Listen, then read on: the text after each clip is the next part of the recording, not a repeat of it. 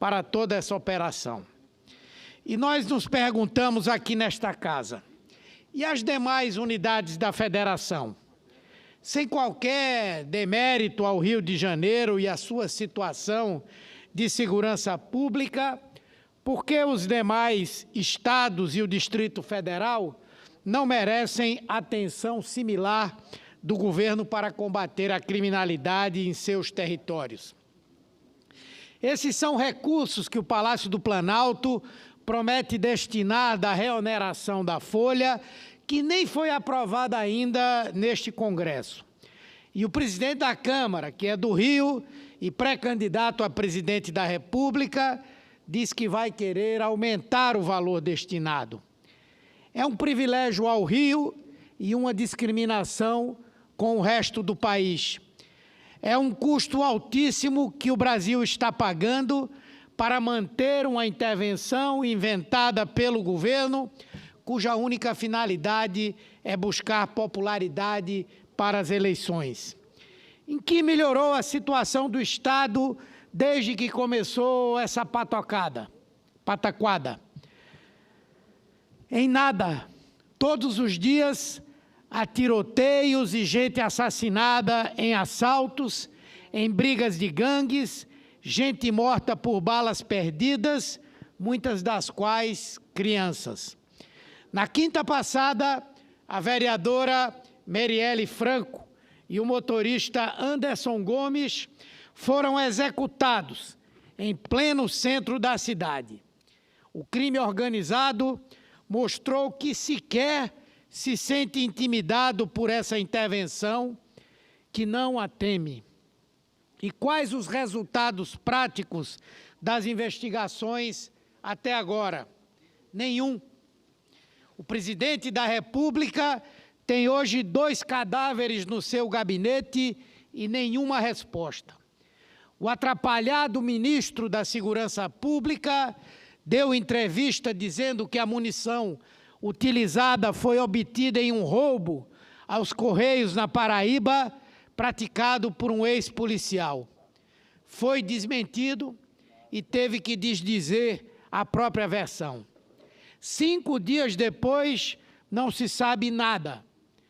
E sempre que surge alguma nova informação, os primeiros a saberem são os integrantes da Rede Globo.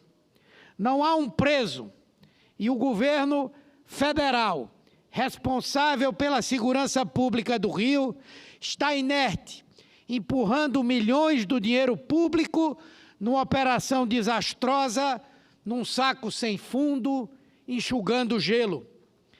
Temer encontrou no Rio de Janeiro o seu Vietnã.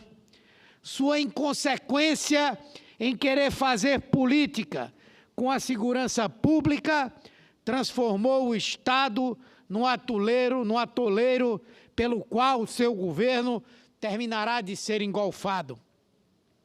Assim como ocorreu com os Estados Unidos, ele poderá empregar milhares de homens nesse teatro, mas sairá de lá humilhado, diminuindo o papel de nossas Forças Armadas, porque as jogou numa trama política rasa. É um governo burro para lidar com criminosos inteligentes, que não são o povo pobre das favelas ou as crianças submetidas a revistas vexatórias de suas mochilas em escolas, mas sim os chefes do tráfico de drogas e de armas que até agora não foram molestados. Não há saída dessa selva em que o Planalto embrenhou os nossos militares sem qualquer planejamento, sem preparação, sem recursos logísticos ou financeiros. Ao fim do período eleitoral, assistiremos a uma retirada melancólica das tropas, com uma fragorosa derrota do presidente da República. O Rio de Janeiro será o Vietnã, onde Temer enterrará o pouco que lhe sobrou de vergonha. A nós só resta esperar pelo fim imediato desse governo e que o próximo tenha a responsabilidade de agir no combate à criminalidade e na área da segurança pública, em todo o Brasil e não apenas no Rio, e que o faça com a seriedade que o tema exige, assim como também haja com respeito às Forças Armadas e às funções constitucionais que realmente lhe cabem nos tempos atuais. Obrigado, senhor presidente, pela paciência. Obrigado a todos os senadores e senadoras. Muito obrigado, senador Humberto Costa. Se a senadora Vanessa puder assumir a presidência para que eu possa fazer uso da palavra, eu agradeço.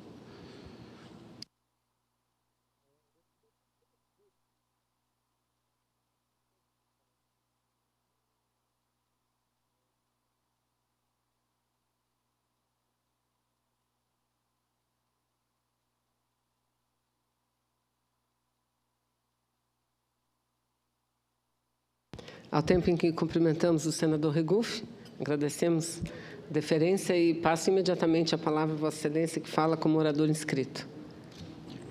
Muito obrigado, senadora Vanessa. Senhora presidente, senhoras e senhores parlamentares, o Congresso Nacional virou um mercado persa, onde as pessoas estão se filiando a partidos políticos, não por convicção de ideias, e sim por ofertas monetárias para as campanhas eleitorais desse ano. Isso é absolutamente inaceitável. Está se negociando qual partido dá mais para um deputado se filiar a ele. Isso não é coisa séria, isso não é coisa de uma democracia séria. Isso não dá para concordar com um sistema desse. Eu votei contra, aqui nessa casa, a criação do fundo público de campanha. Me orgulho disso. Considero que foi uma decisão equivocada, na minha opinião. Primeiro, porque está se retirando um dinheiro que poderia estar na saúde pública, na educação, e colocando para os partidos financiarem as campanhas. E, em segundo lugar, porque a distribuição desses recursos também está errada, porque ela privilegia os grandes partidos. E pior, não tem uma distribuição, não tem uma distribuição isonômica dentro dos próprios partidos. Ou seja, a direção dos partidos decide quanto dá para cada um. Então, quem tem mandato recebe bem mais do que quem não tem. Isso não é justo. Então, um deputado federal hoje vale 2 milhões de reais. Vai ter 2 milhões para a campanha. E a pessoa que não é deputado não vai ter nada. Ou vai ter 20 mil. Isso é justo? E qual é o resultado disso? É que vai ser mais difícil ainda a renovação do Congresso Nacional. Porque pioraram um sistema que já era desigual. Antes tinha uma desigualdade no tempo de televisão. Agora, a desigualdade vai ser brutal nos recursos. Um deputado federal, candidato à reeleição, vai pegar tem partido oferecendo, inclusive, 2.250.000, segundo o que está nos jornais. Ou seja, um vai ter 2.250.000 e o outro vai sem recurso nenhum. O que está sem recurso nenhum pode ganhar. Às vezes acontece, mas é raro. Será que é justo esse modelo? E o nosso sistema proporcional ele já é deficiente. Eu aqui sou autor da proposta de emenda à Constituição que cria o voto distrital no Brasil. O nosso sistema proporcional ele já é deficiente, porque ele faz com que, às vezes, alguém que tenha 2% só de votos seja querido por 2% e odiado por 98%, consiga ter 2% e se eleger. Às vezes, pelo poder econômico, às vezes pela quantidade de favores que fez. Isso explica também como algumas pessoas que são conhecidos como corruptos por toda a sociedade, se reelegem a cada 4 anos deputados. Porque ele trabalha apenas num nicho, onde ele gasta ali, onde ele faz favores ali, e não ele pensa para onde a sociedade está indo, como melhorar essa sociedade, como melhorar o Estado brasileiro. Essa discussão da macropolítica, ela hoje não existe. E aí, o nosso Congresso virou um mercado persa, onde se discute quanto vale cada parlamentar, a filiação de cada parlamentar, de cada senador, de cada deputado. Os deputados estão indo para os partidos, não por convicção de ideias, mas por ofertas monetárias para as suas campanhas eleitorais. Não tenho como concordar com esse modelo, não é correto, não é justo. Somado os 2 fundos, nós vamos ter na eleição desse ano 2 bilhões e 700 milhões de reais para os partidos financiarem as campanhas. Isso daria para construir mais de 13 hospitais públicos de 200 leitos equipados. E daqui a 2 anos é eleição de novo. Então, novamente, esse dinheiro do cidadão, do contribuinte, sendo gasto com isso. E de uma forma totalmente desigual, que vai prejudicar a renovação que é absolutamente necessária, que tinha que ocorrer nas eleições desse ano. Então, o que eu posso deixar aqui é o meu protesto. Eu perdi, foi uma votação democrática, eu perdi, fui derrotado, mas votei contra essa criação e acho que é muito lamentável a forma como hoje está se fazendo essa discussão, não uma discussão de um projeto de país, que partido discute que projeto para o país, que visão de Estado, e sim simplesmente quanto cada um dá mais para aquele determinado deputado se filiar no partido A ou no partido B. Era isso que eu tinha a dizer. Muito obrigado. A mesa cumprimenta Vossa Excelência, senador Regufe, e convido-o novamente para continuar na direção dos trabalhos. Mas, antes de tudo, eu gostaria apenas de concordar com Vossa Excelência no pronunciamento, do início ao fim. Infelizmente, quando da discussão da reforma política, nós nos debatemos muito contra essa janela partidária, porque isso não significa janela, isso significa a abertura do mercado. Vossa Excelência tem toda a razão quando fala. Então, é algo extremamente ruim que depõe contra a política do nosso país. Lamentavelmente, vozes como de Vossa Excelência, como de nosso partido, foram minoritárias e não conseguimos aprovar absolutamente nada nesse aspecto. Lamentavelmente. Parabéns.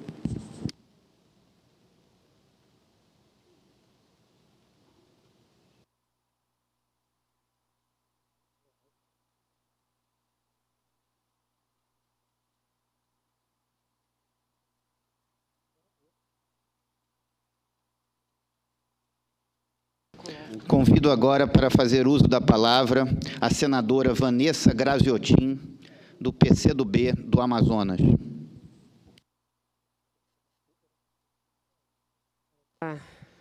Muito obrigada, senhor presidente, senador Regufe, senhoras senadoras, senhores senadores.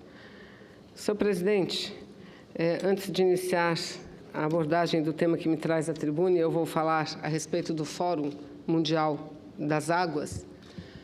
Estivemos participando, e, aliás, os parlamentares, boa parte deles ainda participam nesse momento do fórum.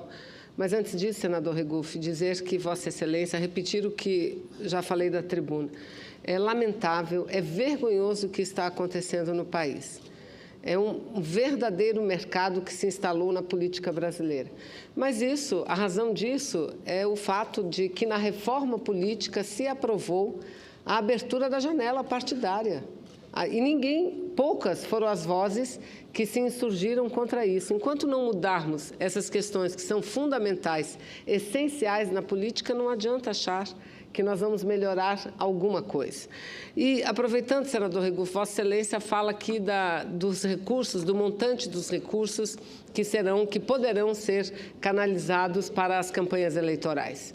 Vejam, cada partido político pode usar recursos do fundo partidário para as eleições e tem, a partir da última reforma, disponibilizado recursos do fundo de financiamento de campanhas eleitorais.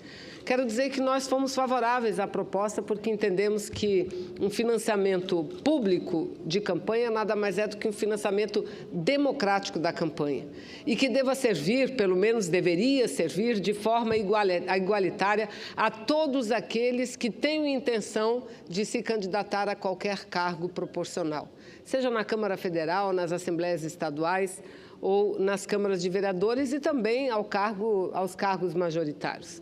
Devem estar disponibilizados de forma democrática a todas as pessoas.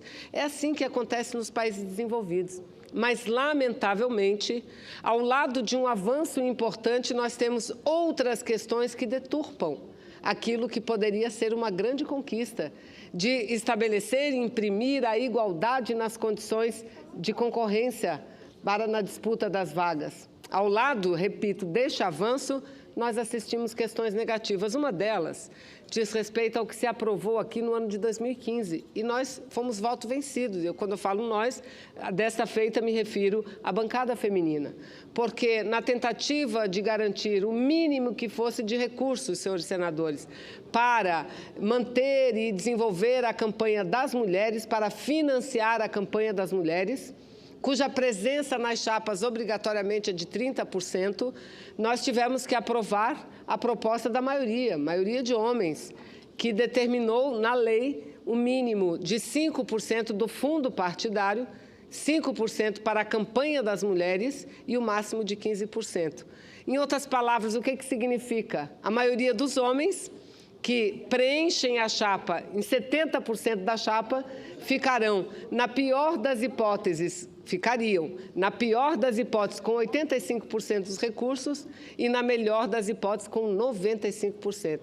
Enquanto que os 30% mulheres teriam que dividir um montante máximo de 15% para as suas campanhas eleitorais. Pois bem, o Ministério Público Federal ingressou com uma ação de inconstitucionalidade e o Supremo votou semana passada. E fez a leitura sob a Constituição, baseado na Constituição Federal, e determinou a inconstitucionalidade deste item. É impossível ter teto. E se a lei tem que estabelecer algum piso, que esse piso deva ser de 30%. O mínimo, exatamente a proporção que elas preenchem e ocupam na chapa de candidaturas proporcionais. Pois bem, a decisão portanto, é lei do Supremo Tribunal Federal de que 30% no mínimo dos recursos do fundo partidário deverão financiar as campanhas das mulheres. Logo mais, às 18 horas, estaremos todas nós da bancada feminina e aqui queremos estender um convite a todos os senhores senadores, porque nós, às 18 horas, teremos uma audiência com o ministro Fux, presidente do Tribunal Superior Eleitoral. Vamos tratar a respeito de uma consulta que protocolamos ontem no âmbito do TSE, que já foi distribuído e cuja relatora é a ministra, a senadora Lídice Rosa Weber. E nós, a bancada feminina, ao lado de outras mulheres, estamos questionando ou instando o Tribunal Superior Eleitoral a nos responder se essa leitura feita a partir da Constituição brasileira também se estende ao fundo de financiamento das campanhas eleitorais. Porque temos convicção e certeza absoluta que sim. Porque, à época, não havia fundo eleitoral. À época, havia apenas fundo partidário. E a decisão foi em cima do princípio dos 30% obrigatório de preenchimento para mulheres. O que significa dizer que isso é um passo importante para todos nós, senador Regufe. Lamentavelmente, mais uma vez, não foi algo aprovado pelo Congresso Nacional.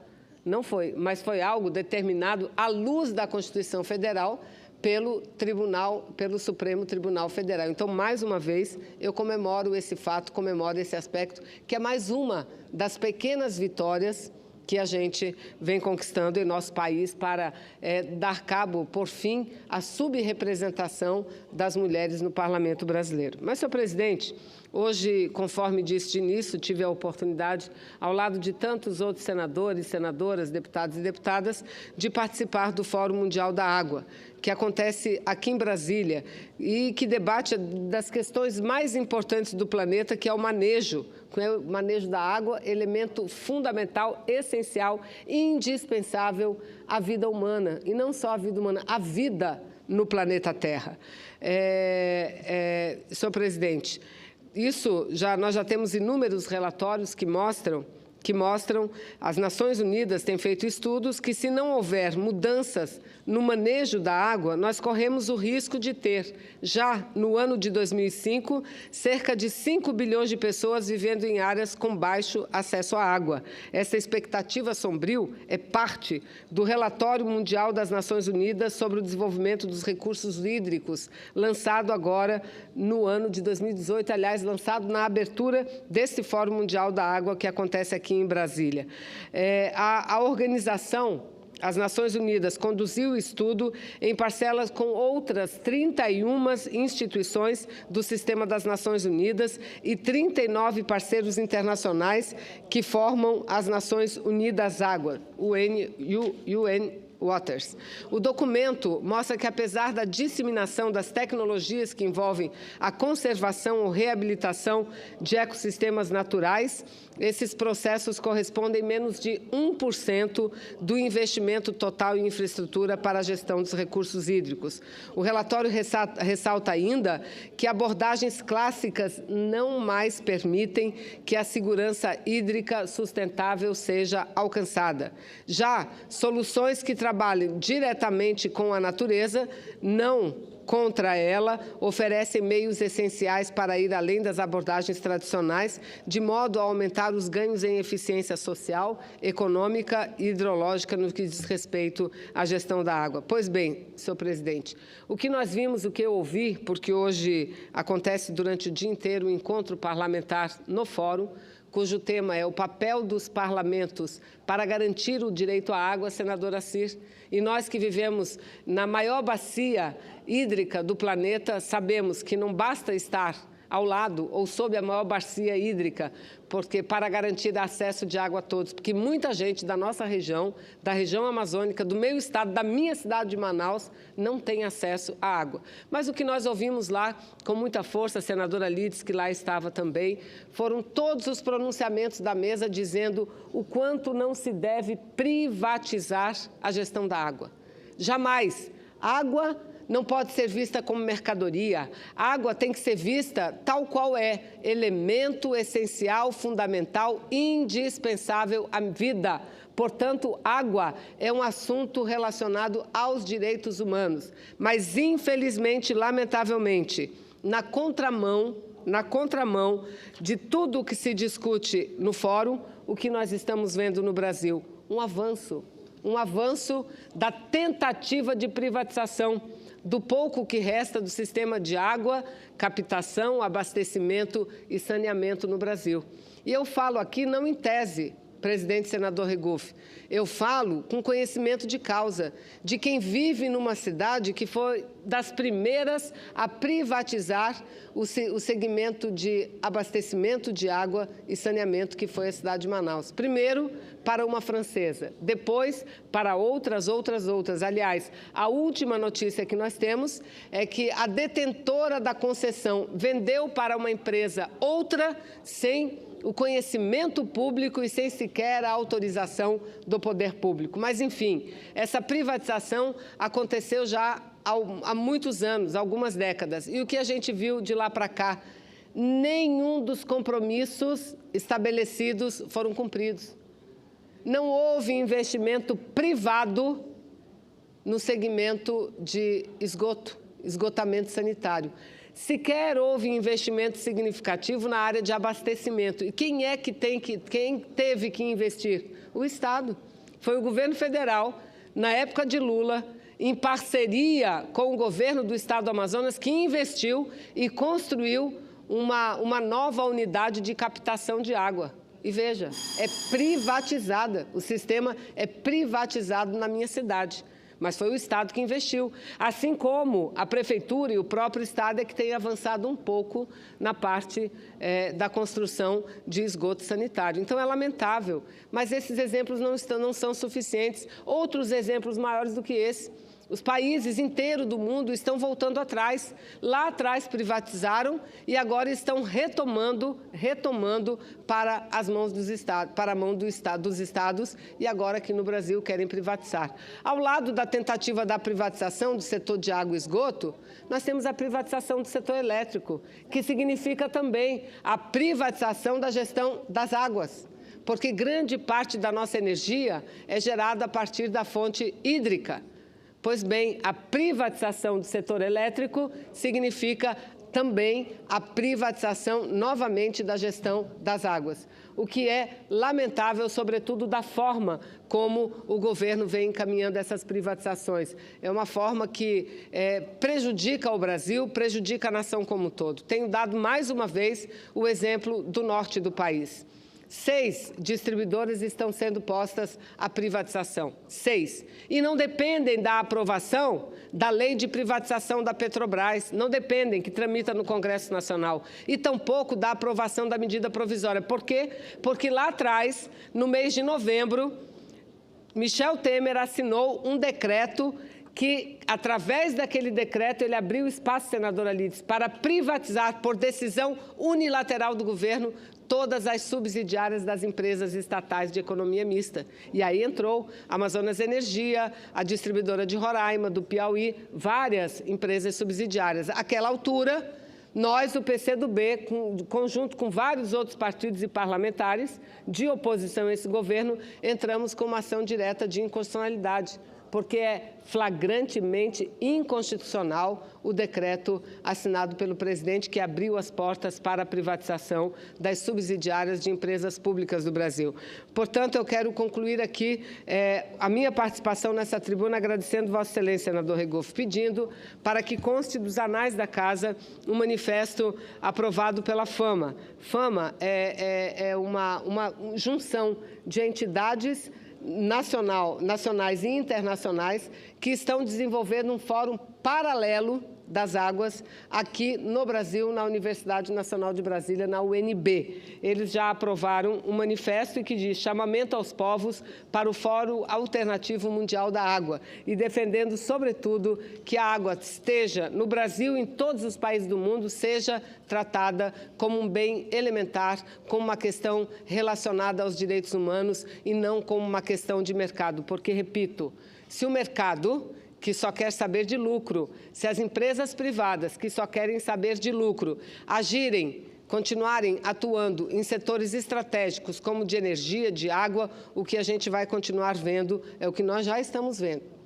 Para ampliar os investimentos e a infraestrutura dos setores, é o Estado que tem que entrar. Mas, na hora de cobrar a conta, quem cobra a conta é o próprio poder público, são as próprias empresas privadas. Então, eu quero aqui cumprimentar, registrar o empenho do senador Jorge Viana para a organização desse evento, desse evento de parlamentares que acontece em torno desse Fórum Mundial das Águas e todas as entidades do Brasil que organizam o Fórum Alternativo, que isso sirva de um chamamento não só às sociedades do mundo inteiro, mas ao Parlamento, que não permitam mais essa privatização do setor elétrico que pretende fazer o governo federal. Muito obrigada, senador. Obrigado, senadora Vanessa. Convido agora para fazer uso da palavra o senador Assir Gurgax. Após o senador Assir, a senadora Lídice da Mata.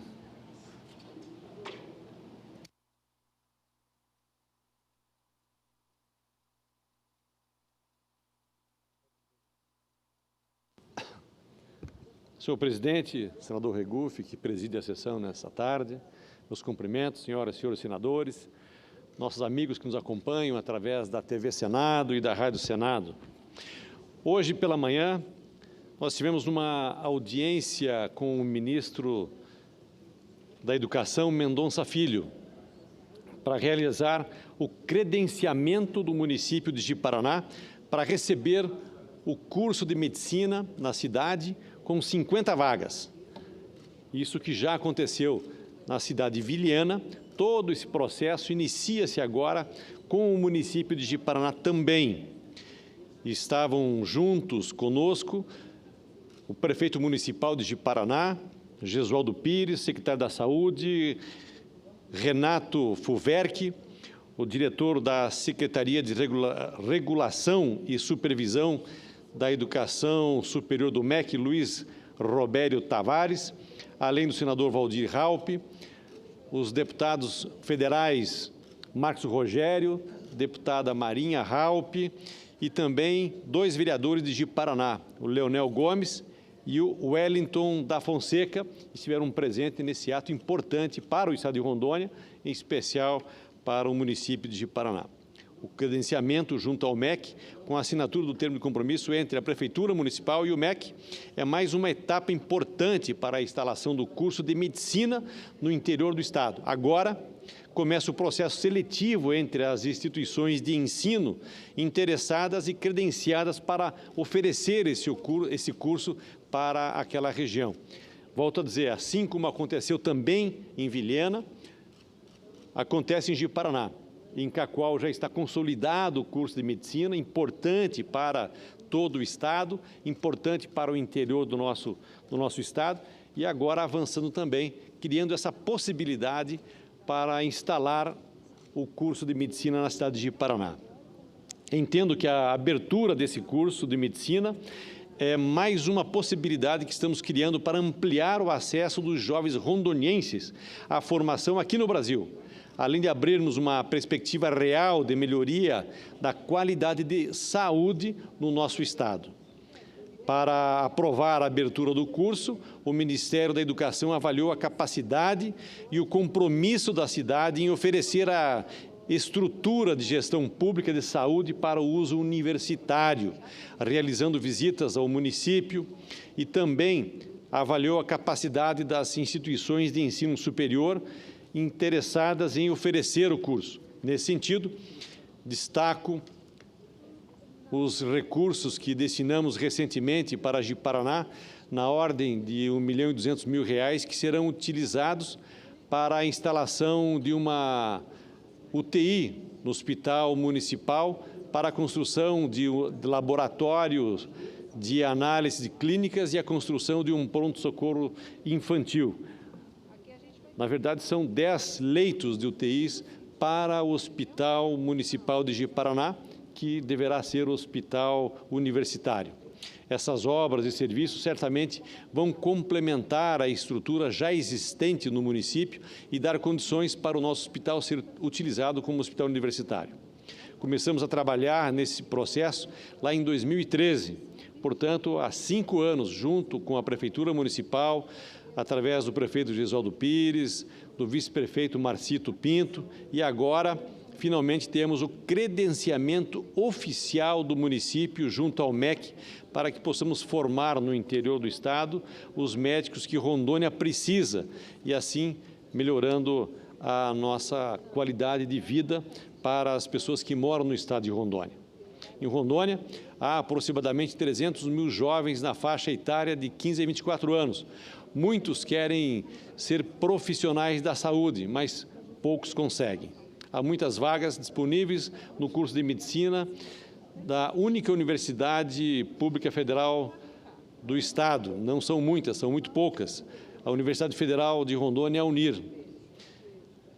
Na rede particular, também temos poucos cursos de medicina em Rondônia. São apenas 3 cursos, 2 na capital e 1 em Cacoal, no interior do estado. No entanto, por conta do alto custo das mensalidades desses cursos, muitos jovens que ficam de fora do sonhado curso de medicina. Por isso, além de trabalhar para trazer mais essa oportunidade aos jovens de Rondônia, temos também trabalhado para a abertura de mais uma universidade pública no interior de Rondônia, bem como por outras soluções, como ampliação do financiamento estudantil para estudantes de famílias de baixa renda através do FIES.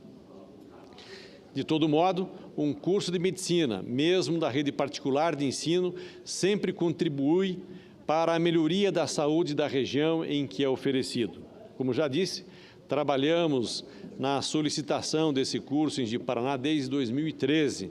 Nesse período, nos reunimos diversas vezes com os técnicos do MEC e com 3 ministros da Educação, dos governos Dilma e Temer, para garantir esse direito aos nossos estudantes e, assim também, podermos atender melhor a população que tanto sofre por falta de médicos na Amazônia, em especial no nosso estado de Rondônia.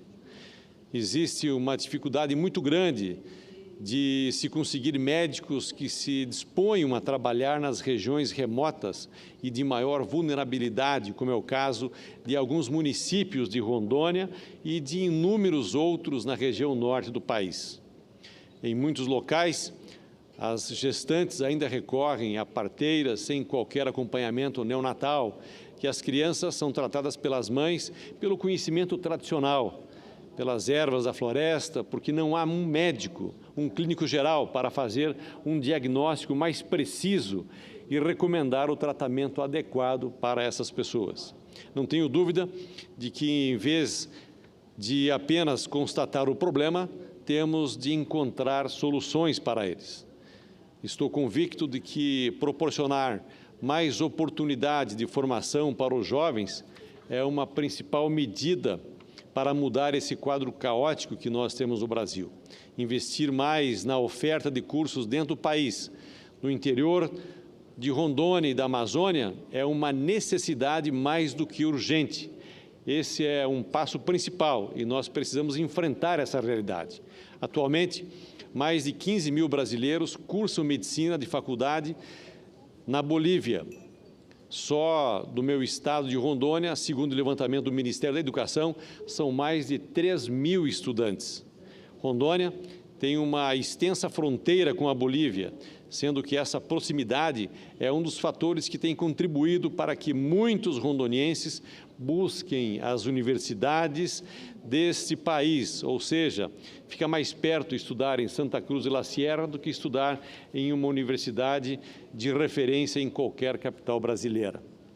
Atualmente, mais de 500 médicos rondonienses formados na Bolívia aguardam a revalidação do diploma para poderem atuar no seu estado natal. Portanto, além de facilitarmos a revalidação desses diplomas, temos sim que criar novos cursos de medicina no interior do Brasil, para que possamos formar médicos aqui no nosso país e aonde as pessoas mais precisam. A formação de profissionais de saúde é muito importante, mas também precisamos ter uma rede de saúde pública bem estruturada para atender a população. A saúde de Rondônia já esteve na UTI há um tempo. Hoje, ainda não está como gostaríamos, mas já melhorou muito. Com uma ação direta do governador Confúcio Moura, houve um avanço muito grande na qualidade do atendimento. É evidente que muita coisa precisa ainda ser feita.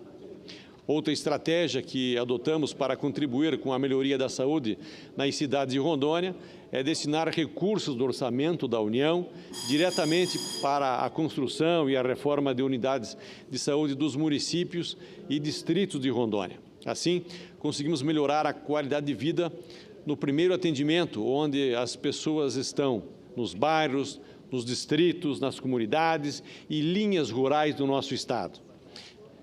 Nestes 9 anos que estou aqui no Senado, já destinamos mais de 87 milhões de reais para o setor de saúde. Esses recursos foram usados na construção de 25 novas unidades básicas de saúde e na reforma e ampliação de mais 14 unidades da saúde. Dessa forma, contribuímos para a descentralização e a regionalização dos serviços da saúde no estado de Rondônia, com as unidades básicas de saúde integradas aos hospitais regionais. Só assim vamos acabar com a saúde da ambulância e atender as pessoas mais perto de suas casas e com mais rapidez, qualidade e menor custo para o cidadão rondoniense. Também destinamos recursos para hospitais, centro de diagnósticos, laboratórios, consultórios odontológicos e ambulâncias que estão servindo a população de Rondônia, como para o Centro de Diagnóstico do Câncer de Paraná, para o Hospital do Câncer do Amor em Porto Velho, para o Laboratório Central de Porto Velho e para a construção do famoso Hospital Regional de Ariquemes, cujas as obras estão paralisadas e esperamos que sejam retomadas em breve. O recurso já conhecido da população de Rondônia, principalmente do Vale do Jamari, estão à disposição da Caixa Econômica, na Caixa Econômica do Governo do Estado, e as obras continuam paralisadas. Obras que são de responsabilidade do Governo do Estado. Esperamos que essa obra tão importante, não só para Ariquemes, para toda a região, seja reiniciada e colocada à disposição da população do Vale do Jamari. Essa obra é da maior importância. Os recursos, volto a dizer, estão disponíveis na Caixa Econômica Federal, à disposição do Governo do Estado, e a obra continua paralisada por conta da Secretaria de Saúde do Estado, que não avança, e esperamos que isso aconteça o mais rápido possível, pois a população de Ariquemes, de todo o Vale do Jamari, clama por essa obra tão importante para essa região. Eram essas as minhas colocações. Muito obrigado, senhor presidente, pelo tempo e pela atenção. Eu que agradeço a Vossa Excelência, cumprimento pelo pronunciamento. Em seguida, concedo a palavra à senadora Lídice da Mata. Vossa Excelência tem a palavra.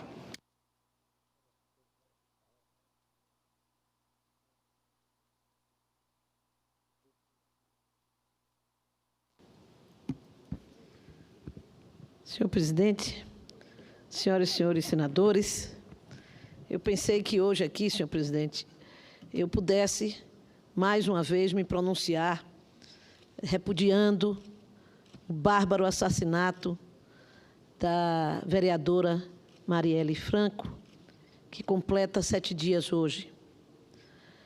Mas este assunto já tratei e vou continuar tratando aqui no plenário do Senado, em outros espaços da nossa Casa Legislativa. Mudo, no entanto, o meu pronunciamento para tratar hoje de assunto que já foi aqui iniciado pelo senador Eduardo Amorim, de Sergipe, para dizer que é com muita preocupação que venho à tribuna falar sobre a decisão da Petrobras de fechar unidades da fábrica de fertilizantes nitrogenados, a Fafem, na Bahia e no estado de Sergipe. O impacto econômico e social desta resolução terá um efeito devastador e fomentará o desemprego e fechamento de outras fábricas que estão no entorno da Fafem, que em território baiano está instalada no polo industrial de Camaçari há mais de 45 anos. Uma audiência pública está ocorrendo agora à tarde na Câmara de Vereadores de Camaçari. E logo mais à noite, o município vizinho de Dias d'Ávila também realizará uma discussão sobre mais esse presente de grego para o povo brasileiro, especialmente os baianos e sergipanos, vítimas de sucessivas retaliações deste governo cruel e ilegítimo e entreguista. Os fertilizantes são insumos essenciais à produção agrícola, sendo necessário tratar sua produção como questão de segurança nacional.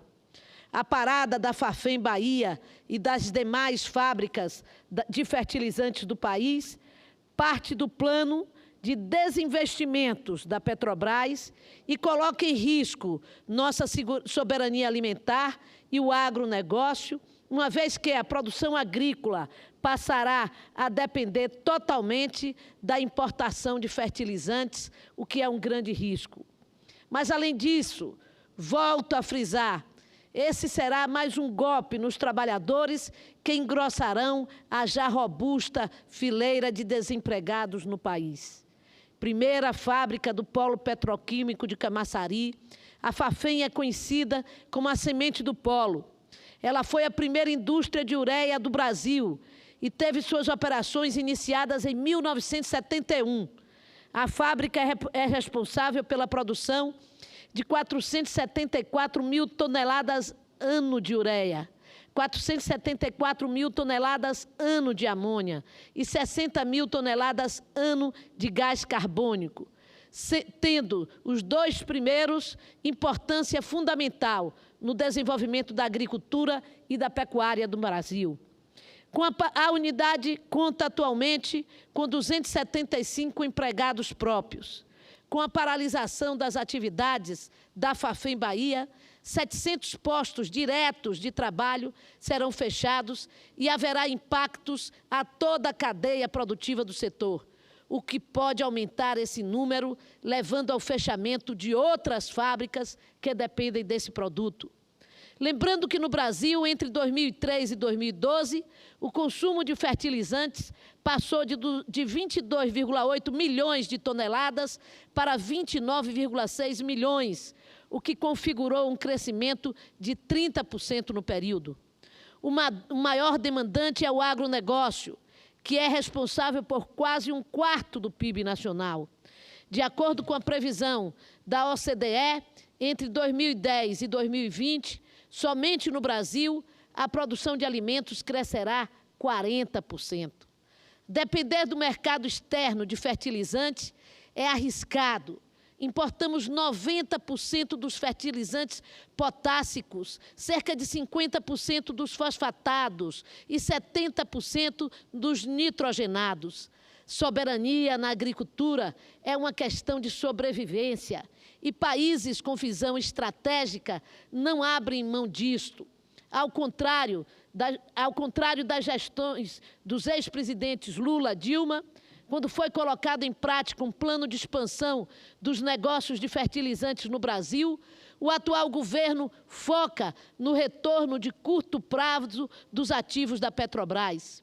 Lula e Dilma iniciaram novos projetos de Fafens em Minas Gerais, no Mato Grosso do Sul, e com a entrada em operação dessas duas novas plantas, a participação das importações no mercado nacional de fertilizantes nitrogenados cairia de mais de 70% para cerca de 5% já agora, nesse ano de 2018. O Brasil passaria a ser praticamente autossuficiente na produção desses insumos e com perspectiva de se tornar o maior produtor mundial de alimentos. Estudava-se ainda a instalação de uma Fafem em Linhares, no Espírito Santo, que ampliaria a oferta nacional de nitrogenados. A construção de novas fábricas de fertilizantes também tinha função estratégica de monetizar o gás natural em expansão de produção por conta das novas descobertas de petróleo no país. Criava-se, a partir da Petrobras, um projeto nacional de desenvolvimento. Infelizmente, senhoras e senhores senadores, o atual governo vem no sentido oposto, desmobilizando ativos estratégicos da Petrobras. Os governadores Jackson Barreto, do Sergipe, e de meu estado, Rui Costa, já se manifestaram contrários à desastrada medida. Nas assembleias estaduais e aqui mesmo nessa tribuna já foram registrados protestos do senador Eduardo Amorim, de Sergipe, com pois não, está chegando o nosso senador Otto Alencar para também se incorporar à nossa denúncia. Senador Lídice da Mata, eu quero parabenizar a Vossa Excelência, sempre em defesa dos interesses da Bahia e do Nordeste. O fechamento dessa indústria de fertilizantes prejudica Sergipe e prejudica o estado da Bahia e, além disso, vai, de alguma forma, levar uma dependência muito grande do Nordeste da importação de fertilizantes e de matéria-prima super importante para a agroindústria, o agronegócio, que é o que está dando certo no Brasil, embora o desacerto permanente do governo federal. Essa questão da Petrobras, não há outro diagnóstico a ser feito de que a atual gestão vai realmente entregar todos os ativos importantes para a iniciativa privada ou fechar, como está tentando se fazer lá em Camaçari, prejudica Camaçari, prejudica Dias d'Ávila.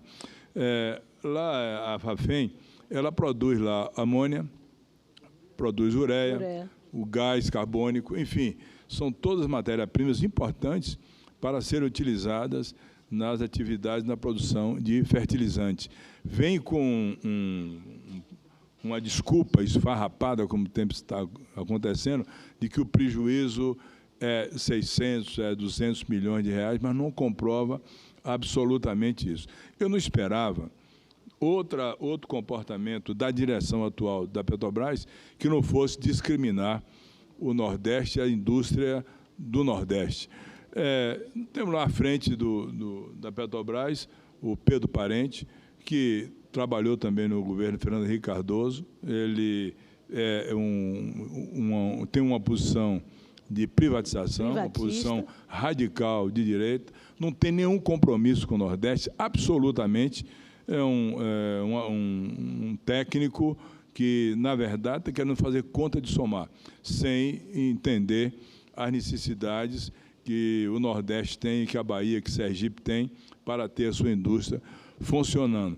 O que me chama a atenção é que a voz de Vossa Excelência foi levantada, do governador Jackson Barreto de Sergipe, do governador Rui Costa, a nossa voz, a voz de todos nós, mas o que me chama a atenção é o silêncio covarde dos membros do Partido Democrata da Bahia e de Sergipe, aqueles também que são do PSDB, e não do PMDB, que na Bahia praticamente teve problemas seríssimos e acho que não dá nem para levantar a voz.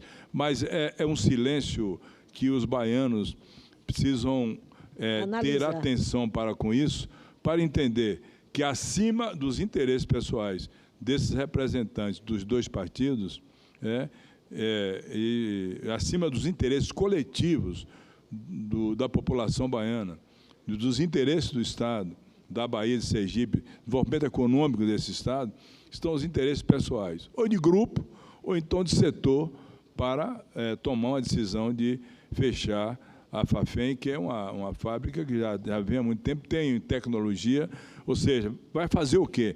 Ela vai ser outro ente, outra pessoa jurídica do Estado brasileiro, do governo federal, que vai ficar sucateada, não vai se tomar nenhuma providência sobre isso. Quer dizer, fechar e acabar e não dar nenhuma satisfação.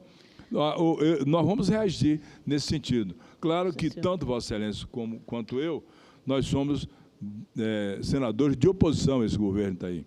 E aqui tem uma maioria que sempre aprova as coisas do governo.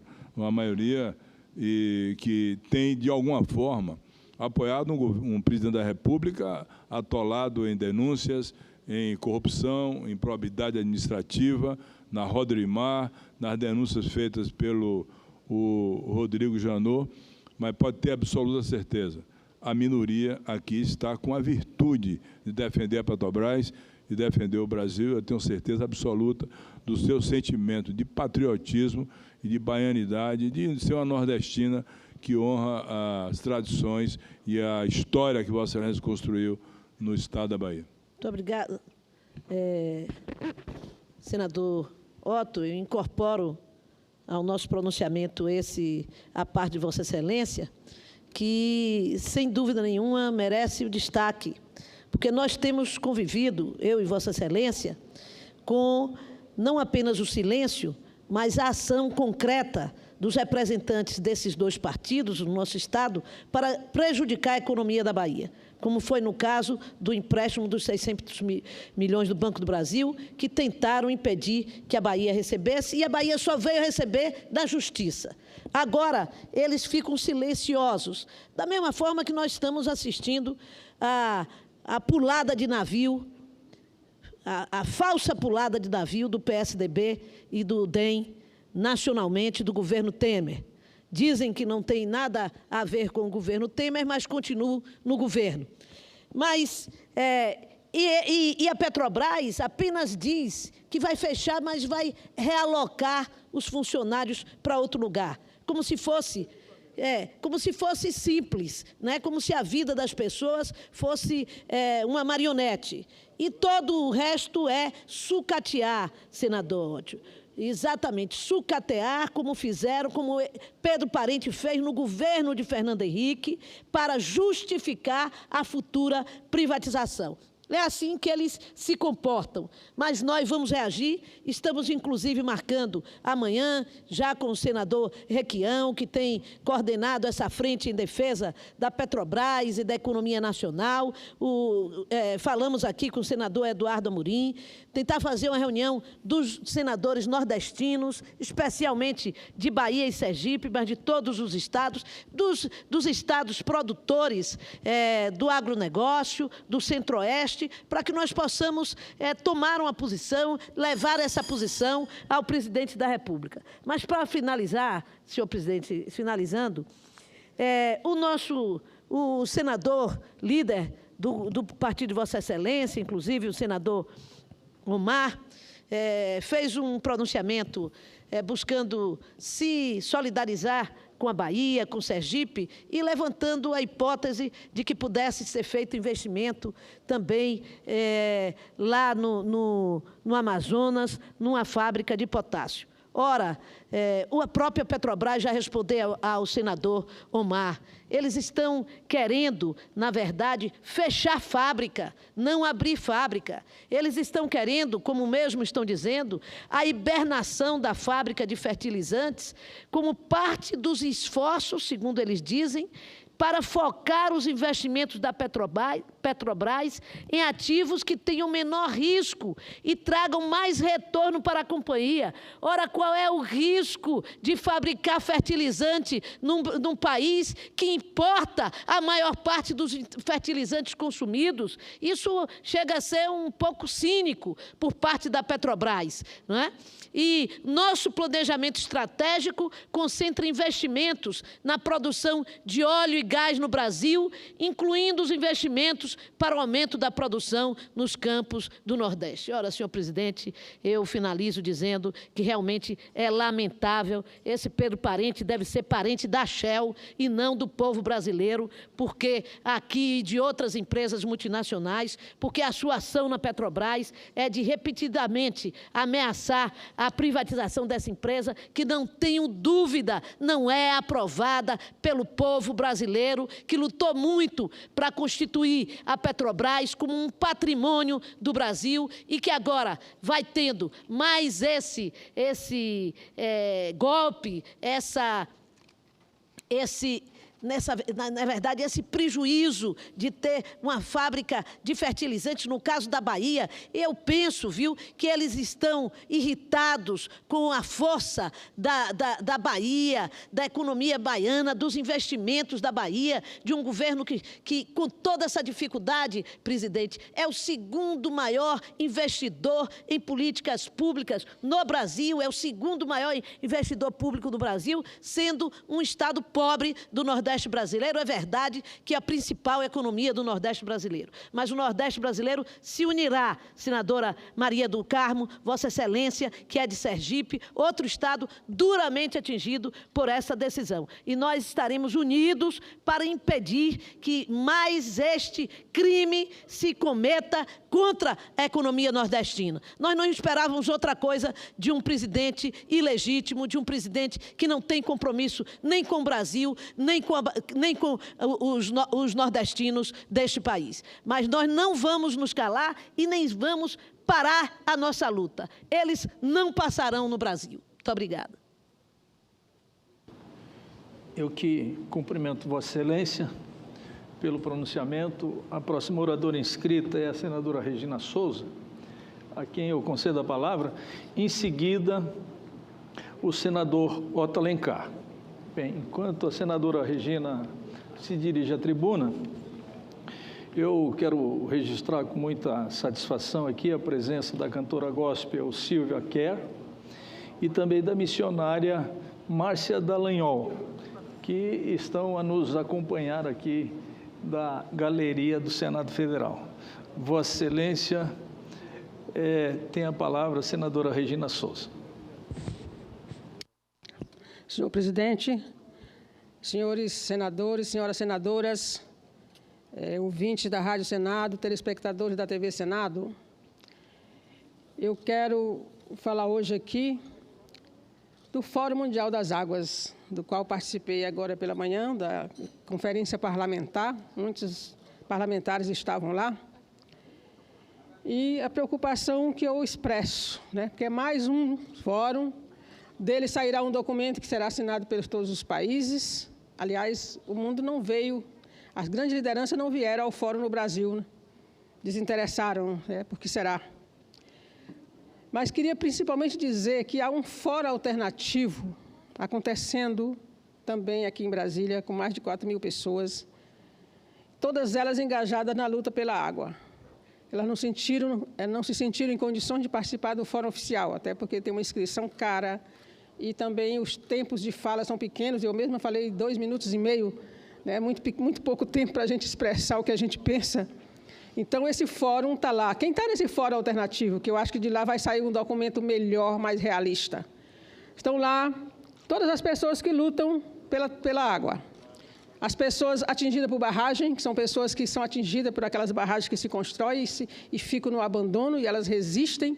Alguns morrem pelo caminho, mas elas resistem para mostrar o mal que causou a elas e que elas não tiveram reparação. Estão lá as pessoas que vivem em conflito, né, ameaçadas com os donos da água, porque tem dono da água no Brasil, onde rios e lagoas são barradas, né, para levar água para as fazendas, para as plantações particulares, e impedem dela chegar às pessoas que realmente precisam. Açudes são cercados para que comunidades inteiras não se abasteçam. No meu estado teve um atentado agora contra uma menina que é líder das quebradeiras de coco, eu não me canso de dizer isso, porque juntou as 6 comunidades e derrubaram a cerca. Muito justo, estavam passando necessidade de água. E aí o encarregado da terra fez uma espécie de emboscada, botou a mulher para distraí-la e vinha por trás com a faca. Se alguém não grita e ela pula na garupa de uma moto que estava esperando por ela, ela teria morrido. Porque busca a água, porque privatizaram o açude, o único açude que abastece 6 comunidades. Então, essas pessoas estão ali naquele fórum. Seria interessante que alguns passassem por lá. Então, estão lá também as comunidades indígenas, que choram a morte dos rios que banhavam suas terras, choram o envenenamento de suas terras, que lutam pela demarcação das terras indígenas para que eles possam preservar os recursos naturais e praticar a verdadeira sustentabilidade. Se tem alguém que sabe praticar sustentabilidade, são os indígenas. A gente tem muito a aprender com eles. Então, o Brasil, se quiser preservar a água e a biodiversidade, tem que demarcar as terras dos índios. É lamentável que esse povo vive aqui há 500 anos, há mais de 500 anos, e não são donos, não é reconhecida a posse da terra para eles. Estão lá também as pessoas que lutam contra a privatização da água, a água como mercadoria, simbolizado na privatização da Eletrobras. Porque as pessoas acham que privatizar a Eletrobras está privatizando a energia. Não. Vai estar privatizando a água. Ninguém vai comprar uma empresa que não tenha água suficiente para produzir energia. Então, a privatização da Eletrobras é também a privatização da água. E acho bom que as pessoas pensem nisso antes de votar, antes de dar apoio a essa loucura, mais uma que querem fazer, mais uma entrega do patrimônio brasileiro que querem fazer. Estão privatizando a água. Então, o documento que vai sair do Fórum Mundial oficial é o que menos importa, porque aquela gente e todos que estão passando sede querem soluções para não morrer de sede. A sede não pode esperar. Quem tem sede tem pressa.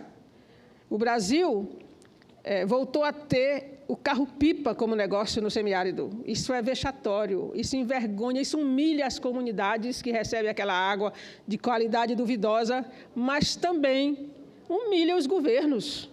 É impossível você ainda estar levando água para as pessoas com tanta tecnologia, levando água para as pessoas com carro-pipa. E alguns têm que comprar, porque a água que recebem gratuitamente não chega para acompanhar que é de 15 em 15 dias que o carro-pipa vai a cada comunidade. Então, precisa acabar com esse negócio, porque virou um grande negócio, o carro-pipa, negócio lucrativo. Mas o debate é importante, né? Preciso que se debata, porque senão cai no esquecimento, parece que aquela população não existe.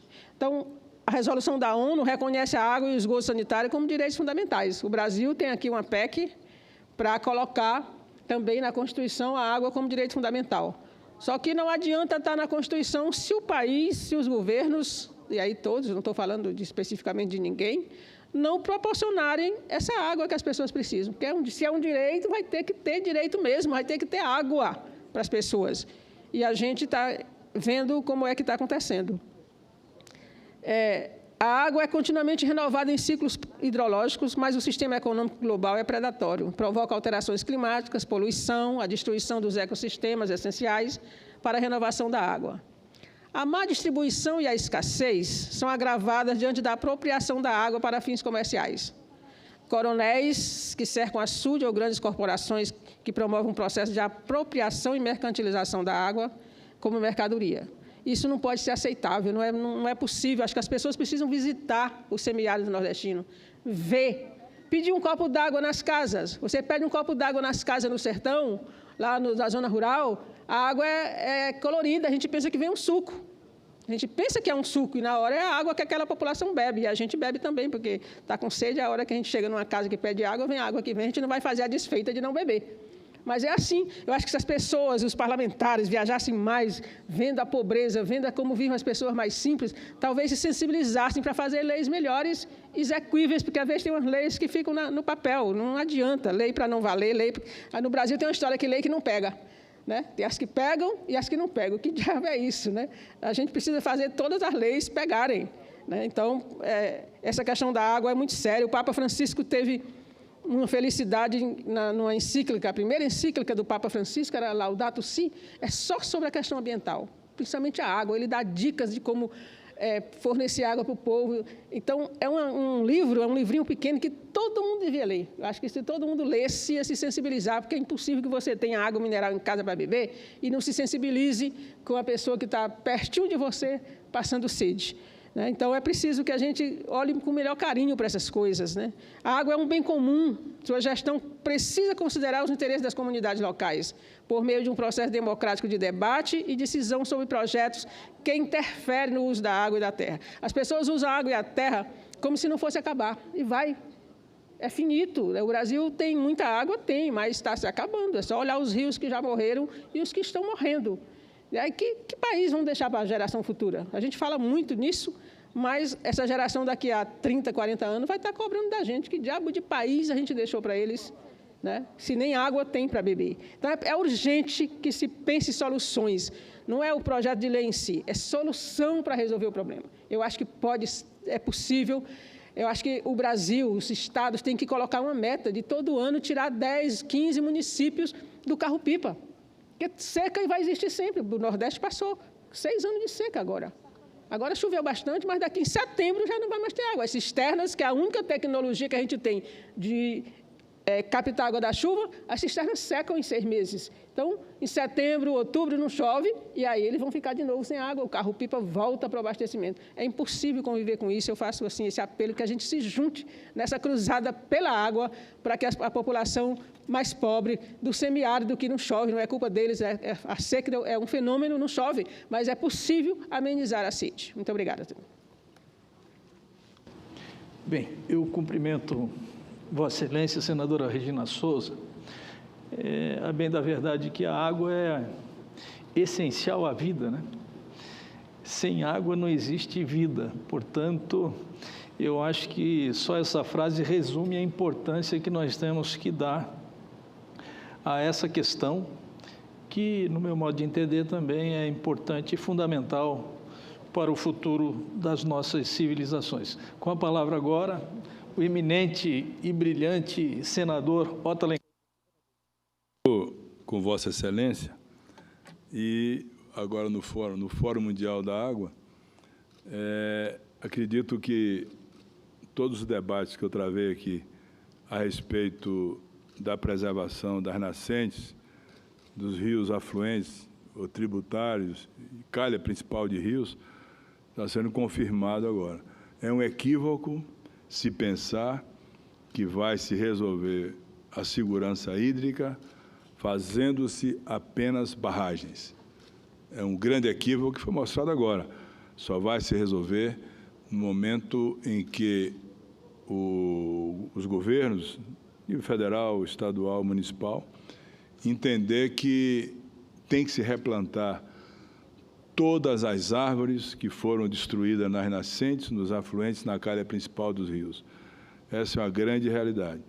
Não adianta fazer barragens se não vai haver produção de água para suprimento da barragem. Agora mesmo, na questão do Rio São Francisco, nunca choveu tanto no Alto São Francisco e no Médio São Francisco, inclusive na área do oeste da Bahia, como agora na transição do ano de 2017 e 2018. Nunca choveu tanto. Foram chuvas superiores a 1.500 milímetros, 1.400 milímetros. Choveu bastante.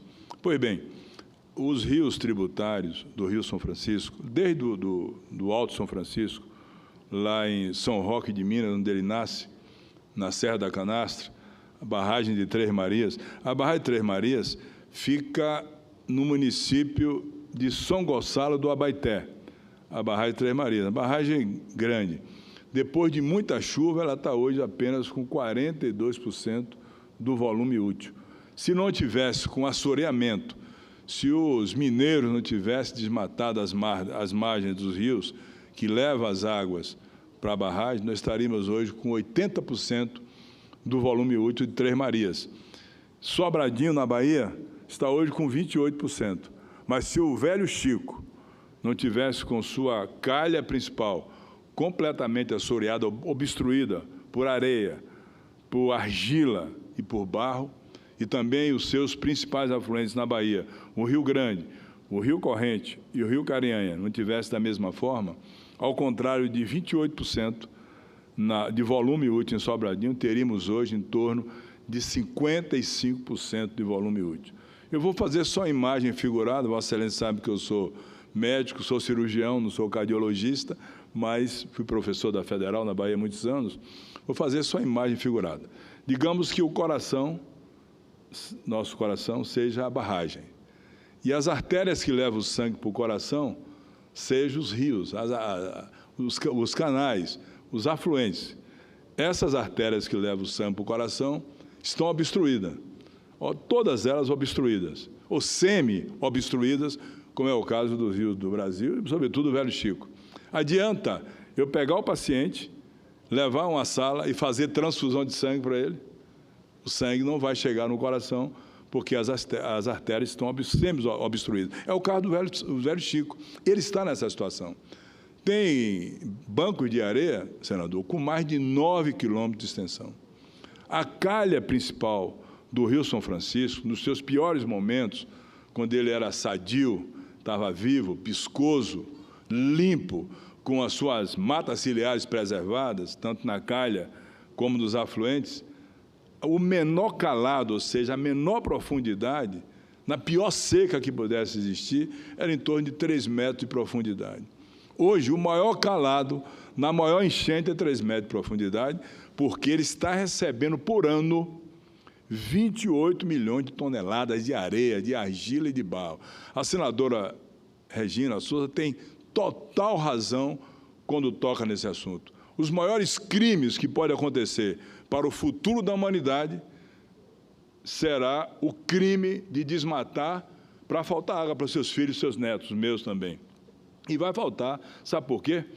Porque o consumo tem aumentado nos últimos 40 anos, tem dobrado o consumo. Consumo para consumo humano, não é muito, consumo animal, consumo industrial, para irrigação é muito e para a geração de energia. E eu lhe pergunto, qual é o elemento que Deus deixou na natureza para substituir a água? Absolutamente nenhum. Petróleo não é problema, tem etanol, tem biomassa, tem energia solar, energia eólica, no meu estado está avançando muito. Então, muitos sucedâneos do petróleo, mas da água não. E a água está acabando no planeta. O Brasil tem 13% da água doce do mundo, mas o desmatamento da Mata Atlântica na Bahia e descendo até Espírito Santo foi muito grande. Agora está começando um replantio através das pessoas e dos moradores da localidade. A Mata Atlântica pode caminhar com a matança das árvores, a mesma coisa. Eu poderia dizer a Vossa Excelência, aos senhores senadores e senadoras, que derrubar, cortar uma árvore com o serrotão ou com a serrilha, o que for, na beira de um rio, podia ser considerado um crime contra a humanidade, porque só haverá condição de alimentação do aquífero enquanto existir árvores nas nascentes e na beira dos rios. Fora disso, a chuva vem, leva a água para dentro dos rios, dos riachos, dos afluentes, e vem com isso o assoreamento. Eu só toquei nesse assunto, porque eu acho que o futuro da humanidade, e não há país no mundo mais irresponsável com as águas, com os rios, do que o Brasil. Não há país, isso aí é coisa que vem de longo tempo. O Rio São Francisco mesmo vem sendo atacado há mais de 50 anos. A transposição é uma necessidade para o Nordeste. Tanto é que hoje todos os reservatórios do Nordeste, em média, tem 14%. O açude do Castanhão, que foi construído no Ceará pelo senador Tássio Elissato, está com 8% de volume útil. Então, os outros estão na mesma situação. A gravidade, a questão do Nordeste é muito grande. Nunca fui contra a transposição. Agora, não revitalizar o Rio São Francisco, que é o único manancial que pode sustentar o Nordeste, depois disso só o mar, só a dessalinização, é um crime contra o Nordeste brasileiro, da mesma forma que é o Rio Parnaíba, lá no Piauí, na terra da senadora Regina, que também sofre dos mesmos problemas, dos mesmos ataques àqueles que tiram do rio o sustento para matar o rio. Ao contrário, deveria salvar o rio para depois tirar o sustento. Quem mais tem a noção de preservação são aqueles nativos que conhecem e têm uma estrutura que levam com seriedade isso. O senhor me concede uma parte, por favor? Pois não, senador. Senador, eu gostaria de parabenizar Vossa Excelência e dizer que o Estado de Sergipe, através do ex-governador João Alves, esposo da nossa senadora Maria do Carmo Alves, lançou um livro de salvar o Rio São Francisco, revitalizando o rio, revitalizando as nascentes, revitalizando o primeiro rio, para depois fazer a transposição. Inclusive, foi matéria de um livro publicado pelo governador na época a respeito dessa situação. O Brasil, o senhor tem razão, é um dos países mais irresponsáveis do trato de água. Nós estamos na iminência de ficar sem água graças à ignorância do povo brasileiro. E nós, parlamentares, ocupando essa tribuna, temos que levar ao povo essa preocupação, que é a preocupação de todos os brasileiros. Parabéns pelo pronunciamento de Vossa Excelência e eu me somo a Vossa Excelência na tarde de hoje. Eu agradeço, senador, o senhor é um defensor do seu estado de Sergipe, assim como o ex-governador João Alves, que eu conheço muito, conheço o livro, li o livro. Realmente ele tocou no assunto há muito tempo atrás, já há muito tempo atrás, que ele fez uma previsão, foi uma premonição do que iria acontecer com o Rio São Francisco, em toda a sua extensão. Vossa Excelência sabe, como eu sei, que hoje o mar já entra a quase 10, 12 quilômetros invadindo o Rio São Francisco. Esse é o primeiro sintoma da morte de um grande rio, quando o rio perde sua força e o mar entra 10, 12 quilômetros, e é uma situação quase que irreversível. Hoje mesmo, na barragem de Sobradinho, o volume médio de afluência, ou seja, o volume que está entrando de água no Sobradinho, é em torno de 1.680 metros cúbicos por segundo. E está soltando em torno de 600 metros cúbicos por segundo para Itaparica. Ou seja, está segurando para esse período de estiagem. Porque da agora em diante não chove mais, nem nenhuma área do Rio São Francisco. Agora é estiagem e chuvas só virão lá para outubro, novembro. Vamos ter um período aí de 5, 6 meses só de consumo de água e não de aporte de água. Então, nós não vamos ter praticamente vazão afluente nenhuma depois agora de abril e maio em diante. só defluente, só soltando água para Itaparica, para Paulo Afonso 1, 2 e 3, Miroróis, no Miroróis não, Xingó e essas barragens todas que têm as suas hidrelétricas. Portanto, eu incorporo e faço aqui um destaque importante ao trabalho do ex-governador João Alves, e cumprimentar a sua esposa também, que está aqui conosco.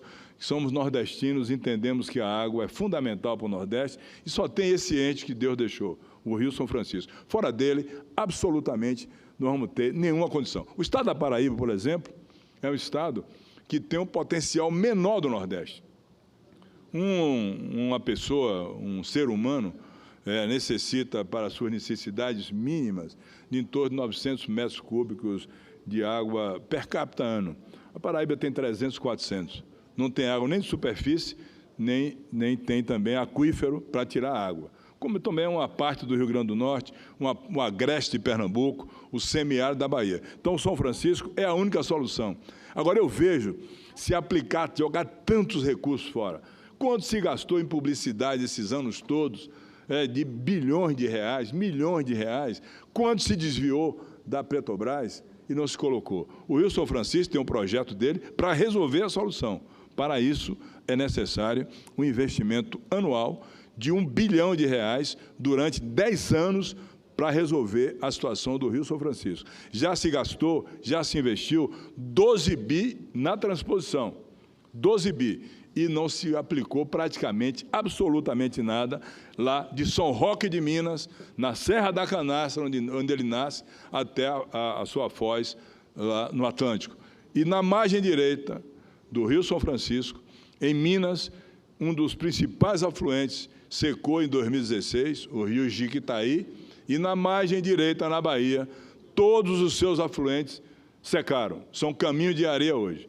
Não estava jogando mais água no Rio São Francisco, o Rio Paramirim, na Bahia, o Rio Santo Onofre, o Rio Paulista, o Rio Itaguaçu e o Rio Jacaré. Todos eles são apenas lembranças de um passado em que o homem, por falta de consciência, desmatou criminosamente as margens e as nascentes desses rios, e hoje eles são caminhos de areia para se ter uma lembrança triste e magoada do passado. Eu falo isso com o sentimento de quem nasceu no interior da Bahia, enfrentou a seca desde criança. Eu nasci no semiárido, no interior, meu pai é agricultor, limpando cacimba, dando água ao gado, aos animais, com muita dificuldade, e vi como se referiu aqui a Regina, bebendo água de cacimba, parecia um refrigerante tão escuro que era, não tinha condição, e o povo nordestino hoje ainda pode passar por isso, se não houver a revitalização do Rio São Francisco. A transposição depende da revitalização. O presidente Lula iniciou essa transposição como uma coisa de emergência, foi bom que tivesse feito, mas deveria ter seguimento com a presidente Dilma, a atual presidente, a revitalização do Rio São Francisco, até porque não é só o desmatamento e a diminuição da produção de água, é também as cidades ribeirinhas ao Rio São Francisco estão jogando esgoto in natura dentro do Rio São Francisco. A capital do estado de Minas Gerais, Belo Horizonte, está jogando dentro do Rio São Francisco ainda 30% do seu esgoto, como estão todas as outras quase cidades próximas ao Rio São Francisco, fazendo a mesma coisa. Isso é um crime contra, talvez, o Rio da Integração. Engenharia não fazia o Rio São Francisco. É o único rio, senador Dario Berri, que corre ao contrário no Brasil. Ele sai lá do sul para ir para o Nordeste. É o único. E é uma coisa interessante que esse rio, quando ele desce da Serra de Minas, Vossa Excelência sabe que o estado de Minas Gerais é a caixa d'água do Brasil. Tem água demais, né? Muitos, são os afluentes todos. Tanto é que o Rio São Francisco, 75% dele é formado em Minas. Pois bem, esse é o único rio que corre ao contrário. Quando ele chega na Bahia, ali no Cerrado da Bahia, a inclinação dele é a menor inclinação de todos os rios brasileiros do mundo, o Rio São Francisco. A inclinação por quilômetro é de 6 centímetros. Você olha para ele, parece que ele está parado, mas não está parado. É 6 centímetros por quilômetro. É a menor inclinação de rio quando chega no Cerrado e até desaguar lá no Atlântico. É uma coisa que só Deus poderia fazer em favor do Nordeste, e o homem está com a sua mão, com o seu machado, com o seu serrote, desmatando as margens e provocando o chamado assoreamento dos afluentes e da calha principal, além da erosão e da contaminação pelo esgoto. Tanto eu até me ia falar aqui sobre um projeto. Esse projeto é importante, porque é um projeto de segurança, mas quando fala em água, e eu já passei sede, sei o que é isso, a dificuldade é muito grande, né? Nós todos do Nordeste temos dificuldade de carregar a lata d'água na cabeça no lombo do jegue para levar para lá, no carote. Não era assim, senadora? Botaram o carote lá no jumentinho, nosso irmão, como chamava Luiz Gonzaga, o jumento é nosso irmão, é aquele que conduz o carote em cima da cangalha, bota o bacheiro por baixo, sai puxando a água, chega em casa, a mãe ferve a água para não pegar aquela quantidade enorme de poluição que às vezes existe. Então, eu ia falar sobre outra coisa, não sei se eu tenho tempo para isso, mas eu não posso deixar de falar sobre água quando eu vejo que o homem está destruindo o principal manancial do Nordeste brasileiro, como escreveu com tanta propriedade o governador João Alves, lá do estado do Sergipe, nosso estado irmão, e os nossos senadores todos também defendem com muita propriedade.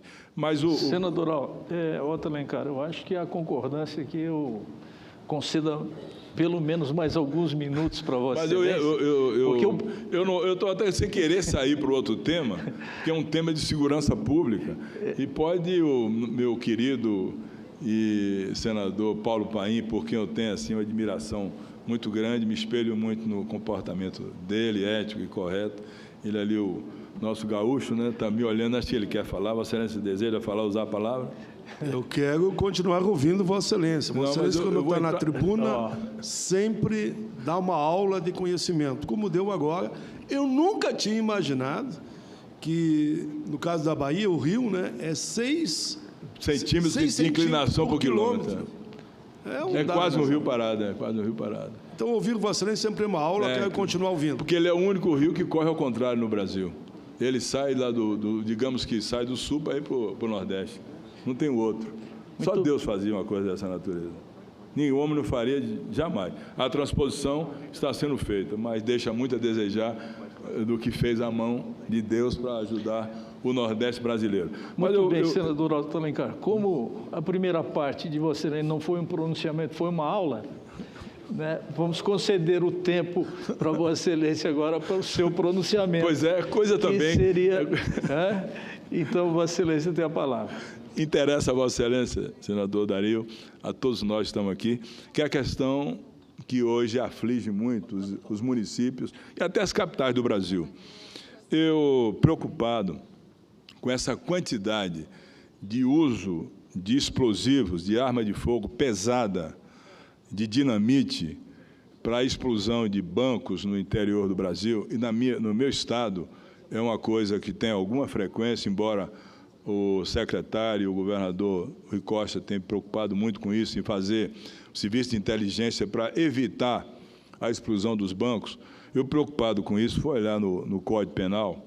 Pois bem, qualquer grupo de bandidos que chegue numa cidade, aterrorize uma cidade, vai à explosão de um banco, hoje, como está hoje a lei, se eles forem presos, eles vão de 2 a 8 anos de prisão. Pega 2 anos, vai para casa na mesma hora, prisão domiciliar, concebe, porque vai no banco e leva o dinheiro, pode contratar um advogado para responder em liberdade. Então, preocupado com isso, eu fiz um projeto, o PLS 149/2015, ainda no ano de 2015, para aumentar em 2/3 essa pena. Então, a pena menor passaria em torno de 4 anos para 14 anos. Isso poderá inibir aquele que faz esse ato, porque é um ato de pegar e roubar o banco. Mas a explosão, numa cidade pequena, até numa cidade grande, deixa as pessoas completamente inseguras, inquietas. Né? Tem quadrilhas especializadas nisso. Então, nós aprovamos aqui e, às vezes, resultem até em lesão corporal grave, em destruição de casas, destruição de imóveis, como já aconteceu em várias cidades. Esse projeto foi aprovado aqui, foi para a Câmara, e lá na Câmara dos Deputados, ele recebeu algumas emendas que resultou no substitutivo, que eu concordo plenamente, tanto é que já falei, já passei isso para o presidente da Casa, o senador Eunício Oliveira, para que ele pudesse colocar na pauta para votação e ser sancionado. Então, as alterações que foram feitas lá no artigo 1º, a pena altera, no parágrafo 4º, a pena de reclusão de 4 a 10 anos e multa, que não tinha colocado a multa, e se houver emprego de explosivo ou de artefato análogo por causa do perigo comum, ou seja, em caso de artefato análogo. No parágrafo 7º, a pena é de reclusão de 4 a 10 anos, multa, se a subtração for de substância explosiva ou acessórios que conjunto ou isoladamente possibilite sua fabricação e montagem ou emprego. E a pena, no parágrafo 2º, a pena pode aumentar em 1/3, se a subtração for de substância explosiva ou acessórios que conjunto ou isoladamente possibilite sua fabricação ou emprego. E no parágrafo 2º-A, se a violência ou ameaça é exercida com emprego de arma de fogo, se há destruição ou rompimento de obstáculo mediante o emprego ou explosivo, artefato análogo que cause perigo comum, e o parágrafo 3º, se da violência resulta lesão corporal grave, a pena aumenta, de reclusão de 7 a 18 anos e multa a ser aplicada. Segundo, em caso de morte, a pena de reclusão é de 20 a 30 anos e multa. O artigo 2º da lei, ela modifica as instituições, isso aqui que é importante, senador Paulo Paim, isso aqui é importante. Eu recebi hoje os representantes dos bancos, do FRENABAN, foram lá me procurar, porque nesse projeto está colocado aqui que os bancos têm que tomar uma providência para não permitir que se vá lá, se arrombe o banco, o cofre, e leve as cédulas intactas. Se houver um dispositivo para danificar as cédulas, não vai levar. Então, esse projeto está instituindo isso. Então, as instituições financeiras e demais instituições autorizadas a funcionar pelo Banco Central do Brasil colocarem à disposição do público caixas eletrônicos, são obrigadas a instalar equipamentos que inutilizem as cédulas de moeda corrente depositada no interior das máquinas em caso de arrombamento, movimento brusco ou alta temperatura. Para cumprimento do disposto no caput desse artigo, as instituições financeiras poderão utilizar de qualquer tipo de tecnologia existente para inutilizar as cédulas de moeda corrente depositadas no interior dos seus caixas eletrônicos, tais como tinta especial colorida, pó químico, ácido insolvente, pirotecnia, desde que não coloque em perigo os usuários e funcionários que utilizam os caixas eletrônicos. Quinto, qualquer outra substância, desde que não coloque em perigo os usuários dos caixas eletrônicos. Parágrafo 2º, será obrigatória a instalação de placa de alerta que deverá ser afixada de forma visível no caixa eletrônico, bem como na entrada da instituição bancária que possua caixa eletrônico em seu interior, informando existente o referido dispositivo e o seu funcionamento. Parágrafo 3º, o descumprimento do disposto acima sujeitará as instituições financeiras infratoras à penalidade prevista no artigo 7º dessa lei.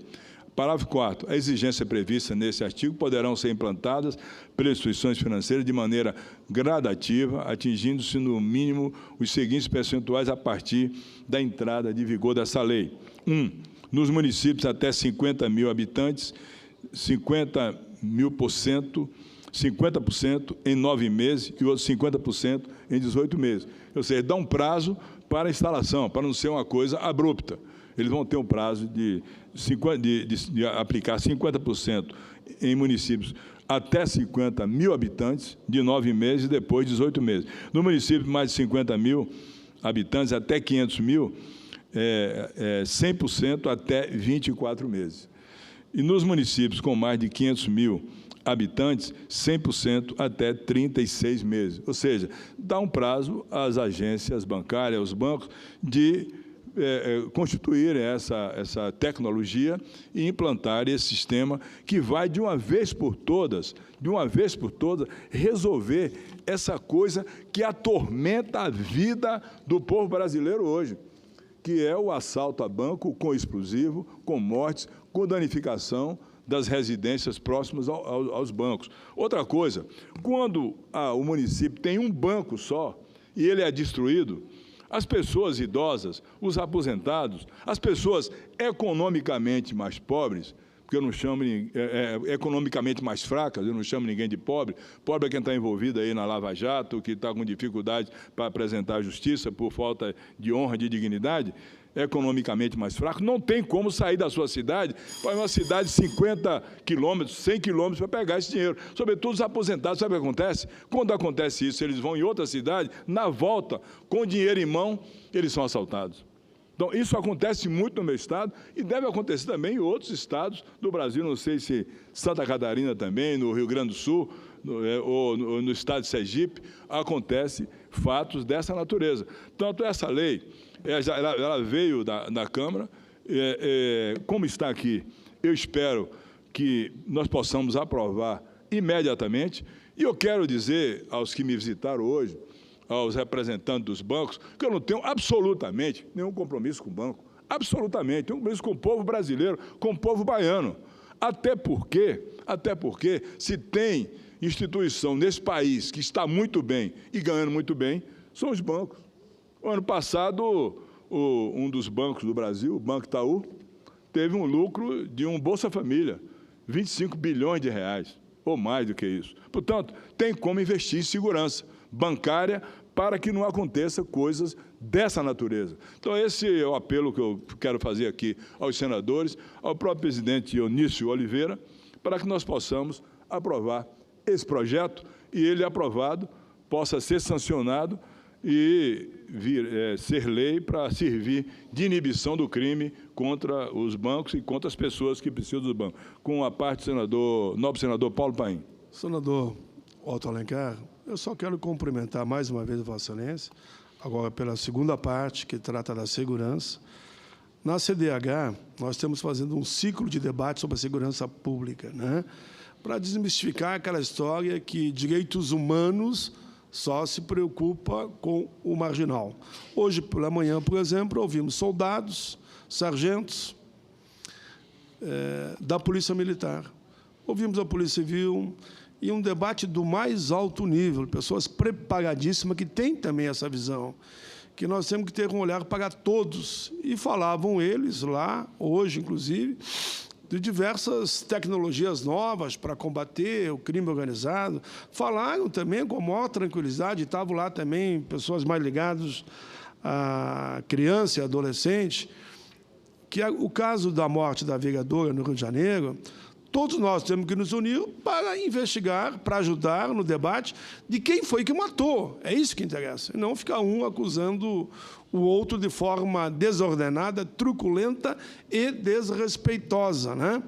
E apontaram nessa linha que Vossa Excelência também falou, que há novos métodos, e Vossa Excelência está com um projeto na mão que vai combater o ladrão. Quando for assaltar um banco, ele vai saber que não vai levar dinheiro nenhum lá de dentro, né? Por quê? Porque Vossa Excelência já, com esse relatório, aponta o caminho. Eu queria só me somar. É o dever de todos nós estarmos nessa frente nacional em defesa da segurança pública, valorizando os policiais, militares e civis, enfim, aqueles que dão as suas vidas para defender as nossas vidas. Claro que estaremos juntos. E esse método que Vossa Excelência aqui didaticamente explicou resolve em muito, porque quando assaltam um banco, eles atiram em quem estiver na frente. Exatamente. Matam pessoas, matam crianças, matam segurança. E, então, enfim, eu tinha que fazer uma parte só para cumprimentar a Vossa Excelência brilhante, como sempre. Obrigado. E traz esse tema ao plenário. E conte comigo no sentido de o presidente Eunício bote esse projeto para a apreciação do plenário o mais rápido possível. Eu não, senador Paulo Paim, incorporo a parte de Vossa Excelência ao meu pronunciamento. E quanto ao assassinato cruel, covarde, da vereadora Marielle no estado do Rio de Janeiro, nós todos sentimos muito. Eu creio que a repercussão desse fato no Brasil e no mundo, o mundo inteiro, porque assassinar covardemente um parlamentar, seja vereador, senador, quem quer que seja, é um fato que atinge uma comunidade como todo que ela representava. Representava uma comunidade carente, vítima no estado do Rio de Janeiro, de 24 anos de assalto pelos seus governadores aos cofres públicos, todos eles ou foram presos ou estão presos, uma coisa assim que no Brasil não tem similar no Brasil, não vejo nenhum estado que tenha similaridade com o Rio de Janeiro. Aliás, em 2016, quando eu fui relator do orçamento da defesa, o hoje comandante do Exército Brasileiro, o general Eduardo Vilavô, me disse isso, que no estado do Rio de Janeiro, com as exceções, mas a maioria da cúpula que dominava o Rio, do governador, do presidente da Assembleia, do Tribunal de Contas do Estado, era completamente envolvida com o crime, toda espécie de crime, e depois aconteceu, se confirmou o que está acontecendo hoje no estado do Rio de Janeiro. Mas eu posso analisar e vejo que a Marielle deixa um exemplo de luta em favor dos menos favorecidos. Os romanos diziam que uma pessoa que tem uma história bonita não morre. Ela deixa de viver por um tempo. Ela cessa de viver por um tempo, mas a figura, a imagem, a história permanece na consciência de todos aqueles que ela representava. Então, portanto, aqui o meu sentimento por isso que aconteceu no estado do Rio de Janeiro. Vai chegando ali o senador Lindenberg Farias, que também é outro defensor das pessoas que precisam, necessitam das atividades sociais do governo. Muito obrigado pela tolerância, senador Dario Berg. Eu que cumprimento Vossa Excelência, é sempre uma honra para nós ouvi-lo, que Vossa Excelência eleva a discussão aqui no Parlamento Brasileiro. Bem, vamos ao próximo orador inscrito. Eu tinha prometido a palavra, senador Paulo Paim, ao senador Elber Batalha, mas como ele não se encontra, eu concedo a palavra para Vossa Excelência. E Vossa Excelência, então, tem a palavra.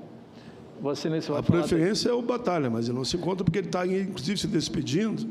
Então, eu falei uma parte para ele, mas se ele não se encontra...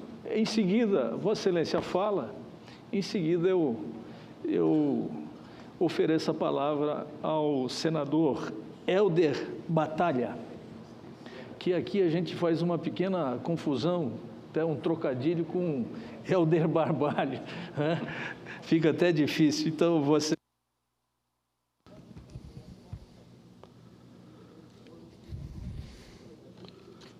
Senador Dario Berg, eu vim à tribuna nesse momento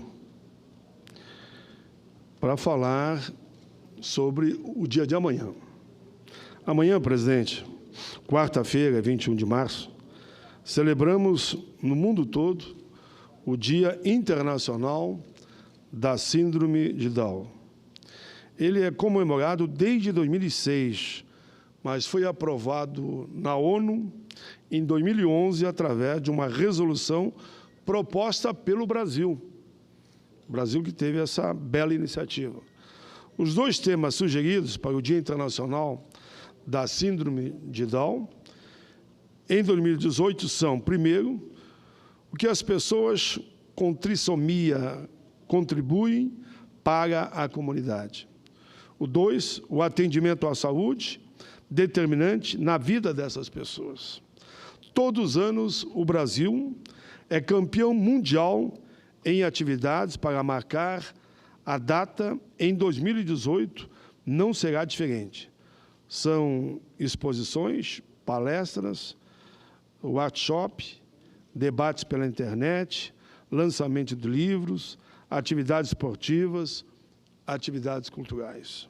No meu Rio Grande do Sul, por exemplo, celebra-se também a Semana Estadual da Criança com Síndrome de Down, que começou na última sexta-feira, dia 16 de março. Em âmbito internacional, desde 2012, o Brasil promove, em parceria com outros países, uma conferência anual na sede da ONU, lá em Nova York, em lembrança da data. O tema proposto para as reflexões desse ano são as contribuições que os funcionários com síndrome de Down trazem para o ambiente de trabalho. Desde o ano passado, presidente, também por iniciativa da Missão Brasileira junto à ONU, acontece o evento pelo Dia Internacional, repito, da Síndrome de Down, organizado no Palácio das Nações, sede do Conselho dos Direitos Humanos da ONU, em Genebra, na Suíça. Este ano, haverá um encontro entre autodefensores com a síndrome do mundo, suas famílias e outros interessados, com autoridades internacionais, incluindo representantes dos países do Conselho de Direitos Humanos da ONU, agências da ONU e outras organizações. Senhor presidente, nas proximidades dessa data tão especial, muito especial, satisfação eu sinto em falar desse tema na tribuna, ou seja, o tema sobre as pessoas da síndrome de Down. Nos Estados Unidos, por exemplo, a Organização Nacional Down Syndrome informa que a taxa de nascimento é de 1 para cada 691 bebês. No Brasil, ainda não existe dados estatísticas que a gente possa aqui falar, comentar da síndrome de Down. Estima-se que ela ocorra em uma pessoa cada 700 nascimentos. Lá, dizia antes, era uma cada 691. O que está sendo feito para melhorar as condições de vida dessas pessoas? Várias atividades foram programadas. Atividades essas que têm por objetivo marcar a data, lembrar das potencialidades dessas pessoas para o trabalho e para a vida em comunidade. Essas ações são de suma importância, mas a melhoria das condições de vida depende de ações políticas de todos, inclusive nós do Parlamento. Que legislação temos? Que políticas públicas estão sendo implementadas para as pessoas com síndrome de Down e para as pessoas com deficiência em geral? Claro, poderia lembrar do Estatuto da Pessoa com Deficiência, que eu tive a satisfação de ter sido o autor e que é uma lei consagrada em todo o país. Em mensagem intitulada Agenda 21, a Federação Nacional da Síndrome de Down nos encaminhou uma série de demandas para melhorar a vida das pessoas com a síndrome e demais deficiências. Primeiro, prevenção da saúde a partir de seu nascimento, mediante protocolo do MS-SUS para avaliação clínica de possíveis agravos decorrentes da trissomia do 21. 2. Prevenção em relação ao seu envelhecimento, que, além de precoce, pode ocasionar diversos males, entre eles o mal de Alzheimer. 3. Criação nas capitais ou municípios de maior porte de ambulatórios da síndrome de Down. Notificação compulsória a partir do diagnóstico da síndrome, para orientar políticas públicas de saúde. Apoio educacional especializado em todas as escolas públicas e privadas para o atendimento das especificidades das pessoas com a síndrome de Down e outras deficiências. 6. Acolhimento adequado às famílias quando do nascimento do bebê. 7. Licença maternidade de 6 meses para as mães com filhos nascidos com a síndrome. 8. Estímulo ao apoio financeiro privado às entidades de defesa dos direitos da pessoa com deficiência e apoio público.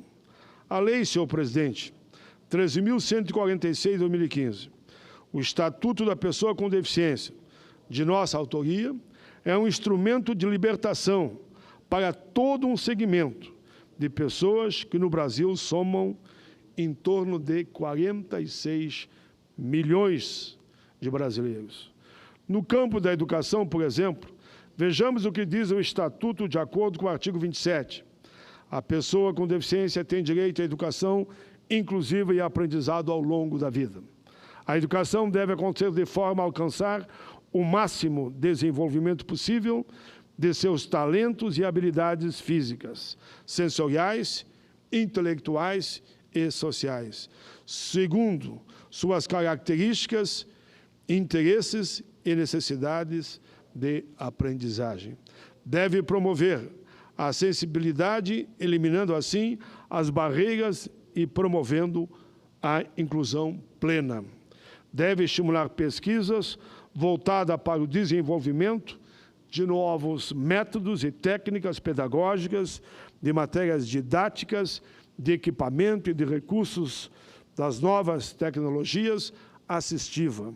Adotar medidas de apoio que favoreçam o desenvolvimento dos estudantes com a deficiência, levando-se em conta seus talentos, sua criatividade, sua habilidade e seu interesse. Os programas de formação inicial e continuada de professores devem adotar práticas pedagógicas inclusivas para o atendimento de estudantes com deficiência. Em seguida, eu passo a Vossa Excelência, só mais um complemento aqui. Para isso, deve ser ofertado o ensino de Libras do sistema Braille e do uso de recursos de tecnologia assistiva, de forma a ampliar habilidades funcionais dos estudantes, promovendo sua autonomia e participação. Só essa partezinha da Libra é mais duas frases só. Deve ser disponibilizados tradutores e intérpretes das Libras, de guias, intérpretes e de profissionais de apoio. Senador Lindbergh, faço questão da parte de Vossa Excelência. Vossa Excelência é um militante dessa causa. Vossa Excelência, com muito orgulho e satisfação, sempre tem dito que adora a sua criança que tem uma deficiência. Então, é um orgulho receber uma parte de Vossa Excelência, que é um estudioso desse tema. Não, senador Paulo Paim, eu só quero parabenizar Vossa Excelência. Eu estou com um pronunciamento pronto para amanhã, mas eu, como pai aqui, eu fiquei revoltado com essa desembargadora. Muito bem. Essa desembargadora que falou o que falou com a Marielle. E depois a gente viu o que ela falou com a professora que tem síndrome de Down, que faz um trabalho maravilhoso no Rio Grande do Norte. Eu fico pensando, onde é que nós estamos? Aqui a divisão do país não é só esquerda e direita, é civilização e barbárie. E eu confesso, Dário Berg, que estava vendo na televisão e vi minha filha passando, que tem 7 anos, e que estuda, está super bem, tem um processo... Como é que uma pessoa que se diz desembargadora fala isso?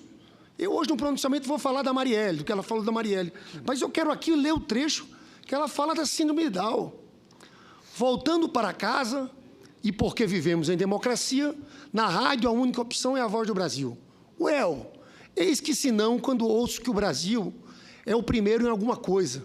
Apuro os ouvidos e ouço a pérola. O Brasil é o primeiro país a ter uma professora portadora de síndrome de Down. Poxa, pensei, legal, são os programas de inclusão social. Aí me perguntei, o que será que essa professora ensina a quem? Esperem um momento, que eu fui ali me matar e já volto, tá? Absurdo, absurdo. Senador, isso é uma desembargadora. Foi essa desembargadora que falou da Marielle, que foi apoiada pelo Comando Vermelho. Eu, sinceramente, eu espero que o CNJ faça alguma coisa. Agora, lindo foi a resposta.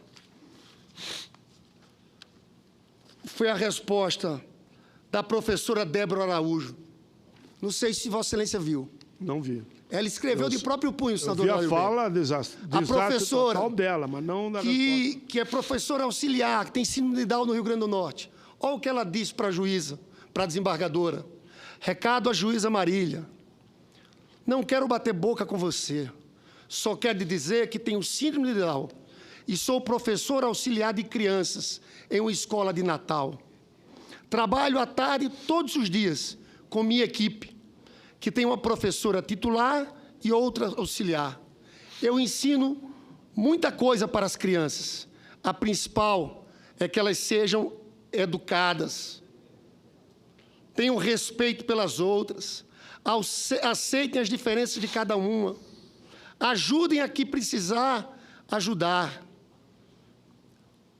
Eu estudo o planejamento, eu participo das reuniões, eu dou opiniões, eu conto histórias para as crianças, eu ajudo nas atividades, eu vou para o parque com elas, acompanho as crianças nas aulas de inglês, música, educação física e mais um monte de coisas. O que eu acho mais importante de tudo isso é ensinar a incluir as crianças e todo mundo para acabar com o preconceito, porque é crime. Quem discrimina é criminoso. Débora Araújo, professora do Rio Grande do Norte. Sinceramente, a gente está vivendo tempos de uma dureza impressionante, né? Volto a dizer, a civilização em barbárie. Eu estou aqui falando emocionado, mas indignado como pai de uma criança que tem 7 anos, que estuda numa escola inclusiva, que vai ter, sim, condições de ter uma vida com autonomia, porque se tem uma libertação, senador Dário, é que no passado, quando falavam de pessoas com síndrome de Down, eram pessoas que eram excluídas completamente. Hoje não é isso, né? Tem todo um caminho para isso. O senador Paulo Paim falou aí do protocolo com o Ministério da Saúde. Foi feito, sabe há quanto tempo? Você vê como as coisas são recentes, 3, 4 anos. Quando a minha filha nasceu, eu não sabia que exames ela tinha que fazer. Eu não sabia como é que era o processo de estimulação. Era oral ainda, perguntando para os outros pais. Foi pela luta de muita gente que a gente conseguiu fazer isso avançar. E ainda tem tanta coisa para avançar, mas eu quero aqui trazer o meu repúdio e minha indignação com essa declaração criminosa dessa desembargadora. Aí. Presidente, eu peço que o pronunciamento do senador Dibec seja incluído na íntegra no meu pronunciamento, porque depois eu vou publicar e quero que conste a bela fala que ele fez aqui. A sua indignação é a indignação do povo brasileiro. Senador Paim, Vossa Excelência, gostaria de uma partezinha rápida? O senador Batalha está se despedindo, não tem como eu não ceder a palavra para ele.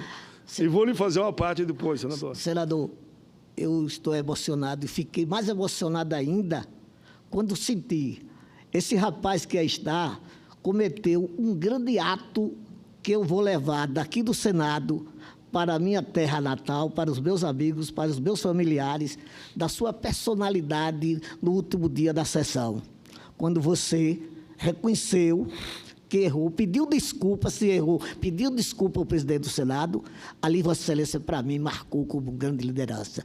E veio no dia de hoje, na tarde de hoje, mostrar da sua sensibilidade para com o ser humano.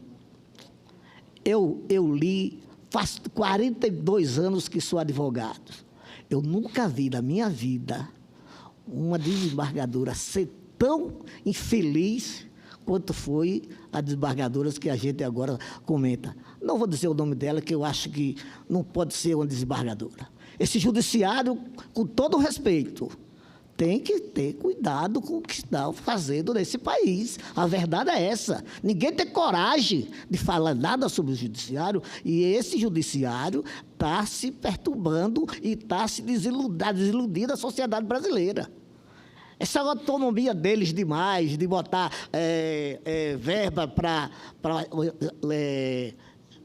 auxílio moradia, essas coisas todas.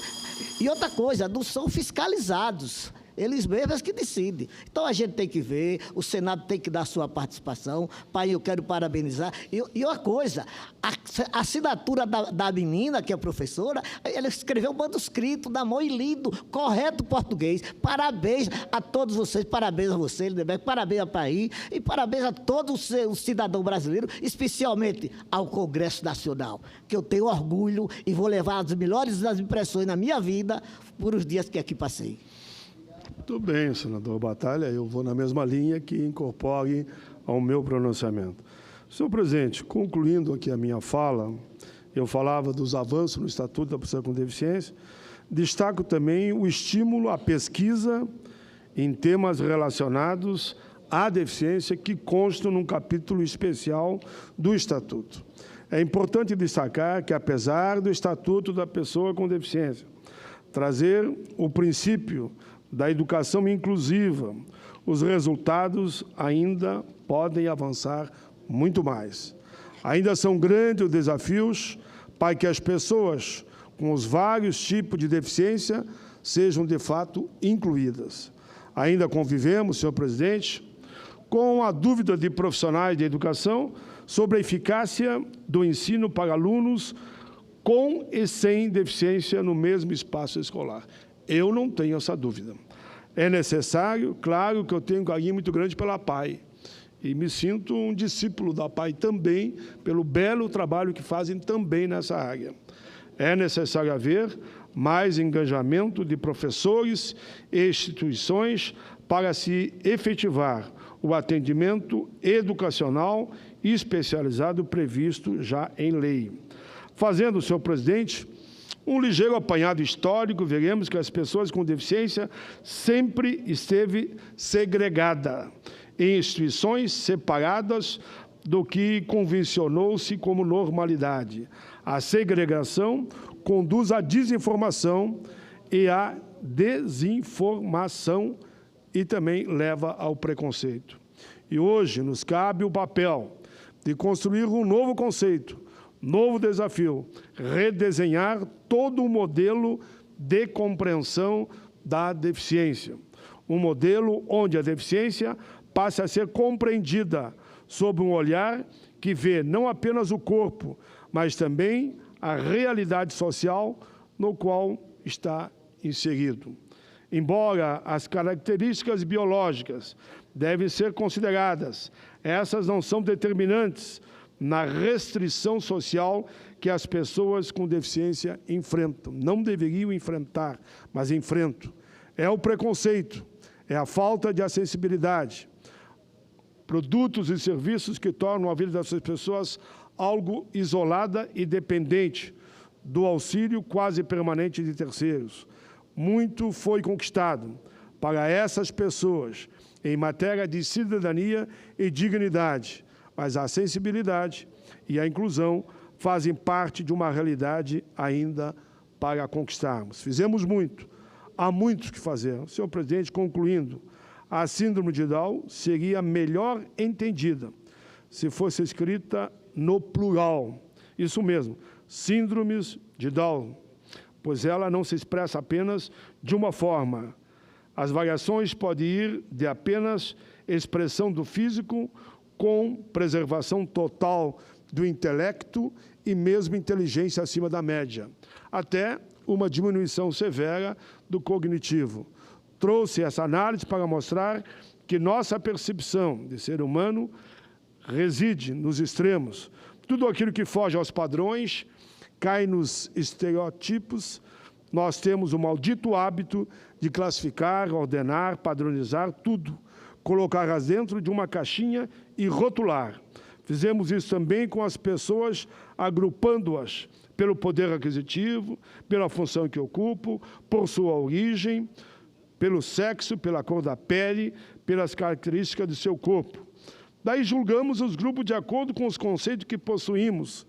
Fazemos isso de acordo com o nosso limitado ponto de vista. É lamentável, eu estou falando aqui do preconceito, que existe contra idoso, que existe em relação às mulheres, é só ver mesma função, não recebe o mesmo salário, que existe nas pessoas com deficiência, como se o ser humano não fosse único por sua natureza e por sua história de vida.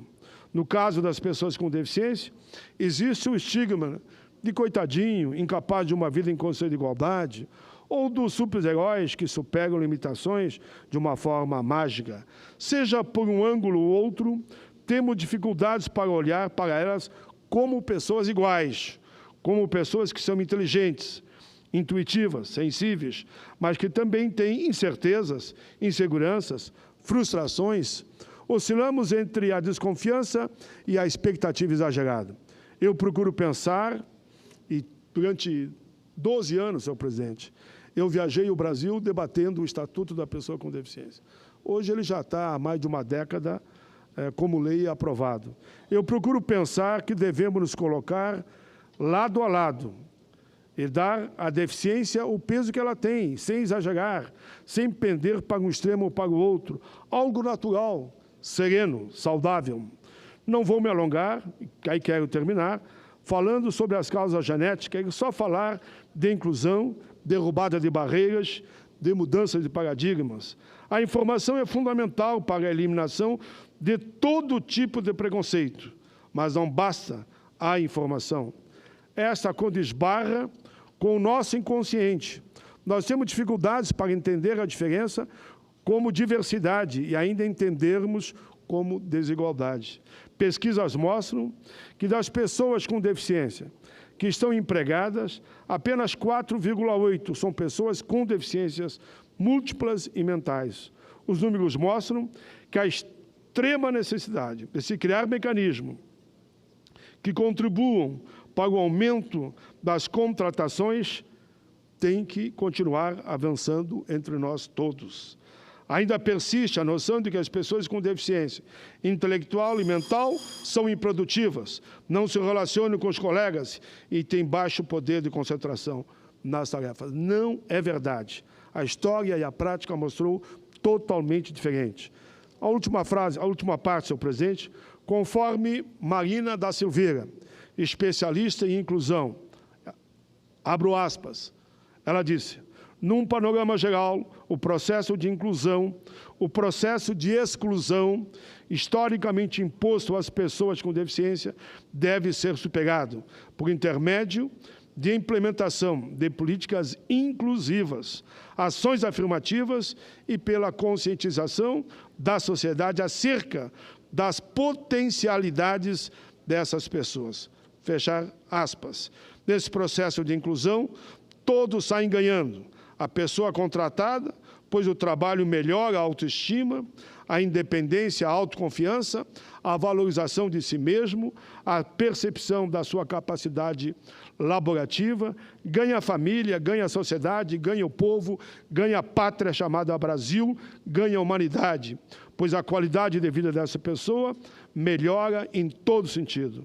As empresas que contratam pessoas com deficiência também ganham, pois passam a atender o princípio da responsabilidade social, gerando vantagens para todos os empregados, humanizando as relações, promovendo a solidariedade entre todos. A sociedade como um todo traz para o seu seio um contingente imenso de pessoas, não tendo que arcar com o ônus da exclusão social. Portanto, senhor presidente, senhoras e senhores, amanhã, 21 de março, Dia Internacional da Síndrome de Down, nossa saudação a todos. Inclusão, inclusão, inclusão. Obrigado, presidente. Cumprimento a Vossa Excelência mais uma vez. Obrigado. Pelo pronunciamento, pelo tema e pela sensibilidade. Agora chamo e ofereço a palavra ao senador Helder Batalha. Em seguida, passarei a oferecer a palavra, então, à senadora Ana Amélia, também do Rio Grande do Sul, assim como o senador Paulo Paim. Vossa Excelência tem a palavra, então, senador Helder Batalha.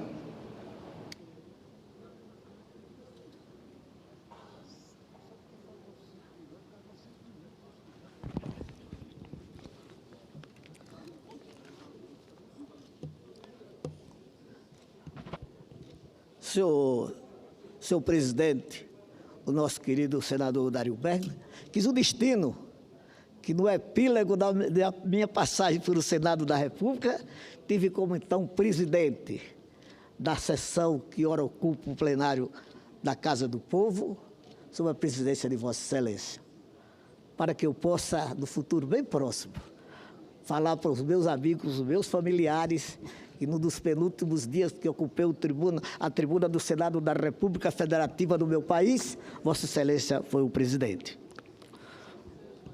Senhor presidente, senhoras e senhores senadores e ouvintes e telespectadores da Rádio TV, da Rádio TV do Senado e os que acompanham pela Voz do Brasil e pelas redes sociais.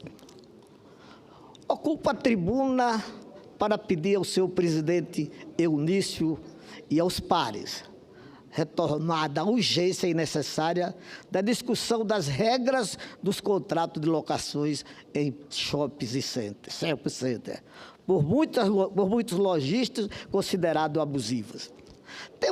Temos diversas propostas alternativas no Congresso e creio que o enfrentamento dessa questão é estratégico para a sobrevivência, em especial dos pequenos e médios comerciantes. O tema não tem merecido a atenção proporcional à importância que o setor tem na geração de emprego.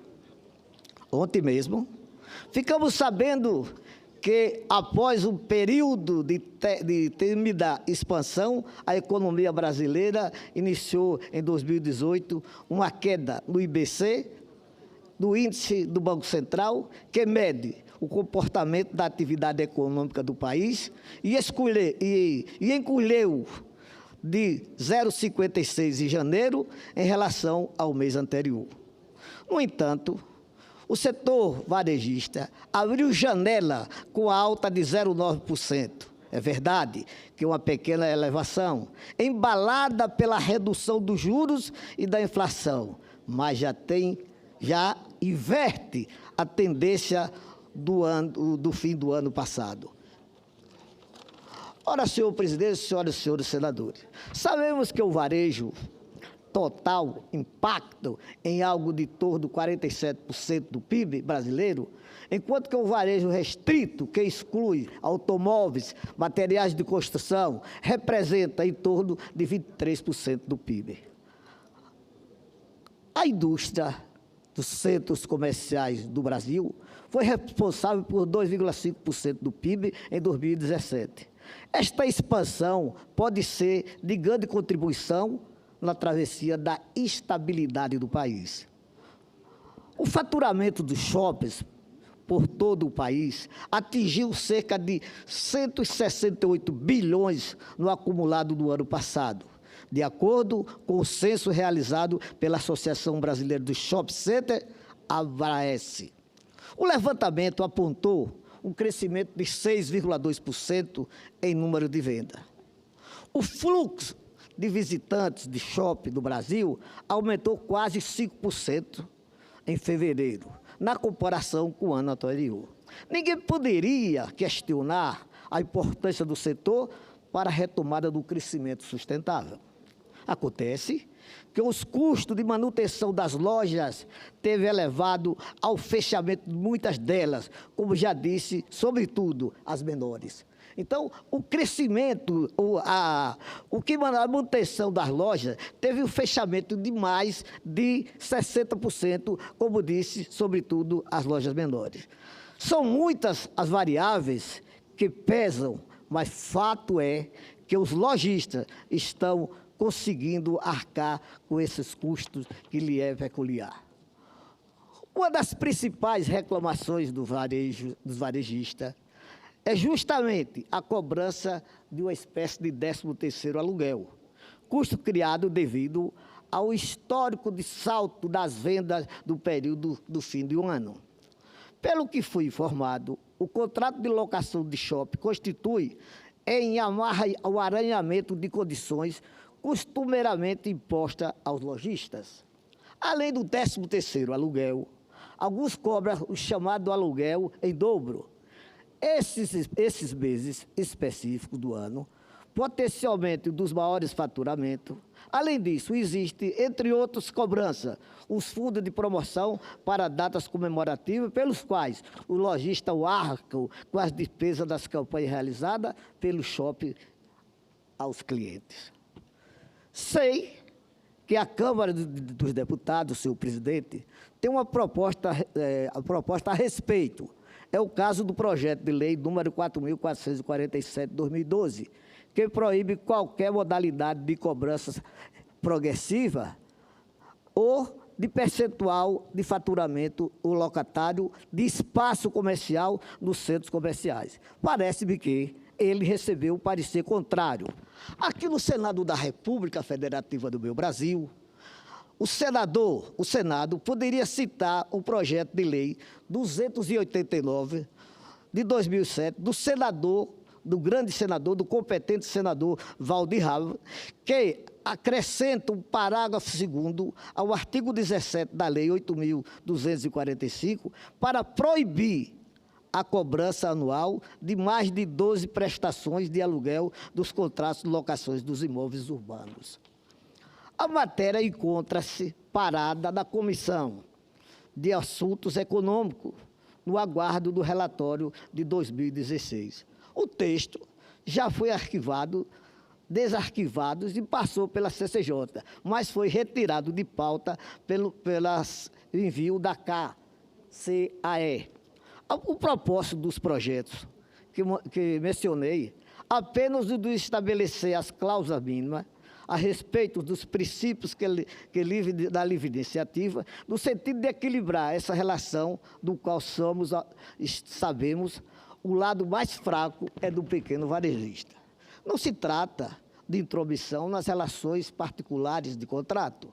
Pelo contrário, a harmonização das regras entre locatários e shoppings motivará o pequeno empreendedor a continuar investindo, crescendo e gerando emprego de renda, especialmente nesse momento de crescimento com a base ainda frágeis. A equação é lógica. Não se pode asfixiar um setor com tamanha capacidade de empregar e fazer a roda da economia girar. Senhor presidente, senhoras e senhores senadores, o Brasil é o segundo país com maiores centros comerciais em shopping do mundo. Perde apenas para o México, que são 571 unidades em 212 cidades brasileiras. Perde apenas para o México. No Brasil, são 571 unidades em 212 cidades brasileiras. Existem mais de 102 mil lojas empregando mais de 1 milhão de pessoas. Abraça e aposta que o setor tenha o potencial de crescer 6% em 2018. Mas as regras atuais de locação asfixia e desestimula os empreendedores. A favor ou contra, entendo que é fundamental retornar ao projeto do senador Valdir Rava para que isto, dessa matéria, com repercussão da sobrevida dos pequenos comerciantes dos shopping centers, das gerações de emprego no país em 2013. Milhões de pessoas estão desempregadas e é o momento de a gente tentar fazer que esses 13 milhões de desempregados diminuam com esse projeto, que eu acho que é fundamental a gente tocar ele, reviver ele, no senador Valdir Rava.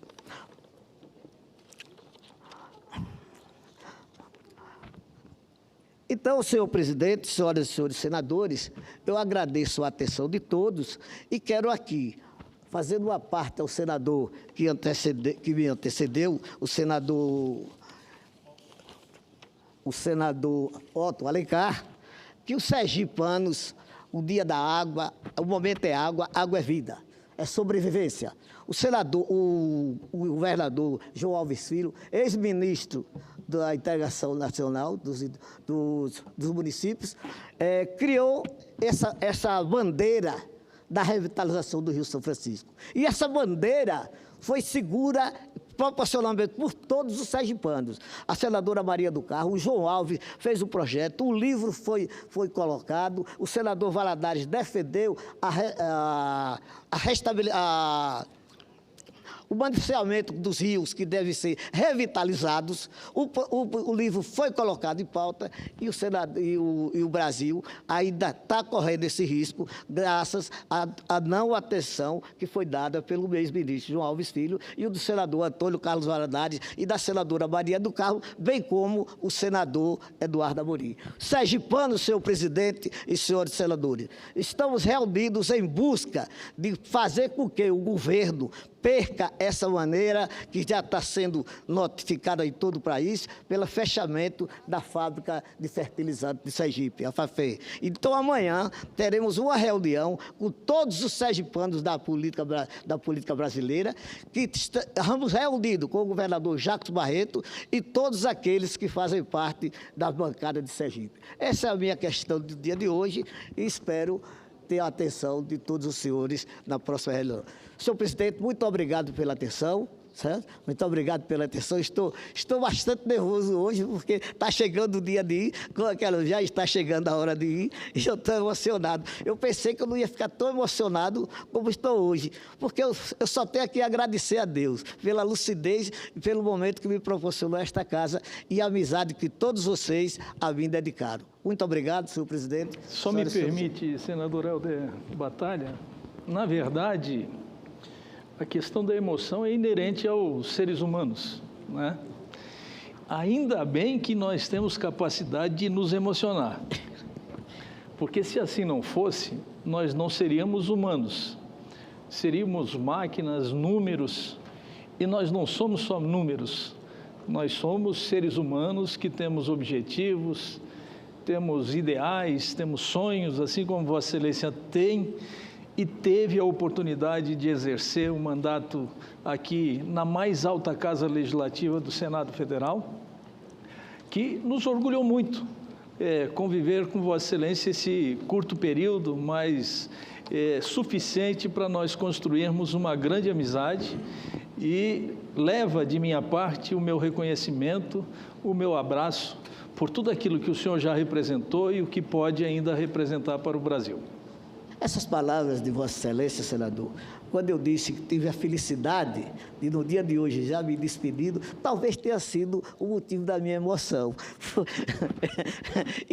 A emoção, primeiro, quando eu ouvi o pronunciamento do senador Lindenberg, né, que aquilo já me deixou emocionado. Mas aquilo, a emoção, não era tão suficiente para que eu ficasse emocionado. Sabe por quê, senador? Porque quem o povo não agradece, ou pouco não agradece, muito não merece. Eu passei aqui esses 90 dias, que um mês foi no recesso, mas tive a felicidade de passar tempo nessa presidência, no meu terceiro dia.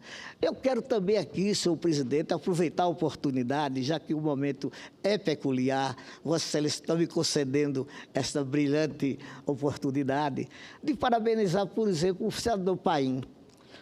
Quis o destino, senador, que eu fosse à tribuna para me inscrever, senadora Ana Amélia. E quando cheguei, o senador Paim, senador Helder Batalha, presida aqui o Senado. No terceiro dia que eu estava nessa casa, eu me emocionei e fiquei tranquilo, mas essa casa, com o Zezinho, com aquele Bandeira, com esses todos os funcionários que aí estão, me deram o maior suporte na minha vida.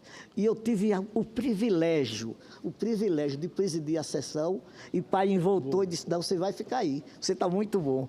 E o senador Paim, naquele momento, eu só pensei em quê? Isso é Deus. Como é que o senadorzinho de Sergipe, do cabelo branco, preside o Senado da República, e Paim estava presidindo, eu estou usando o telefone, vou telefonar para a Rádio Guaíba, que eu tenho uma entrevista para conceder. Aí eu pensei, senador, na minha mãe.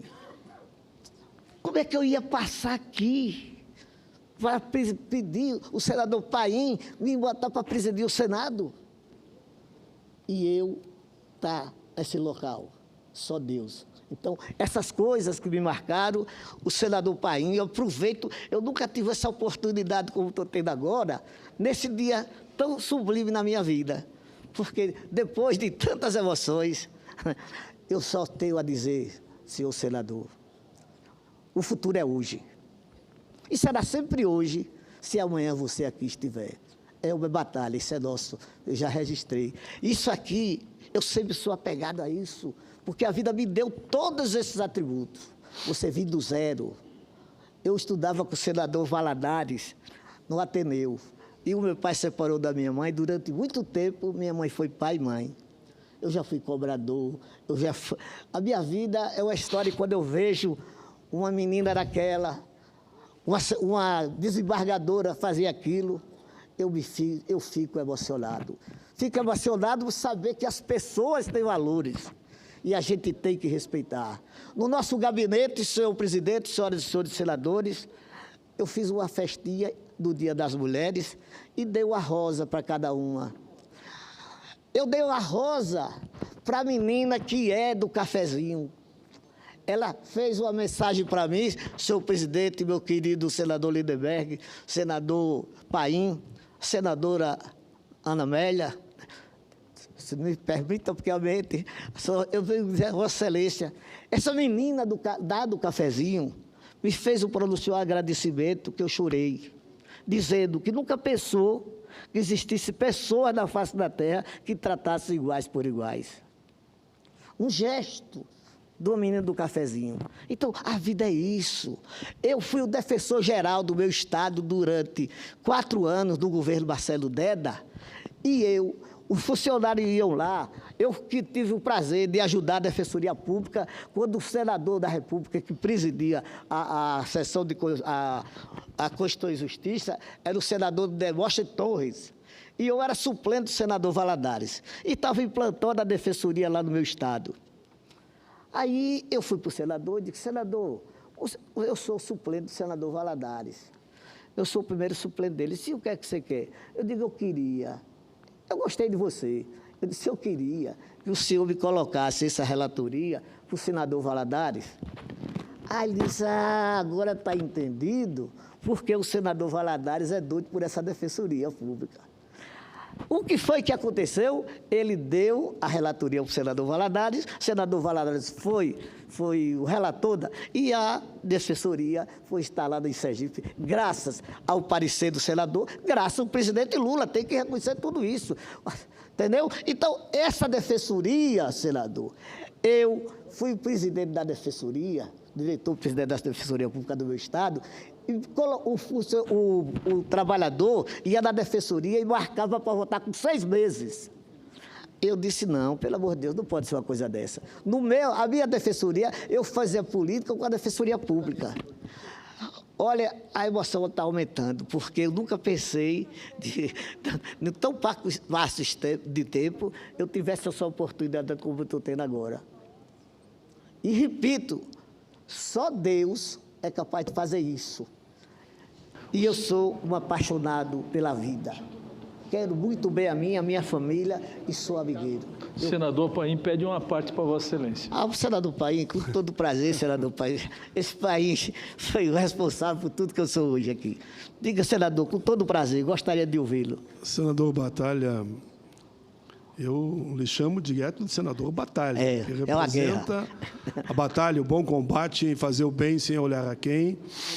Eu aprendi nessa caminhada, nesse curto espaço de tempo que convivi com você. Vossa Excelência é um gentleman, um diplomata, um linguajar simples, direto, e é um defensor público. Vossa Excelência conquistou aqui, pode ter certeza, almas, corações e mentes, não só no plenário, mas também todos aqueles que assistem Vossa Excelência para o sistema de comunicação aqui da casa.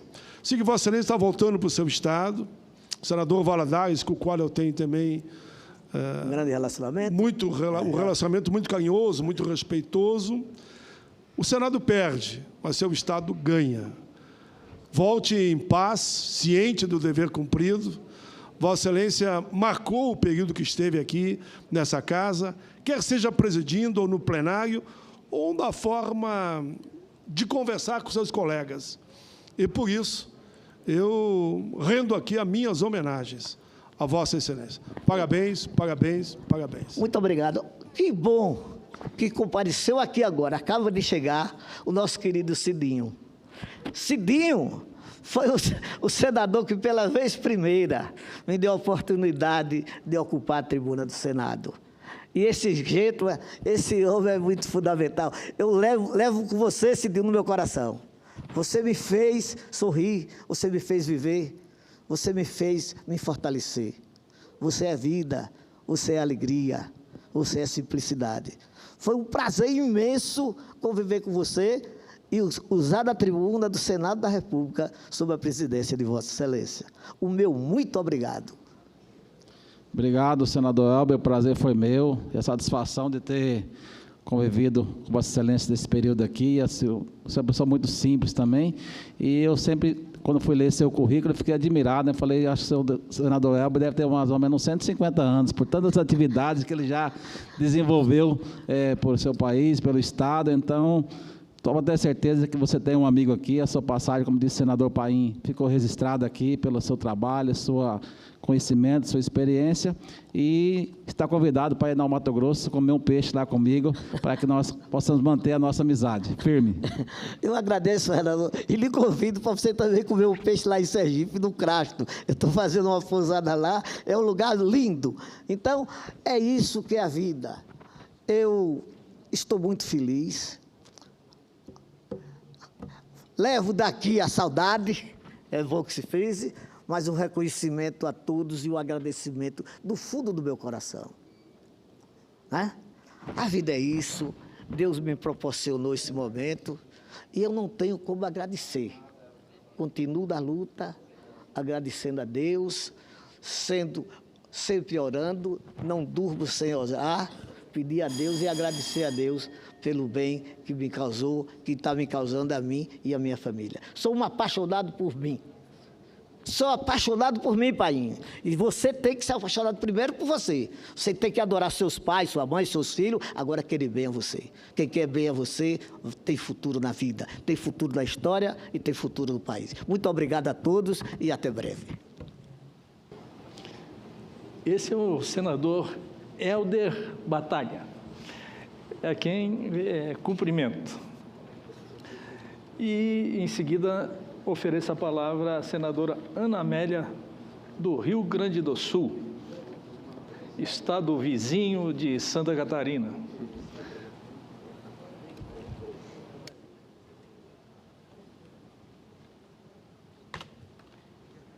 Caro senador Dário Berger, caros colegas senadores, senadoras, nossos telespectadores da TV Senado, ouvintes da Rádio Senado, eu queria, senador Cidinho, senador Batalha, dizer que eu estava ontem em Santa Catarina, quando uma caravana liderada pelo ex-presidente da República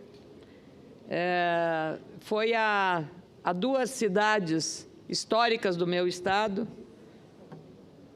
Bagé e Santana do Livramento.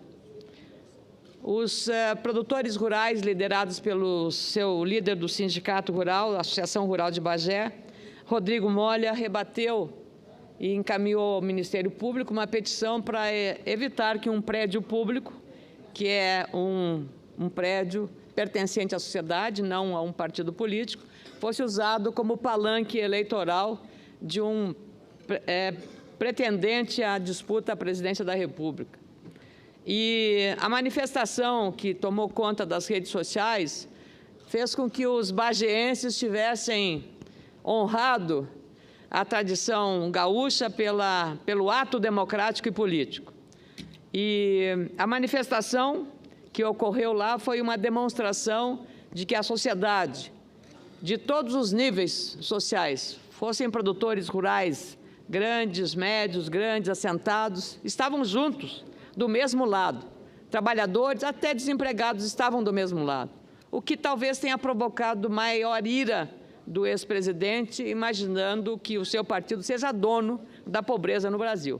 Não aceita que ninguém mais, além do seu partido, fale em nome dos trabalhadores.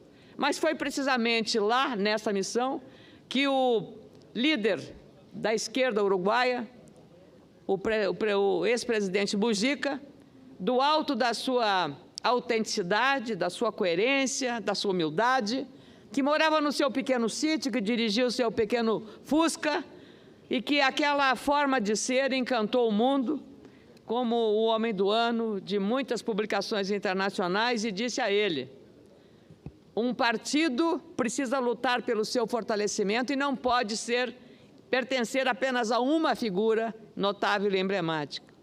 E a demonstração, para defender os pobres, você precisa ser e demonstrar que você está do lado dos pobres, e não ser um rico falando em nome dos pobres, e viver como rico, e não falar como se fosse um pobre defendendo os pobres.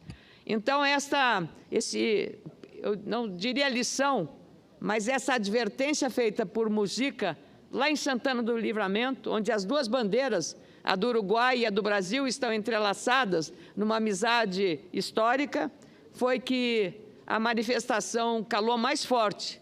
E talvez o ex-presidente tenha aprendido a lição daquele homem que tem, sim, autoridade moral para dizer que, para defender os pobres, você tem que viver com pobre, como simplicidade, assim como o Papa Francisco prega na sua igreja, com tanta ostentação, às vezes, templos muito ricos, mas ele prega e vive a honestidade, a simplicidade, porque é assim que você pode falar pelos pobres. Então, o que Bagé viveu e que o Brasil acompanhou, elogiando a iniciativa, e de uma maneira pacífica e ordeira e democrática. E também destacar o papel da Brigada Militar do Rio Grande do Sul, a nossa Força Militar, que é a Polícia Militar do nosso Estado, que também zelosamente fez com que os grupos que são aliados de Lula lá estivessem lado a lado, sem nenhum incidente grave que pudesse. Apenas mostraram que ele não pôde cumprir, teve que se ajustar à sua agenda, porque não pôde fazer o roteiro que pretendia lá na cidade de Bagé, que nós gaúchos temos orgulho de ser. E não precisa nem repetir o que disse o José Mujica, o ex-presidente do Uruguai, naquele encontro que esteve com o ex-presidente. É bom que as lições dele sejam entendidas. A declaração do presidente, mais uma vez, desconhece o direito também dos pobres, dos trabalhadores, de terem um pensamento diferente do seu. Disse ele, abre aspas, confesso que saio triste daqui, porque não vi empresário ofendendo a gente. O que vi aqui foi pobre trabalhador, que às vezes estão até desempregados, ganhando alguma coisa, para ofender a gente. Não faça pouco caso, não faça pouco caso, presidente Lula, dos pobres de Bagé. Os pobres de Bagé, se fizeram isso, fizeram com dignidade, fizeram espontaneamente, não foram alugados, não se venderam por um sanduíche de mortadela, não foram vendidos por nada, eles foram lá porque não precisavam ter um ônibus para chegar para fazer essa manifestação. Então, não subestime os pobres e os trabalhadores daquela cidade. Aliás, a manifestação feita ontem traz à tona o que nós estamos vivendo em relação ao cenário político, caro presidente dessa sessão, o senador Dário Berger. E o Supremo Tribunal Federal está exatamente por examinar uma questão muito adequada à questão da Lava Jato, que trata da prisão em segunda instância. Uma matéria que está dividindo a opinião dos próprios magistrados. Uma manifestação do ministro Gilmar Mendes, na análise de um caso que pode ter alguma analogia de um réu que pretendia não ser preso antes da finalização do julgamento, praticamente faz um balizamento para dizer que aquilo que o juiz Sérgio Moro defende está sendo preservado até este momento, mesmo que haja algum movimento dentro da Suprema Corte em direção contrária. Esperemos que o juízo prevaleça sobre isso, porque a Operação Lava Jato, que completou essa semana 4 anos, é um divisor de águas na justiça brasileira. É um divisor de águas em relação a estabelecer que a lei é igual para todos, doa a quem doer. E é disso que nós não podemos nos apartar. Aliás, há menos de um ano, o presidente Temer ouviu desaforos quando fez uma visita oficial à Noruega, da senhora Erna Solberg, primeira-ministra norueguesa. E lá ela fez uma exortação, falando muito da necessidade de garantir o combate duro à corrupção, fazendo insinuações, não só sobre esse aspecto da corrupção, mas também sobre a questão ambiental. Agora, veja só, eu acabo de sair de uma assembleia de debates com parlamentares, com magistrados, com o Ministério Público, com representantes estrangeiros do Fórum Mundial da Água que se realiza aqui em Brasília. Bom que foi em Brasília, porque recentemente Brasília enfrentou o dilema do racionamento de água. E esse é um tema que tem que estar todo dia na nossa agenda, a questão da água. teve em São Paulo, no Sistema Cantareira, agora tem em Brasília, e agora tem em Bagé, no meu estado, a mesma Bagé que fez aquela manifestação ontem em relação à presença de Lula, que foi hostilizado lá por esses manifestantes. A mesma Bagé, Ulha Negra, Candiota, Cristal, enfrentam uma seca histórica. Mais de 70 anos não se vê uma seca tão grave e tão aguda quanto essa. Então, a questão da água nós precisamos, o meio ambiente. Mas, ironicamente, senador, ironicamente, aquela primeira-ministra devia ela olhar para os brasileiros e para o governo do Brasil, que ela hostilizou em visita oficial, eu teria dito, esta visita está encerrada, viraria as costas e daria a resposta adequada. Pois seria hora agora de esta senhora, Erna Solberg, pedir desculpas porque a empresa norueguesa que está fazendo explorações lá no Pará, a empresa norueguesa Norsk Hydro, ela reconheceu que tinha um vazamento clandestino de dejetos de alumínio junto à foz do Rio Pará. E o que ela diz? E o que o Greenpeace, que é defensor da questão ambiental, diz?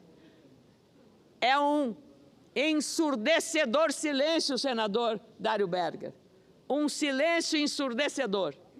Nenhuma palavra, nenhum pedido de desculpas às populações ribeirinhas do Rio Pará, à sociedade do Pará, ao brasileiro que está preservando a Amazônia. E o Brasil usa apenas menos de 10% da área que tem para produzir comida para o mundo inteiro e para o nosso país. Então, nós estamos ouvindo o desaforo e temos que reagir na mesma altura, assim como fez o povo de Bagé, assim como deveríamos fazer em relação a essa empresa da Noruega, cuja primeira-ministra, Erna Solberg, passou um pito ao presidente da República e, para mim, agora é de ela ter pedido desculpas ao crime ambiental cometido por uma empresa estatal norueguesa. Não dá-se para fazer silêncio sobre essas questões, senador Dário Berger. Não importa, é preciso ter clareza, é preciso ter coerência. Para mim, a corrupção é tão grave quanto um crime ambiental desse tamanho e dessa dimensão. Da mesma forma que o que aconteceu em Mariana, um acidente trágico, ambientalmente terrível, e o Greenpeace não disse uma palavra para defender. Por quê? Porque as empresas estrangeiras são as financiadoras dessa ONG internacional. E nós temos que ouvir calado, porque quando eu pedi à Comissão de Relações Exteriores que indagasse quais foram as causas da morte de uma pesquisadora sueca que caiu num hidroavião que pertencia ao Greenpeace, lá no Rio Amazonas, nenhuma resposta, nem do Ministério do Meio Ambiente, nem do Ministério de Relações Exteriores, de ninguém do governo. Eu acho que nós não temos uma atitude da soberania que nós temos que representar no nosso país. E estamos engolindo o desaforo de quem quer que seja. Eu acho que chegou a hora de dar um basta, de pôr essas verdades à tona, de não se preocupar com o politicamente correto, seja quem for, porque é incrível, inacreditável que o Greenpeace não tenha dado uma palavra sobre o acidente lá do Rio Pará ou o acidente de Mariana. Com muita satisfação, concedo a parte ao senador José Medeiros. Senadora Ana Amélia, muito obrigado. E digo de coração como é bom o Senado Federal ter alguém da envergadura de Vossa Excelência, ter alguém da coragem de Vossa Excelência. Eu vinha agora do Fórum Mundial da Água e vinha ouvindo no carro e pedi para que o meu motorista acelerasse, porque eu queria fazer essa parte a Vossa Excelência. O Brasil precisa de pessoas que falem, pessoas que o representem. O Brasil precisa de advogados, de representantes que defendam os seus interesses e que defendam com altivez, com independência e com coragem. E Vossa Excelência tem essa coragem de ser essa voz aqui que ecoa, independente de serem ONGs famosas, de serem outros dirigentes de outros estados, Vossa Excelência se mantém aqui impassível em defesa do Brasil. E eu digo isso porque, independente de Vossa Excelência ser do Rio Grande do Sul, quando Vossa Excelência faz esse pronunciamento, Vossa Excelência está defendendo as pessoas do meu estado, lá de Coniza, lá de Porto Alegre do Norte, lá de Santa Terezinha, de Vila Rica. Sabe por quê, senadora Ana Amélia? Porque, nesse momento, meu estado padece, muitas vezes, por causa desses religiosos que querem bater foto, fazer discurso bonito lá nos seus países e mandam suas empresas vir fazer o nosso país aqui de quintal. E Vossa Excelência se insurge contra isso. É essas mesmas pessoas que vêm explorar nosso país e, ao mesmo tempo, manietar o nosso desenvolvimento. Então, senadora Ana Amélia, congratulo e lhe parabenizo, porque Vossa Excelência, com certeza, vai ser uma das vozes que vai ajudar a desaparelhar os nossos órgãos, a fazer com que pessoas que enxergam dessa mesma forma, por essa ótica de defesa do Brasil, e que vai tornar os nossos estados independentes. Porque pessoas como essa que nessa norueguesa que falou lá, senadora Amélia, não é um discurso isolado, não. Infelizmente, nós hoje, boa parte da nossa legislação não sai daqui do Congresso, não sai daqui do Senado nem da Câmara, sai da influência dessas pessoas e sai daqui das portarias e das resoluções dos órgãos, sai da infralegislação. O Senado e a Câmara não legislam nessas questões, e por isso que eu lhe parabenizo. Muito obrigado, senadora Ana Amélia. Obrigado, senador Medeiros. Quero que a parte seja incluído ao meu pronunciamento, senador Dário Berger. Quero só fazer veja só a ironia, até o doutor Bandeira, que é um especialista em relações internacionais. Olha o que disse a dona Erna Solberg, a primeira-ministra da Noruega, naquela visita do presidente Temer. Além de cobrar soluções sobre corrupção, Solberg, a primeira-ministra, que agora deve estar engolindo seco, deixou claro que está preocupada com o desmatamento no Brasil, e com as forças que querem reduzir a proteção ambiental aqui. Ela confirmou que, diante da situação, haverá um corte do envio de dinheiro de Oslo ao Fundo da Amazônia, no valor de quase 200 milhões de reais. Haverá um pagamento menor em 2017, disse ela, porque a visita foi o ano passado, há 9 meses decorrente. Ora, talvez esses 200 milhões de reais não cubram o prejuízo provocado pela empresa estatal norueguesa neste vazamento clandestino de dejetos minerais que poluíram e que mataram parte do Rio Pará. Esses 200 milhões de reais não pagam isso, senador. E se nós não tivermos coragem de defender este país de bandeira verde e amarela, de Rui Barbosa a esta casa, sinceramente, acho que não temos direito de dizermos, eu sou brasileira, eu sou brasileiro, eu sou brasileiro. Eu, como gaúcha, que sou de um estado que defendeu a fronteira, que se transformou território nacional por defender a integridade nacional, também fez uma revolução que diz separatista, Revolução Farroupilha. Mas eu entendo que acima dos valores está a defesa da nossa soberania, que constantemente é ameaçada por pessoas como uma líder de um país que eu respeito muito. Eu conheço a Noruega.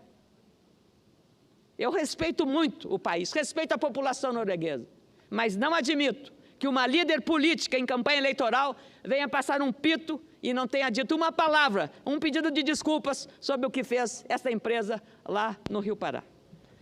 Quero dizer também, senador Medeiros, senadores que estão me acompanhando aqui. Eu estive lá na fronteira da Venezuela, do Brasil com a Venezuela, na chamada região da cabeça do cachorro, porque o mapa do Brasil lá faz exatamente um contorno de uma cabeça de cachorro. Maturacá, um batalhão perdido no meio daquela selva.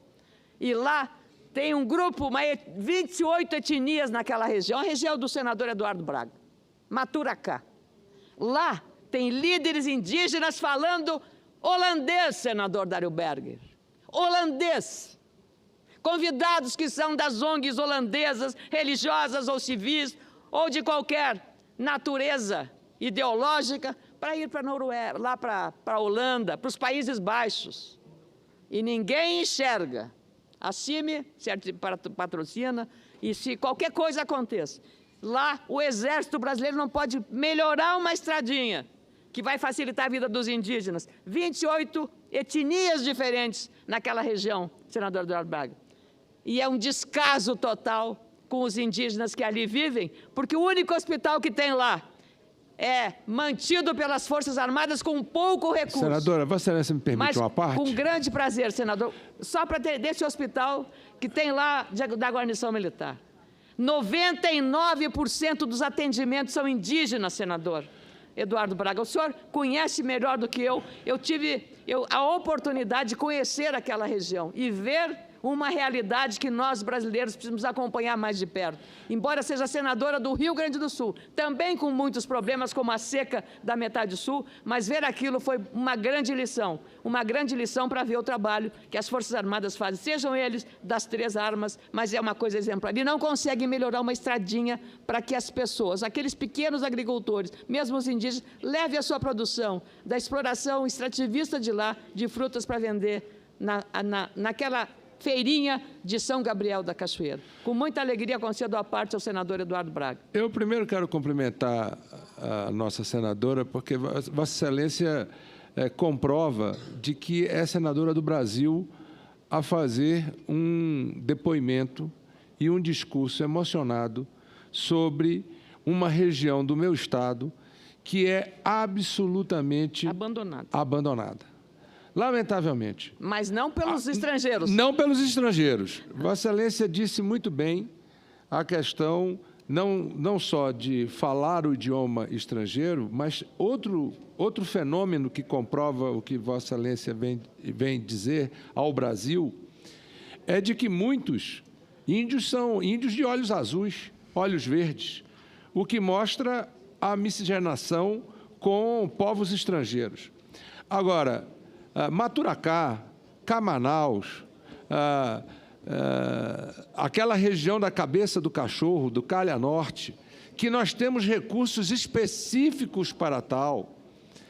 Portanto, não é falta de recurso, é falta de uma decisão política sobre uma questão chamada licença ambiental, que muitas vezes, por razões corporativistas ou pelo ideologismo corporativista existente em alguns órgãos, ignoram de que aqueles brasileiros que estão em regiões absolutamente isoladas, a diferença entre fazer essa pequena estrada e não fazer significa isolá-los de uma forma quase que intransponível.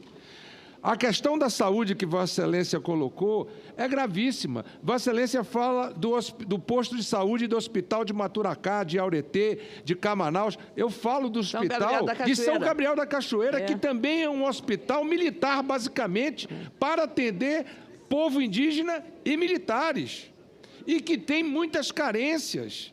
Muitas carências. Portanto, eu quero cumprimentar Vossa Excelência, dizer que Vossa Excelência só engrandece a tribuna do Senado como gaúcha que é, representante do povo gaúcho, mas que, neste dia, fala em nome dos brasileiros, em defesa de um povo brasileiro, que eu costumo dizer que ser brasileiros naquela região é ser brasileiro por 2 vezes. É verdade. Porque não é fácil ser brasileiro nas regiões isoladas da Amazônia. Portanto, para cumprimentar Vossa Excelência e reafirmar o que Vossa Excelência acaba de trazer ao Senado da República e ao povo brasileiro. Eu agradeço muito, senador, as palavras, a generosidade também, por ter entendido uma espécie de desabafo que eu fiz aqui sobre essa atitude dessa primeira-ministra norueguesa e do que foi feito lá. Dizer mais ainda que, por acreditar no papel das Forças Armadas, acho que as próprias instituições que lidam com o meio ambiente, mas o Poder Judiciário e a Suprema Corte também deve, porque algumas decisões são tomadas lá sem conhecimento da realidade. E isso é lamentável. Esse Brasil precisa ser conhecido antes de uma decisão que vai afetar dramaticamente. Foi o caso da definição da reserva indígena Raposa Serra do Sol.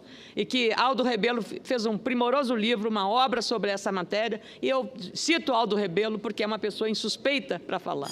Então, jamais abriria mão eu de defender o direito da demarcação de áreas indígenas para os povos indígenas. Eu jamais faria isso. Mas isso precisa ser feito dentro de uma racionalidade, de um princípio jurídico, constitucional, legal, para evitar que seja apenas e tão somente influenciado por um aspecto ideológico e não um aspecto técnico dentro da lei, dentro da Constituição brasileira. Então, eu tenho a clareza de falar sobre essas questões regiões e dizer que eu represento isso.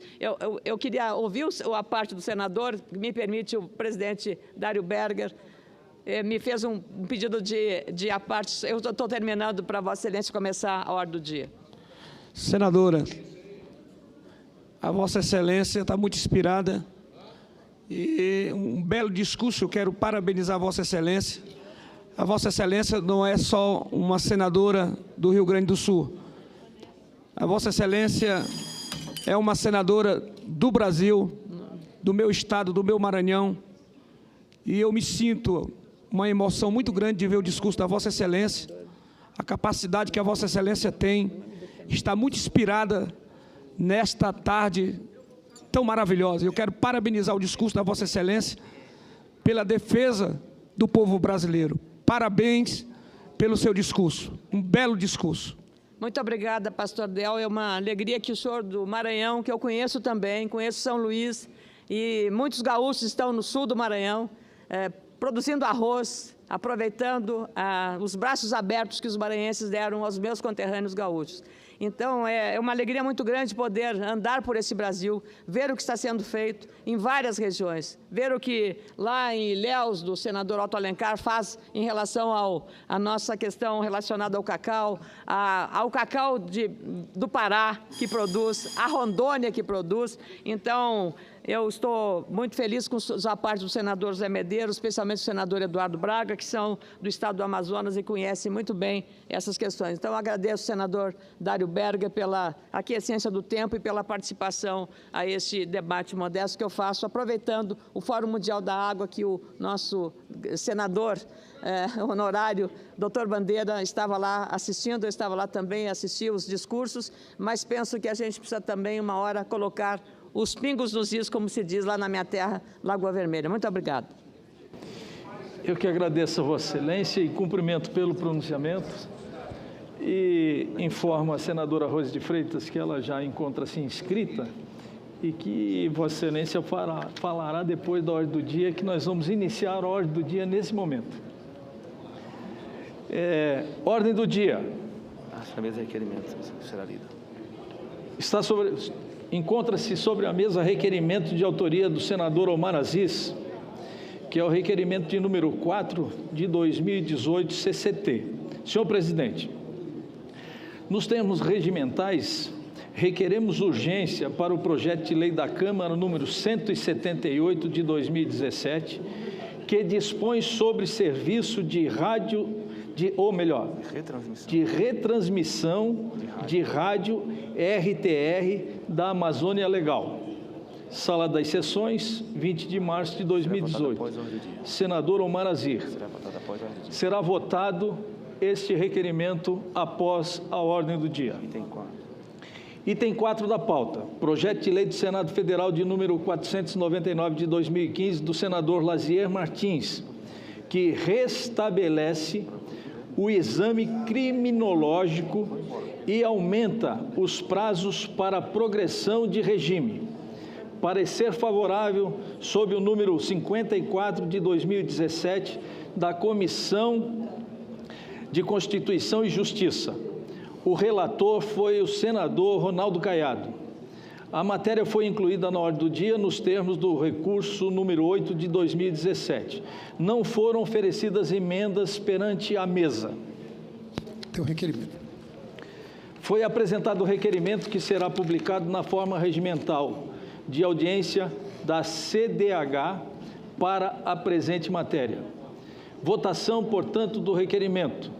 As senhoras e senadores que aprovaram... Senador, se possível, tem um pedido do senador Caiado, se fosse possível retirar de pauta, que ele não está aqui agora.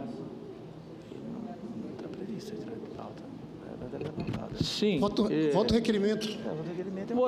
Vota o requerimento e depois, se for o caso, o autor da proposta pede a retirada do projeto. Senhor presidente. Então, submeto à votação.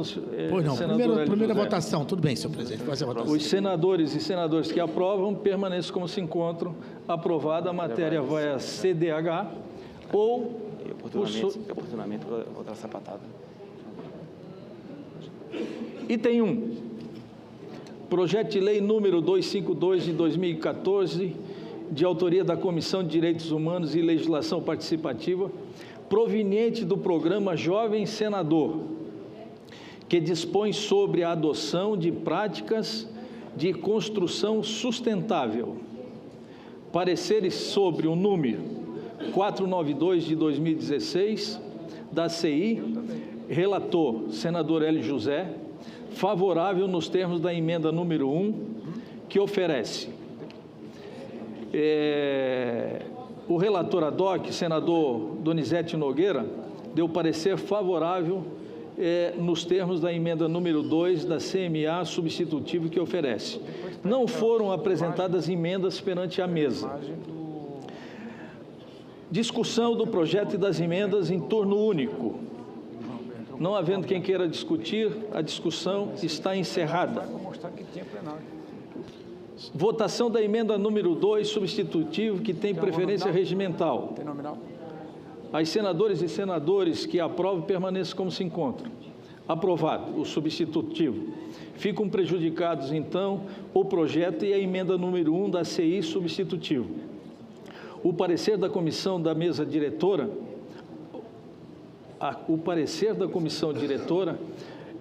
oferecendo a redação do vencido para o turno suplementar, será publicado na forma regimental.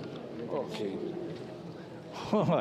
E agora, antes de conceder a palavra ao ilustre senador Hélio José, evidentemente que encontra-se aqui ao meu lado, nada mais, nada menos do que Sua Excelência, o presidente do Senado Federal, a quem, evidentemente, transmito a presidência.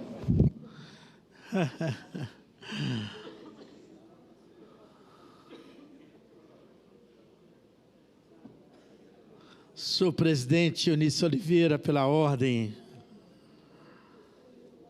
Obrigado, senhor. Pela ordem, senador Hélio José. Pois não, senhor presidente. Meus cumprimentos. Nobres colegas, fui relator na Comissão de Serviço e Infraestrutura desse projeto que acabamos de aprovar, no qual emiti parecer favorável diante da importância do tema. A Agenda 21 assevera-se tratar-se a construção sustentável de um processo holístico que aspira à restauração e à manutenção da harmonia entre os ambientes natural e construído e à criação de assentamentos que afirmem a dignidade humana e encorajam a equidade econômica. Nesse sentido, em face da intensificação de fenômenos prejudiciais ao meio ambiente e à saúde humana, como as ilhas de calor, a poluição atmosférica, enchentes frequentes, desconforto térmico, erosão do solo e grande perda de vegetação original, mostra-se necessário adotar novos padrões de construção que considere a sustentabilidade ambiental, de modo a amenizar os efeitos negativos da urbanização descontrolada e não planejada. Sou favorável, portanto, igual fomos, à aprovação do projeto. Ressalto que as medidas de sustentabilidade ambiental preconizadas poderão minimizar os impactos negativos causados nos centros urbanos pelo recrudescimento de ilhas de calor, poluição atmosférica, enchentes, erosão do solo e perda de vegetação nativa. De fato, o setor da construção civil desempenha um papel basilar na concretização dos objetivos globais do desenvolvimento sustentável e, por conseguinte, na garantia ao direito fundamental ao meio ambiente ecologicamente equilibrado, assegurado no caput 225 da Constituição Federal. Concluindo, senhor presidente, nesse sentido, a aprovação deste PLS representará um importante avanço no sentido da implementação de uma nova política urbana que seja consentânea com os princípios do desenvolvimento sustentável expressos na Constituição e nos tratados internacionais subscritos pelo Brasil, proporcionando um efetivo aumento na qualidade de vida da população brasileira. Então, senhor presidente, eu cumprimento Vossa Excelência, que abriu hoje o Fórum Mundial das Águas, brilhantemente. Nós tivemos lá uma sessão prolongada de manhã. Daqui a pouco, os parlamentares de 160 países estarão aqui nos visitando. Estamos numa discussão importante do Fórum Mundial da Água e a aprovação desse projeto, que eu quero agradecer ao nobre senador Dário Berg e Vossa Excelência. Ele só vem a colaborar com relação a essa discussão que foi feita hoje no Fórum Mundial das Águas. Muito obrigado, senhor presidente. Eu gostaria de responder a questão de ordem que me foi formulada a semana passada pelo senador Lindbergh Farias. Eu falei que iria verificar o que teria acontecido no plenário, já que, como presidente da Casa, estava o senador João Alberto, que é segundo vice-presidente aqui da mesa. Então, olhando os vídeos, me informa, inclusive me passa a resposta, a Secretaria-Geral da Mesa, que, como sabem os senhores, para que tenhamos uma verificação, é necessário que o autor tenha pelo menos mais 3 apoiamentos. No artigo 293 do Regimento Interno da Casa é muito claro em relação a isso. Então, no artigo 293, inciso 4º, diz exatamente isso. O requerimento de verificação de votação só será admissível se apoiado por mais 3 outros senadores. Pela verificação, estava presente o senador Lindbergh, o senador Requião, o senador Lindbergh, e, na sequência, chegou ao plenário a senadora Vanessa levantando o braço e fazendo o apoiamento. Faltava o 4º nome e o senador João Alberto indeferiu porque não tinha número suficiente. Indeferiu, naquele momento, a verificação. Portanto, com o devido respeito ao senador Lindbergh, que levantou a questão de ordem, baseado nas informações e baseado no vídeo que me foi apresentado, com a conclusão da Secretaria-Geral da Mesa, eu indefiro a questão de ordem, podendo, obviamente, Vossa Excelência recorrer, se quiser, à Comissão de Constituição e Justiça. Senhor presidente, eu recorro ao plenário, coitivo da CCJ. Eu, na verdade, preciso conversar com o senador Requião, que é quem também fez essa questão de ordem comigo. Então, sem querer discordar de Vossa Excelência, depois eu entrarei aí em acesso a esse material, porque, se de fato não existir os 4, eu mesmo abro mão do meu recurso.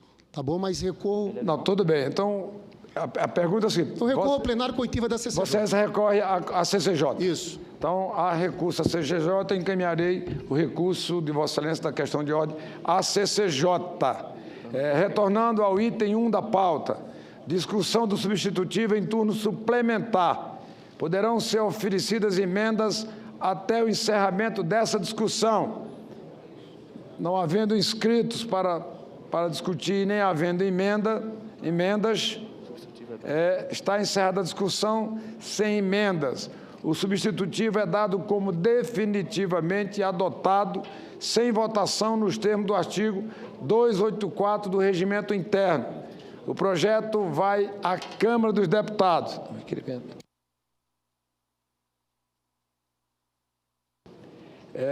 Item 2.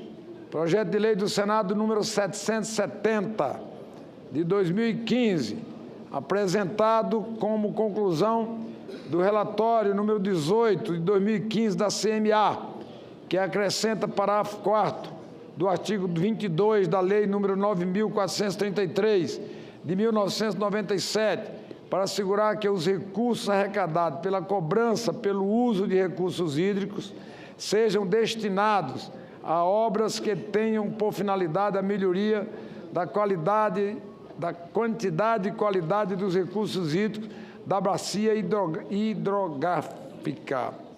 Não foram oferecidas emendas perante a mesa. Discussão do projeto em turno único. Não há inscrito para discutir. Está encerrada a discussão. Em votação, o projeto nos termos do parecer, não havendo inscrito para encaminhamento, está encerrado o encaminhamento. As senhoras e os senhores senadores que o aprovam, permaneçam como se encontram. Aprovado. A parecer da comissão diretora, oferecendo a redação final, que será publicado na forma regimental. Em discussão, a redação final. Não havendo quem queira discutir, está encerrada a discussão. Em votação, senhoras e senhores senadores que o aprovam, permaneça como se acham. Aprovada a matéria, vai à Câmara dos Deputados. Próximo item da pauta. Projeto de lei da Câmara número 51 de 2014, número 3.636/2000, da Casa de Origem, que obriga o uso de torneiras em dispositivo de vedação automática de água em todos os banheiros de uso coletivo. Parecer sob número 814 e 817 de 2016, respectivamente, da CDR. Primeiro pronunciamento, o relator, o senador Rodrigo Hollenberg, solicitando a audiência da CCJ sobre o projeto. Da CCJ, o relator foi o senador Marcelo Crivella, favorável com a emenda número 1 da CCJ de redação. E da CDR, segundo pronunciamento, o relator foi o senador Wellington Fagundes, favorável ao projeto e a emenda número 1 da CCJ de redação. Não foram oferecidas emendas perante a mesa. Discussão do projeto e da emenda em turno único. Não havendo quem queira discutir, está encerrada a discussão. Em votação do projeto e da emenda número 1 da CCJ de redação. Senhoras e senhores senadores que o aprovam, permaneçam como se encontram. Aprovado. O parecer da comissão diretora oferecendo redação final será publicado na forma regimental. Discussão da redação final. Não havendo quem queira discutir, está encerrada a discussão. Em votação, senhoras senadoras e senhores senadores que aprovam, permaneçam como se acham. Aprovada a matéria, vai à sanção. Será feita a devida comunicação à Câmara dos Deputados. Senador Lindenberg, pede a palavra. Pela ordem, presidente. Não? Pela ordem. Pela ordem, senador Cidinho. Presidente, nós estamos aí, que é o Dia Mundial da Água, dessa semana, sobre o PLC 315 de 2009, que justamente fala da compensação para os municípios que têm áreas alagadas por construção de barragens, de uma compensação dos royalties. Esse PLC já foi aprovado à urgência. Eu gostaria de solicitar de Vossa Excelência da inclusão na pauta, se fosse possível.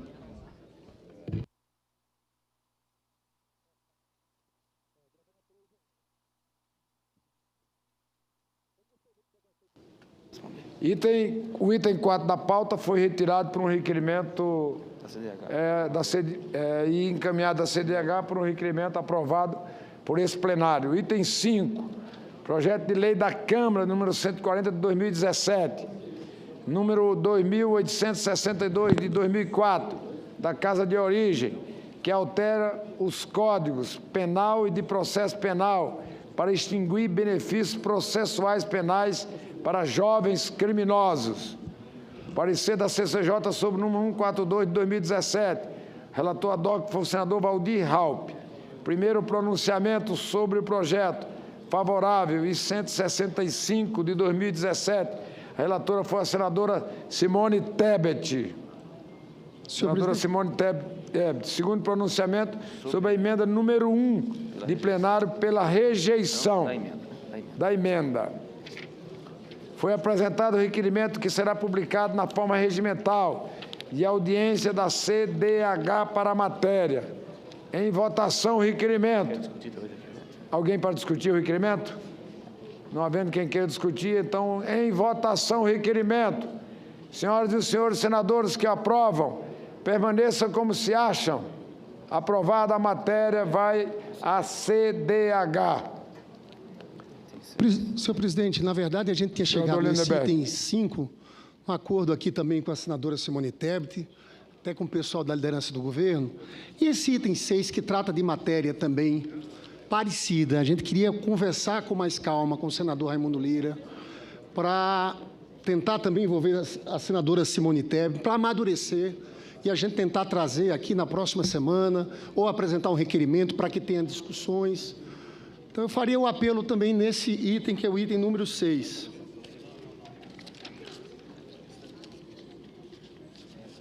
Eu vou apresentar um requerimento também para a próxima sessão e, enquanto isso, conversaríamos com o líder do PNB, senador Raimundo Lira, e com a senadora Simone Tebet. Pode ser, presidente? Senadora Simone Tebet, vocês querem falar? Sim, senhor presidente. É importante dizer, e eu já conversei inclusive com o relator, não sou relatora da matéria, mas como Vossa Excelência me determinou e eu tenho um ditado que diz que manda quem pode, obedece quem tem juízo.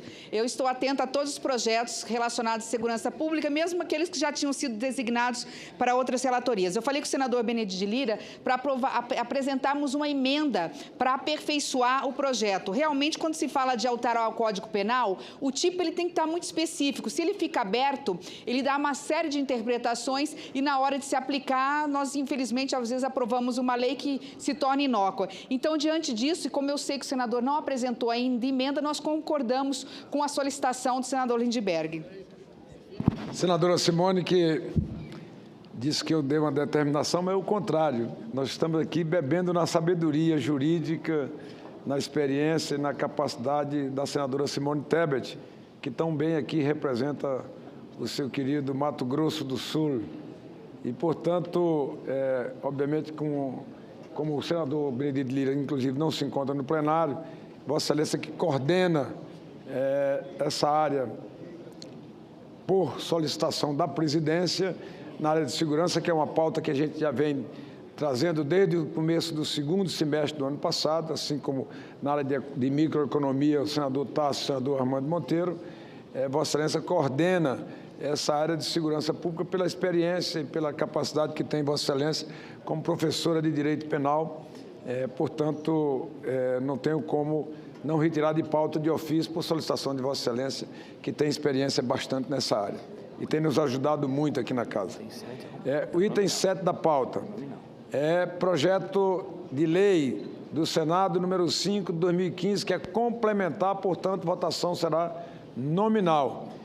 Do senador Paulo Paim, que altera a lei complementar 123 de 2006 para alterar o enquadramento no Simples Nacional, incluindo as atividades de prestação de serviço, de representação comercial e demais atividades de intermediação de negócios e serviços de terceiros.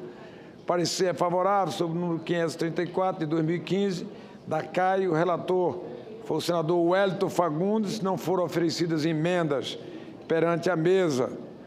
Discussão do projeto em turno único. Senhor presidente, para discutir a matéria, senador Romero Jucá. Senhor presidente, o governo tem uma preocupação com esse projeto, porque quando o projeto foi concebido, a situação dos representantes comerciais era uma. Em 2016, nós tivemos uma mudança na legislação do Simples para esses representantes comerciais. E nós criamos uma sistemática deles saírem da tabela 5 para a tabela 6, para a tabela 3, aliás, exatamente dando condições de um desconto maior. Então, eu queria ponderar isso, porque, da forma como está previsto aqui o projeto, nós vamos ter uma diminuição de receita ainda maior, né, no momento em que a situação é grave. Né? Então, eu queria ponderar essa situação. Eu gostaria de acrescentar à discussão que, quando fizemos o Simples, tínhamos um problema de várias categorias quererem mudar de posição. Então, uma forma de resolver a questão e dar um critério foi que as categorias poderiam pleitear mudar de posição no momento em que elas tivessem, em relação a seus empregadores, 28% de empregados em relação à receita que tinham.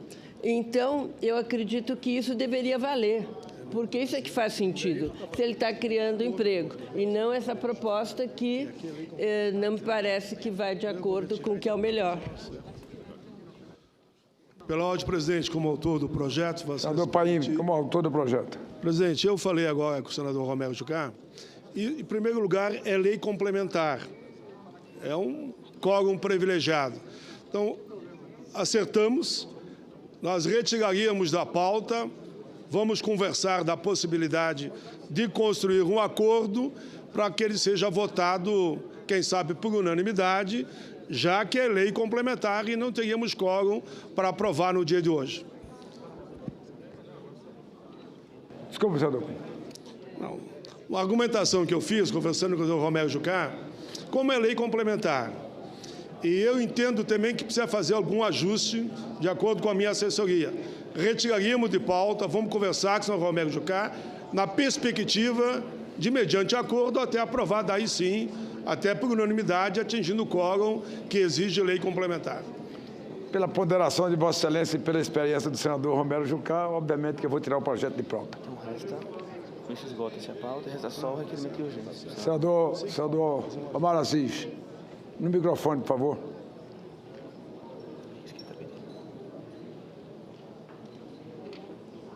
Senhor presidente, tem um projeto que eu pedi a urgência, que veio da Comissão de Ciência e Tecnologia, um projeto de autoria do deputado Paulo Avelino. Qual é? E se não for nenhum incômodo para Vossa Excelência e nem para esse plenário, eu pediria para ser votado esse projeto, que é muito importante para a Amazônia Legal. 178? É 178? É, sim, senhor.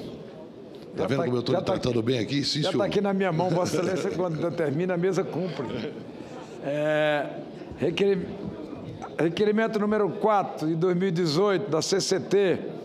Senhor presidente, nos termos regimentais, requeremos urgência para o projeto de lei da Câmara número 178, de 2017, que dispõe sobre o serviço de retransmissão de rádio RTR da Amazônia Legal.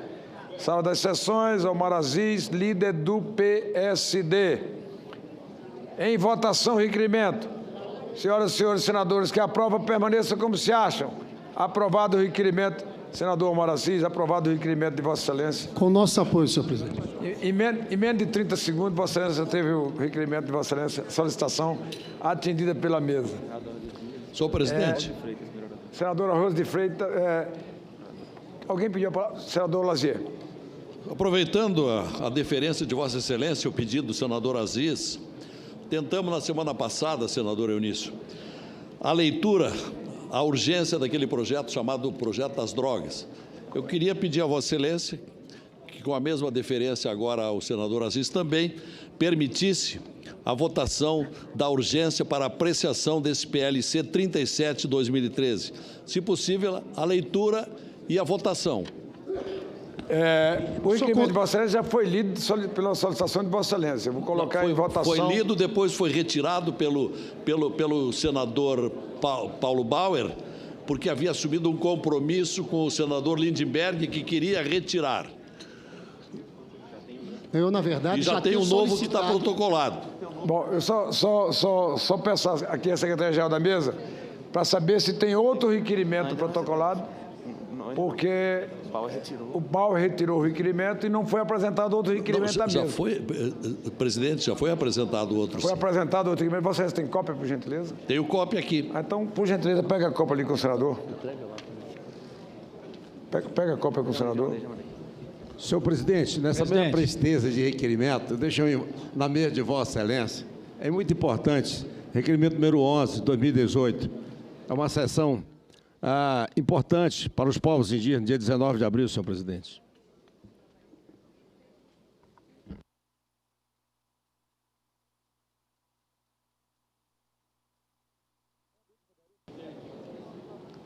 Eu peço à mesa que...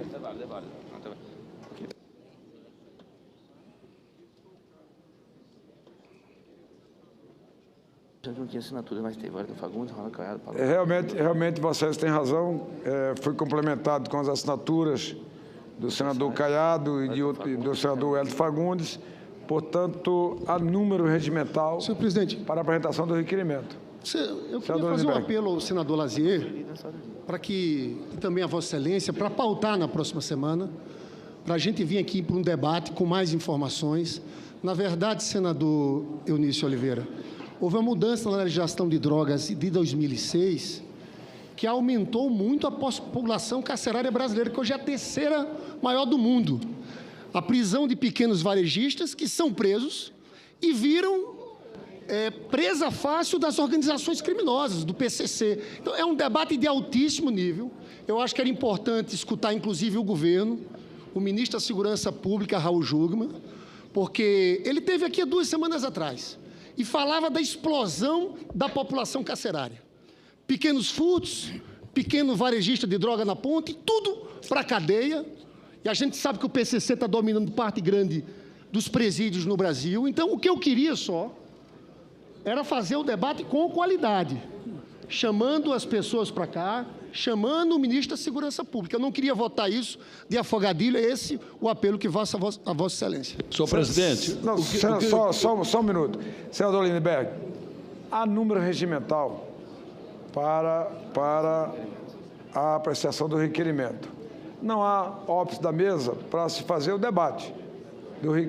O plenário é que é soberano para decidir. Então, eu perfeitamente podia receber o requerimento, mesmo sendo com a maioria de líderes, e não pautar o requerimento, porque cabe a essa presidência a pauta. Mas como eu tenho aqui tradicionalmente feito, senador Lindbergh, atendido quando tem número regimental dos líderes, eu farei a leitura, senador, só para alertar o senador Lazier, que amanhã na ordem do dia, no início da ordem do dia, é necessária a presença de Vossa Excelência. E amanhã, no início da ordem do dia, eu farei a leitura dos 2 requerimentos que chegaram à mesa agora, eu só recebi agora, o do senador Telmário e do senador Lazier, mas amanhã solicito a presença de Vossa Excelência, tão assíduo aqui na casa, só para, na hora que eu abrir a ordem do dia, fazer a leitura e a votação no final da sessão de amanhã dos 2 requerimentos, do de Vossa Excelência e do senador Telmário. Perfeito, presidente, porque o que estamos pedindo é a votação de urgência. Nós não vamos fazer o debate agora, como quer o senador Lindbergh. Esse debate pode ser na semana que vem. Claro. Haverá tempo para isso. Queremos a urgência. Há um compromisso da mesa, tanto com Vossa Excelência como com o senador Telmário, que amanhã, desde que os 2 estejam presentes na abertura dos trabalhos, na hora da leitura, eu farei a leitura e farei a votação logo no final da ordem do dia, dos 2 requerimentos, do de Vossa Excelência e do senador Telmário. Atende Vossa Excelência, naturalmente. Pela ordem, presidente. Pela ordem, presidente. Pela ordem, presidente. Pela ordem, pela palavra, senador Medeiros. Senhor presidente Eunício de Oliveira, eu quero fazer um apelo a Vossa Excelência no sentido de liberar a leitura da mensagem 57 de 2018, enviada no início desse ano pela Presidência da República ao Senado Federal, que trata da importante pauta para que o Ministério da Educação dê início aos trabalhos de implementação do novo ensino médio e do programa de fomento às escolas de ensino médio em tempo integral nos estados brasileiros. Chegou ao nosso conhecimento que a Presidência da República enviou no dia 25 de janeiro um pedido de autorização de empréstimo no valor de 250 milhões de dólares por meio de acordo junto ao Banco Mundial. O valor do empréstimo por parte do BIRD cobrirá ações a serem realizadas ao longo dos próximos 5 anos, segundo estimativa do Ministério da Educação. Os recursos do Banco Mundial, senhor presidente, estarão vinculados ao programa para resultados. A matéria está pronta para leitura em sessão desse plenário e a mensagem presidencial só entrará no sistema do Senado e encaminhada para a deliberação das comissões de assuntos econômicos após essa leitura. Portanto, presidente, peço que o espírito de homem público fale mais alto neste momento e com a devida urgência de encaminhamento da nossa importante matéria, como Vossa Excelência sempre encaminhou aqui no Senado. Muito obrigado. Senador Flecha Ribeiro. Presidente, senador Eunício Oliveira, pediria a Vossa Excelência se nós pudéssemos fazer a leitura e a votação para um regime de urgência para o PLS número 90 de 2007, que trata de uma matéria importantíssima para o momento que vivemos do aumento da violência. Esse projeto é de 2007 e trata de não permitir contingenciamento nos recursos do Fundo Nacional de Segurança. Aprovamos já da senadora Ana Amélia, que diz respeito ao Fundo Penitenciário, e agora é sobre o Fundo Nacional de Segurança. Pediria a Vossa Excelência, senador Eunício, que nós pudéssemos fazer a leitura amanhã, antes da ordem do dia do regime de urgência que se encontra sobre a mesa e, durante a ordem do dia, votarmos esse pedido de urgência. E um outro pedido, senador Eunício, é que Vossa Excelência pudesse pautar, o PLS 626 de 2011. Esse PLS, ele corrige uma injustiça com a região amazônica, de não permitir o plantio de cana-de-açúcar em áreas já antropizadas. Nós não pretendemos derrubar uma única árvore para plantar cana. Agora, nas áreas já antropizadas, que já se planta milho, soja, algodão, não se pode plantar cana. Então, é isso que trata o projeto número 626 de 2011, está pronto para ser pautado e eu pediria a Vossa Excelência que o fizesse, por favor. Senadora Ana Amélia. Eu estou na fila também de pedidos a Vossa Excelência, presidente. Estou na fila aqui como os demais colegas. Até tivemos a oportunidade, como autor dos 2 projetos que esperam inclusão na pauta de votações da sessão deliberativa do Senado, que são 2 projetos PLC da Câmara, o 63 de 2016 e o 58 também de 2016, ambos a autoria do deputado Alceu Moreira, do PMDB do meu estado. O primeiro deles trata estabelecendo regras para a produção de polpa e suco de frutas em estabelecimentos de agricultura familiar rural, e o outro, 58, que trata da federalização de uma rota Caminho das Neves, que entra em São José dos Ausentes, Bom Jesus, e vai a Santa Catarina, a São Joaquim. O senador Dalírio Beber, que havia pedido para que essa matéria voltasse à Comissão de Constituição e Justiça, teve a gentileza pela compreensão de que não era necessário o retorno, então essa retirada do requerimento do senador Dalírio Beber, e eu agradeço a ele a sensibilidade dessa decisão, podemos fazer a votação do projeto do Caminho das Neves do deputado Alceu Moreira e o outro da agricultura familiar da polpa de frutas. Muito obrigado. Senadora, Vossa Excelência será atendida. Senadora Simone Tebet. Obrigada, senhor presidente. Eu tenho um pedido, mas não é a Vossa Excelência.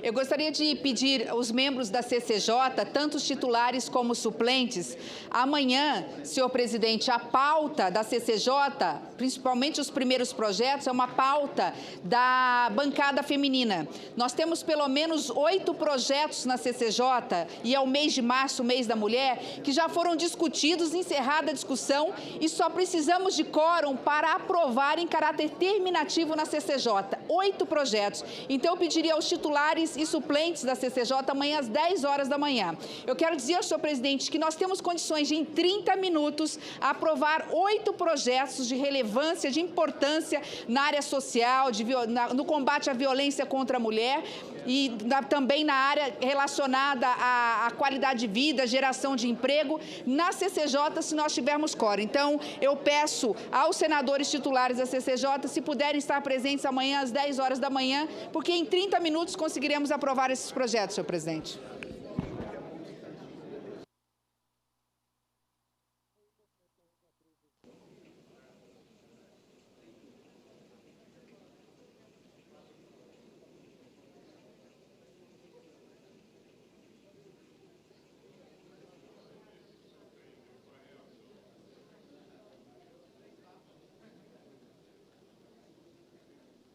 Senadora Simone, aqui hoje foi muito rápido também.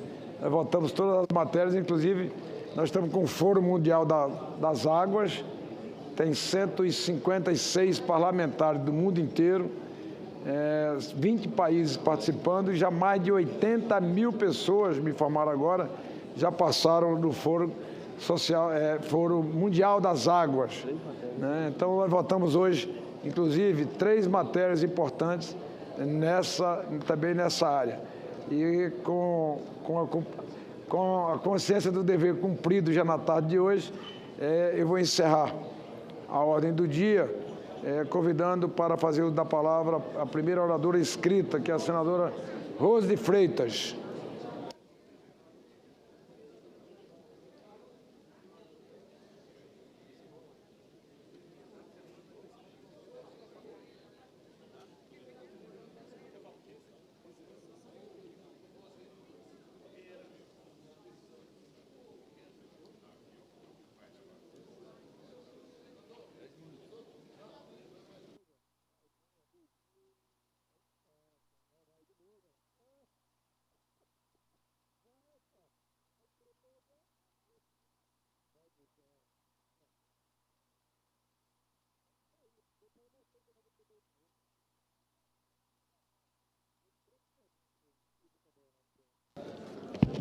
Senhor presidente, senhora e senhores senadores, é evidente que esse discurso que vou fazer agora da tribuna vem acompanhado de um sentimento de consternação devido não só à grave crise de segurança pública da cidade do Rio de Janeiro, situação essa que foi determinante para a decretação da intervenção federal no Estado, e é a primeira vez que isso ocorre sob a Constituição que ajudei a escrever desde 1988. Mas eu tenho que citar aqui um fato cruel, devastador, que foi o assassinato da vereadora Marielle Franco e do seu auxiliar Anderson Gomes. Essa face, senhor presidente, é a mais dramática face que eu ousei presenciar ao longo da minha vida pública e que se passou na antiga capital da República. O caso do Rio de Janeiro, no entanto, mesmo que emblemático e impactante, até pelo que a antiga capital representa para o nosso país, está longe de ser, presidente, de ser um único caso ou isolado caso.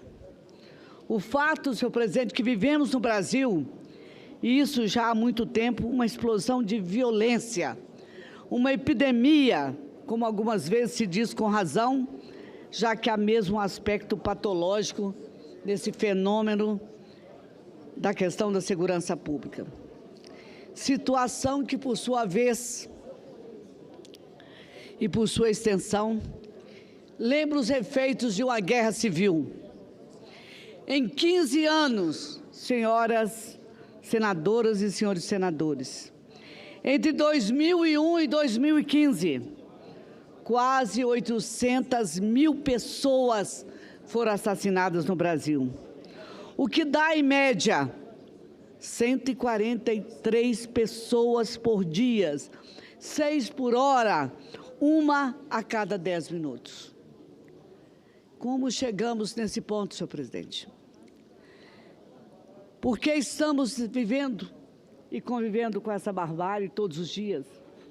O que foi que nós deixamos de fazer? O que nós deixamos de ouvir? O que nós deixamos de decidir? Um estudo da ONU de 2014 já apontava que 10% de todos os homicídios ocorridos no mundo eram cometidos no Brasil. Nossa sociedade, senhor presidente, está sofrendo, está doente, e essa violência que se espalha por todo o tecido social, desdobrando-se ainda em insegurança e medo que nós experimentamos viver todos os dias, é o sintoma mais grave dessa doença. Me preocupa, sobretudo, é o que os dados mostram, é que a situação está piorando. Entre 2005 e 2015, o número de homicídios no Brasil cresceu algo entre 48 e 50 mil por ano, para cerca de 60 mil. Passamos de uma taxa de cerca de 26 assassinatos por cada 100 mil habitantes para algo próximo a 30. Há uma nítida aceleração na escalada violenta que acomete, que assola a nossa sociedade.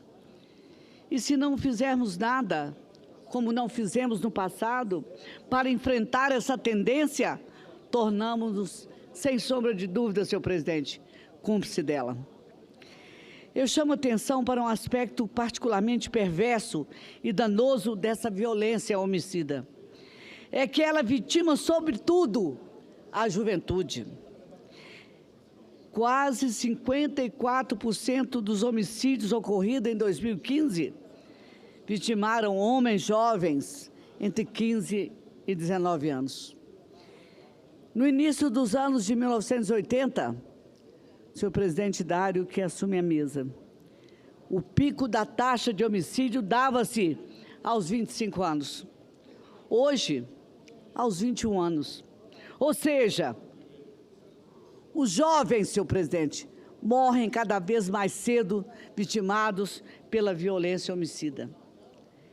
Não podemos ignorar os efeitos demográficos dessa tendência, que serão inevitavelmente sentidos no médio e longo prazo.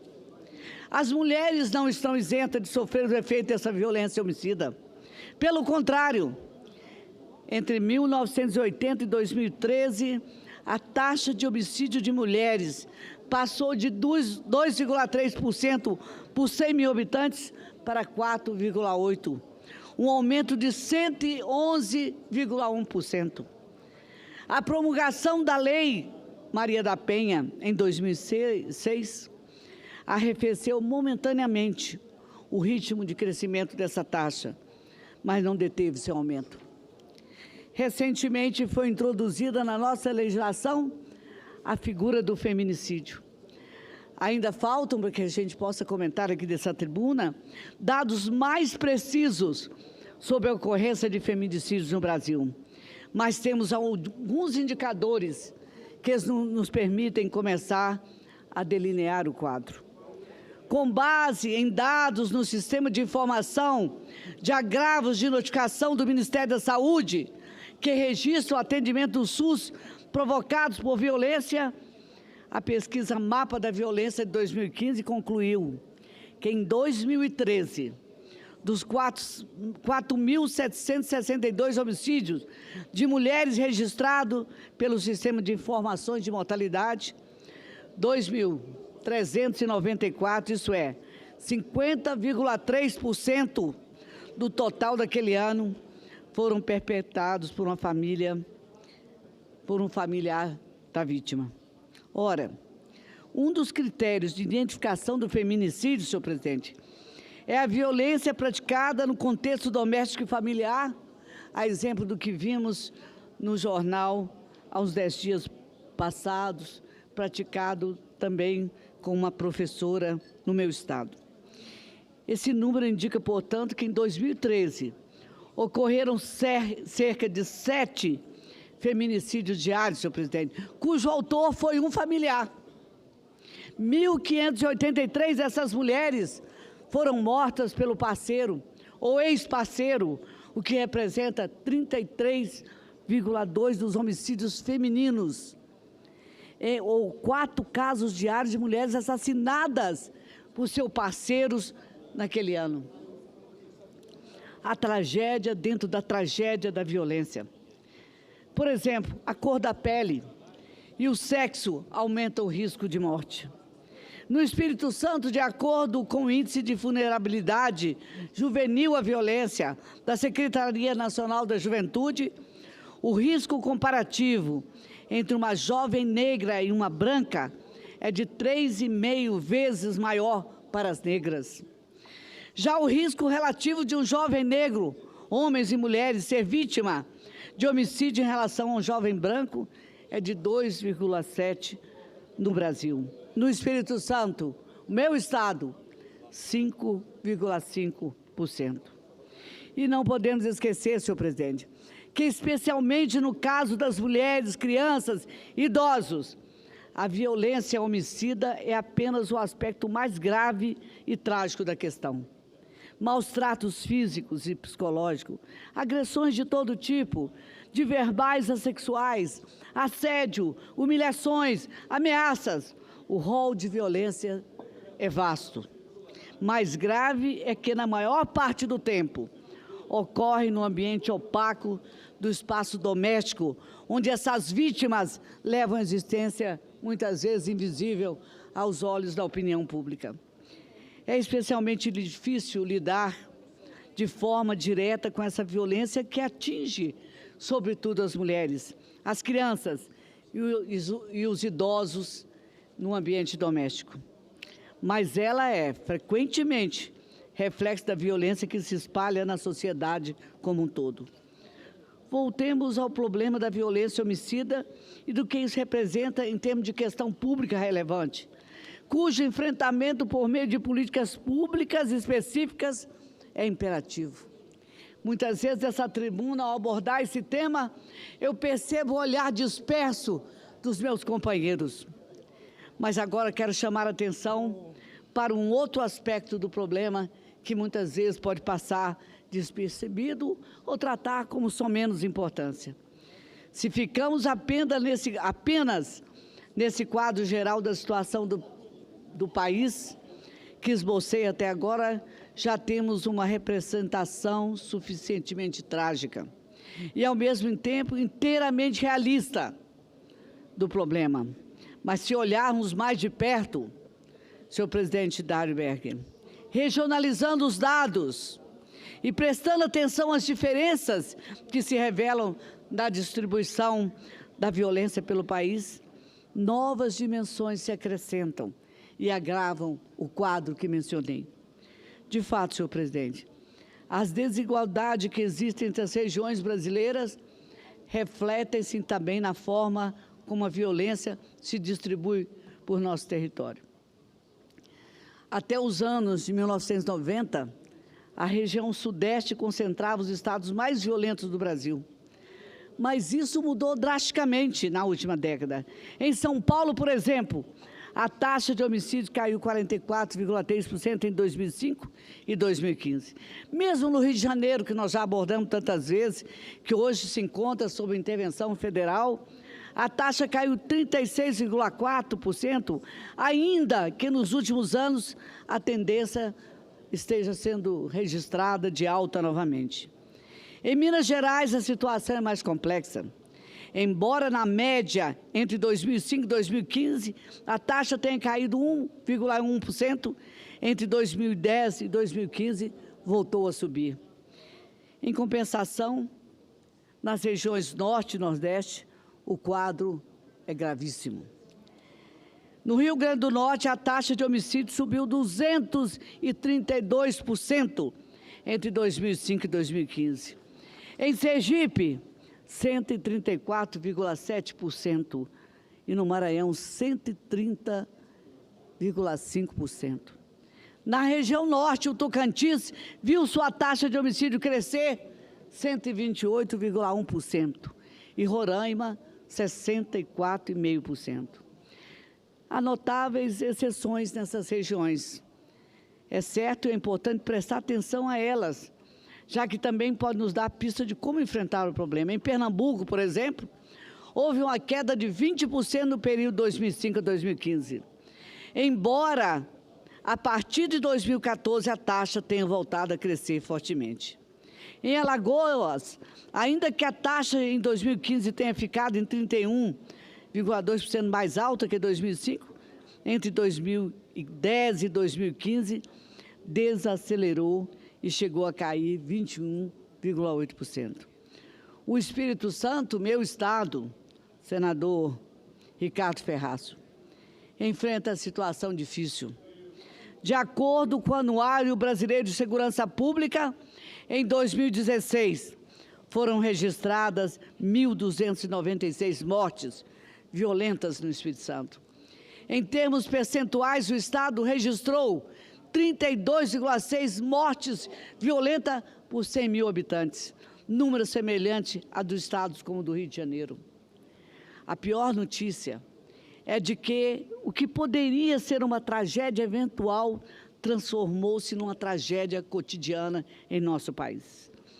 De acordo com o portal G1 do Espírito Santo, em 2016 e 2017 houve um aumento de 14,4% no número de homicídios em solo capixaba. Em 2016, foram 873 homicídios. Em 2017, 999. O período considerado foi o de 26 de fevereiro a 30 de novembro de cada ano. O mesmo portal G1 decidiu isolar o começo de 2017, quando a greve de 22 dias de policiais deixou um saldo de 210 assassinatos, de acordo com o Ministério Público Estadual. greve que, inclusive, provoca sequelas até hoje. A violência tem várias causas, mas certamente a falta de investimento adequada na preparação das forças policiais, que devem ser treinadas e equipadas, está entre as causas mais significativas. Penitenciárias que se parecem com centrais do crime organizado também contam para fomentar essa tragédia que decepa a vida de milhares de brasileiros e arruína a vida de um número maior de familiares das vítimas. Outra grande causa é a impunidade. No Espírito Santo, apenas para citar um exemplo, 86% das investigações não chegam ao judiciário. E é interessante observar exemplos bem-sucedidos. É o caso de Pernambuco, que durante alguns anos logrou estancar a violência homicida e destacar-se no cenário violento que se instalou em outros estados nordestinos. Lá, um programa do governo estadual chamado Pacto pela Vida fez a diferença, desde que foi implantado em 2007. Ainda que, a partir de 2014, a violência tenha voltado a aumentar em Pernambuco, com os índices regredindo aos níveis de 2009. É preciso apostar na ideia de que o Estado precisa ocupar os espaços sociais vazios de proteção e, portanto, estados socialmente vulneráveis, garantindo efetivamente o acesso das pessoas a serviços que lhes são devidos e que proporcionam mais qualidade de vida. O Brasil parece ter olhado transversalmente para o problema da violência. Segurança não é apenas proteção policial, é também proteção social. É também fortalecimento das comunidades por meio da melhoria da qualidade de vida do cidadão. Seja como for, senhoras e senhores senadores, o que esses exemplos mostram é que a ação do Estado é decisiva no enfrentamento à violência, seja no sentido de revigorar o sistema de segurança pública, atuando na repressão e no combate à criminalidade, seja garantindo à população os serviços e os meios necessários para que possam viver e prosperar sem precisar recorrer à violência. Os exemplos nacionais encontram ecos em experiências exitosas em outros países. Vamos lembrar, por exemplo, o caso dos Estados Unidos, que sofreu com um retrocesso de escalada da violência a partir dos anos de 1980, mas que conseguiu revertê-lo com ações do Estado organizado em torno de 3 eixos: policiamento comunitário, aumento do efetivo das forças policiais, práticas policiais e leis mais rígidas. Outro caso de sucesso, geralmente lembrado, é o da Colômbia. Nos anos de 1990, a taxa de homicídio na Colômbia chegou a 95 por 100 mil habitantes, em uma época em que o país sofria severamente com a luta armada e a atividade dos cartéis da droga. A mudança começou uma reforma da polícia, com a remoção dos policiais corruptos, a modernização da gestão, a mudança da cultura policial. Em Medellín, particularmente, que chegou a registrar a taxa de 381 homicídios por 100 mil habitantes no início de 1990, havia lugares em que o Estado simplesmente não podia entrar. Foi preciso que a operação policial e militar que recuperou aqueles territórios fosse desdobrada em ações de recuperação e de inclusão social, com programas que proporcionassem serviços básicos de reurbanização e construção e reconstrução da infraestrutura das cidades, dos distritos, das comunidades. Tudo isso resultou em uma queda significativa da taxa de homicídios. Onde foi que o Brasil deixou de cumprir o seu dever, suas obrigações, deixou de se organizar para enfrentar a contínua escalada da violência? Enfim, senhor presidente, os exemplos nacionais e internacionais nos mostram que uma ação estatal coordenada, e isso tem que ficar sempre lembrado, para que a gente amanhã, ao eleger um presidente da República, ele tenha compromisso com a questão da segurança pública, compromisso social para ajudar a questão da segurança pública e, sobretudo, comprometimento na administração pública, local e nacional, envolvendo tanto a segurança pública quanto a segurança social. É imprescindível esses mecanismos para que a gente possa partir para o enfrentamento eficaz do problema da violência. Cabe nos perguntar o que nós, parlamentares, podemos fazer a esse respeito, dentro do esforço do Estado para enfrentar a violência homicida. Somos legisladores. Legisladores têm papel a desempenhar. É o esforço de aperfeiçoar. Cabe-nos pensar a toda hora, fazer um esforço para que as normas que regulamentam a segurança pública se aperfeiçoem, e é necessário as ações para modernizar e tornar mais eficiente o trabalho policial e a gestão do sistema de segurança. É assim, senhor presidente, nesse sentido, que eu gostaria aqui de lembrar uma proposta de emenda à Constituição apresentada por mim e subscrita por diversos senadores e senadoras, que propõe a federalização dos órgãos de segurança pública. Há vários sinais de que o nosso sistema de segurança pública está exaurido. Está decretada a sua falência. A epidemia da violência que nos assola não tem nisso sua única causa, certamente. É um fenômeno mais complexo do que eu estou abordando aqui. Mas, nessa escalada de violência, é sem dúvida demonstrada a incapacidade do nosso sistema de segurança pública, a nossa incapacidade de Estado, de agentes de Estado, de enfrentá-la. Temos facções criminosas, senhor presidente, controlando nossos presídios, rebeliões recorrentes nas prisões, polícias muitas vezes despreparadas ou mal equipadas, estados e municípios incapazes de assumir o encargo de reparar e sustentar a segurança pública. O Espírito Santo, como já vimos, é infelizmente um triste exemplo disso. Temos ao todo 84 órgãos de segurança pública, em geral desvalorizados, ineficientes, sucateados, que não interagem, não cooperam uns com os outros e não há uma inteligência comum para organizar esse sistema. A ideia da PEC que apresentamos é unificar e federalizar a segurança pública, incorporando as polícias civil e a Polícia Federal, unificando as polícias militares em uma Polícia Militar da União, unificando os corpos de bombeiros militares em um corpo de bombeiros militares da União. Com isso, senhor presidente, só para concluir, nós visamos a valorização dos policiais civis, sem, contudo, tirar a capacidade da investigação que eles também detêm sob o seu controle, bem como a racionalização, desburocratização, otimização, uniformização, procedimentos e equipamentos, eliminando as redundâncias e os conflitos ocasionados pela existência de 27 estruturas heterogêneas nas unidades da Federação.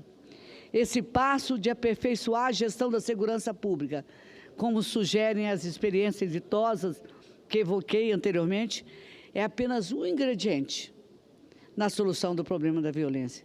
Porém, eu considero fundamental. A aprovação da PEC, que ganhou o número 6 de 2017, é uma contribuição importante para colocarmos a questão da segurança pública no enfrentamento da violência em outro patamar. Eu bem sei, presidente, que na vigência da intervenção federal no Rio de Janeiro, não temos a possibilidade de apreciar emendas à Constituição. Mas eu espero que possamos aproveitar o máximo para aprofundarmos nossa reflexão, que se faz necessário, que não é de somenos importância, não pode ser objeto somente do meu discurso.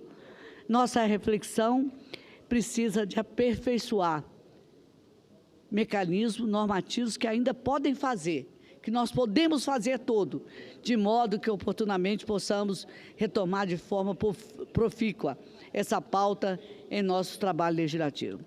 Portanto, senhor presidente, muito obrigado pela sua compreensão, senhoras e senhores senadores, a questão da violência que vem acelerando, ganhando contorno cada vez mais dramático no Brasil, é um grave empecilho ao nosso desenvolvimento. É uma ameaça real ao nosso futuro. Essa é uma ameaça real ao futuro dessa nação. Trata-se de um tema que deve ter absoluta prioridade para todos nós. Sem paz, não é possível uma vida social saudável. Precisamos nos livrar da patologia da violência homicida, sob pena de vermos todos os nossos demais objetivos como nação, tudo que se fala, tudo que se pede, tudo que se prioriza, nessa nação fracassar. E como eu disse, concluindo, recentemente um general da reserva, Roberto Juguta, Câmara-Sena, que comandou as operações do Rio em 94, a violência que se espraia deixou de ser uma questão de segurança pública, é uma questão de segurança nacional. Concluo, senhor presidente, sugerindo que nós todos nos esforcemos ao máximo para abordarmos este tema em nossa pauta com a prioridade que ela merece. Sei que posso contar com Vossa Excelência, o Brasil pode contar com Vossa Excelência. Nossa sociedade está cada vez mais doente e sofrendo mais com a corrosão da violência. Isso é o que a sociedade espera de todos nós. É preciso que o Parlamento, nesse grave momento da nossa história, permaneça vigilante e, sobretudo, saiba tomar as decisões na hora que se faz necessário. Deixou de tomar no passado. Essa casa, a outra casa do lado da rua, o outro poder do outro lado da rua. É o que a sociedade está esperando, que nós tenhamos capacidade de nos unirmos, tenhamos essa capacidade e façamos algo urgente pela nossa nação. E sobre a Marielle, quer dizer Marielle e Jefferson presente. Senadora Rose de Freitas, deixa eu só entrar rapidamente nessa discussão, porque não preciso dizer para Vossa Excelência da minha admiração que tenho por você, minha querida correligionária, minha amiga. E Vossa Excelência aborda um tema atual, relevante, importante.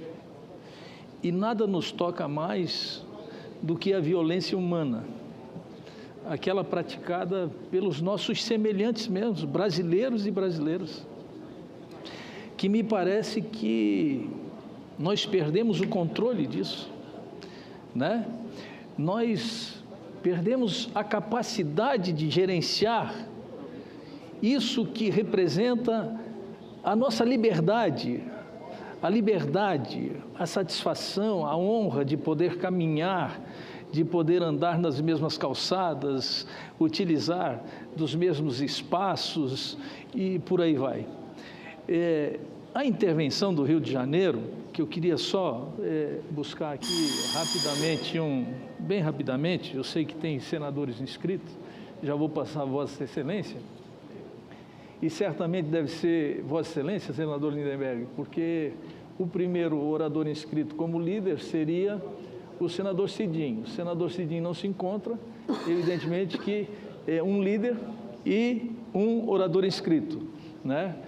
Então, certamente, se o senador Cidinho não aparecer, Vossa Excelência é o próximo, e daí nós vamos intercalando. Só me permite mais um minuto para mim abordar esse tema, que também preciso participar dessa discussão. Essa intervenção no Rio de Janeiro, ela, evidentemente que se faz necessária, ela é importante, mas esse não é um problema do Rio de Janeiro. Isso é um problema de Florianópolis, a capital mais segura do Brasil. Quero dar um dado para Vossa Excelência. A Organização das Nações Unidas estabelece que uma taxa de 10 para cada 100 mil habitantes é normal. Vossa Excelência sabe quanto que foi a última taxa em Florianópolis? Foi de 30,7%. Em Joinville, 22%, em Chapecó, 17%, em São José, 16% e em Blumenau, 11%. Só para demonstrar para Vossa Excelência que o problema da violência hoje não é um problema do Rio de Janeiro, muito pelo contrário. Com certeza. O problema do Rio de Janeiro é muito mais amplo do que a violência. que chegamos no fim de um ciclo no Rio de Janeiro, com as instituições todas degradadas, com a autoestima lá embaixo do povo do Rio de Janeiro com relação às instituições e à classe dominante, à classe política e etc. e tal. Portanto, esse é um tema que merece de nossa parte uma ampla análise. Eu ainda continuo sempre achando, e vou continuar achando, que o resultado dessa violência toda, talvez não toda, mas boa parte dela, se não a maior parte, está diretamente relacionada às desigualdades que existem no Brasil. Porque os traficantes, a violência só se prevalece de onde não existe o Estado, onde o Estado é omisso. E, na verdade, o Estado no Rio de Janeiro, em função das favelas, que são múltiplas, ele é omisso. Os nossos jovens não têm oportunidade de emprego. E quando os nossos jovens têm aqui um dado de que as maiores vítimas são jovens de 17 a 23 anos. Desses, 73% das mortes são de negros. Mas por que eles morrem? Porque certamente eles não tiveram a oportunidade que nós tivemos. Que se somos diferentes é porque talvez tivemos oportunidades diferentes. O que nós precisamos é de programas sociais. Digo mais para Vossa Excelência o seguinte: quando eu fui candidato a prefeito em Florianópolis, e Florianópolis é uma cidade muito parecida com o Rio de Janeiro, a sua geografia, suas montanhas, os seus morros, e etc. e tal, e o seu processo de ocupação irregular e clandestina, se transformando posteriormente em favela. E aí tinha no debate da campanha política que necessitava-se de se intervir nessas áreas. E eu disse naquela oportunidade que o morro não precisava de polícia. O morro precisava de programas, de projetos sociais, de inclusão e etc, etc. Pois eu, quando fui prefeito, tive a oportunidade de fazer o maior programa social do estado de Santa Catarina, no maciço do Morro da Cruz, um morro composto por 16 comunidades, que tinha aproximadamente 8.000 residências, todas desassistidas e abandonadas, sem acesso, sem escola, sem saúde, sem esgoto, sem água, sem luz, sem nada. E nós investimos ali, inclusive foi um programa do governo federal, do presidente Lula, que é o programa que o presidente Lula lançou, que era a urbanização e humanização das áreas carentes e de favelas e etc. e tal. Bem, o que aconteceu? Qual é a violência que tem hoje no maciço do Morro da Cruz? Não tem mais violência no maciço do Morro da Cruz. Porque nós abrimos as estradas, levamos o ônibus, levamos o acesso, levamos a escola, levamos levamos saúde, levamos lazer, levamos áreas de lazer, campinhos de futebol e etc. e tal, e houve uma grande e profunda transformação daquela comunidade. Enquanto nós não fizermos o que foi feito em Florianópolis, modéstia à parte, pela minha participação, certamente nós não vamos resolver o problema do Rio de Janeiro. Porque quando a gente passa no Rio de Janeiro, a gente vê o contraste da cidade formal e da cidade informal, a ilegal, que é uma tristeza a gente ver aquilo. Não é possível que nós vamos conviver com isso muito tempo.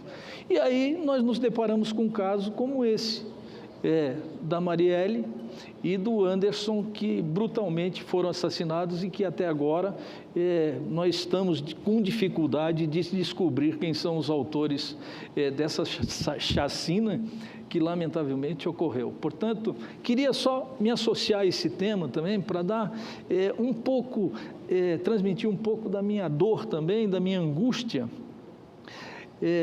com o cenário atual que nós estamos vivendo. Eu acho que nós estamos diante de um fim de um ciclo. Nós precisamos reconstruir isso, mas nós não vamos reconstruir isso com intervenção. A intervenção é necessária, eu aprovei, concordo, ela é importante, é fundamental, é vital, mas a médio e a longo prazo, só com políticas de inclusão social, de redução das desigualdades sociais, ao ponto de nós termos hoje uma desigualdade tamanha de que 6 empresários têm a riqueza de 100 milhões de brasileiros. O que é que nós vamos esperar de um país como esse? Lindenberg, meu prezado senador, me diz, 12 milhões de desempregados, não sei quantos subempregados, e quem não está desempregado está com cachorro quente na rua, está se virando, está vendendo uma marmita, e etc. e tal. Esse é o Brasil que nós estamos vivendo, quer dizer, o Brasil de quando eu tinha 18, 19 anos, que nós imaginávamos que era o país do futuro, se degradou, piorou, involuiu ao invés de evoluir. Os ricos ficaram cada vez mais ricos e os pobres mais pobres, o que é inconcebível num país como o Brasil, com essa riqueza toda, com essa dimensão continental que tem e que certamente nós haveremos de um dia, quem sabe, e outro dia eu disse para Vossa Excelência que tinha uma certa desilusão, fui muito criticado no meu estado e etc., mas eu corrigi na minha fala dizendo o seguinte: eu preciso de uma motivação nova, porque eu sou um guerreiro sempre pronto para o combate. E espero que a gente possa reconstruir o Brasil o mais rapidamente possível. Por isso quero parabenizar Vossa Excelência.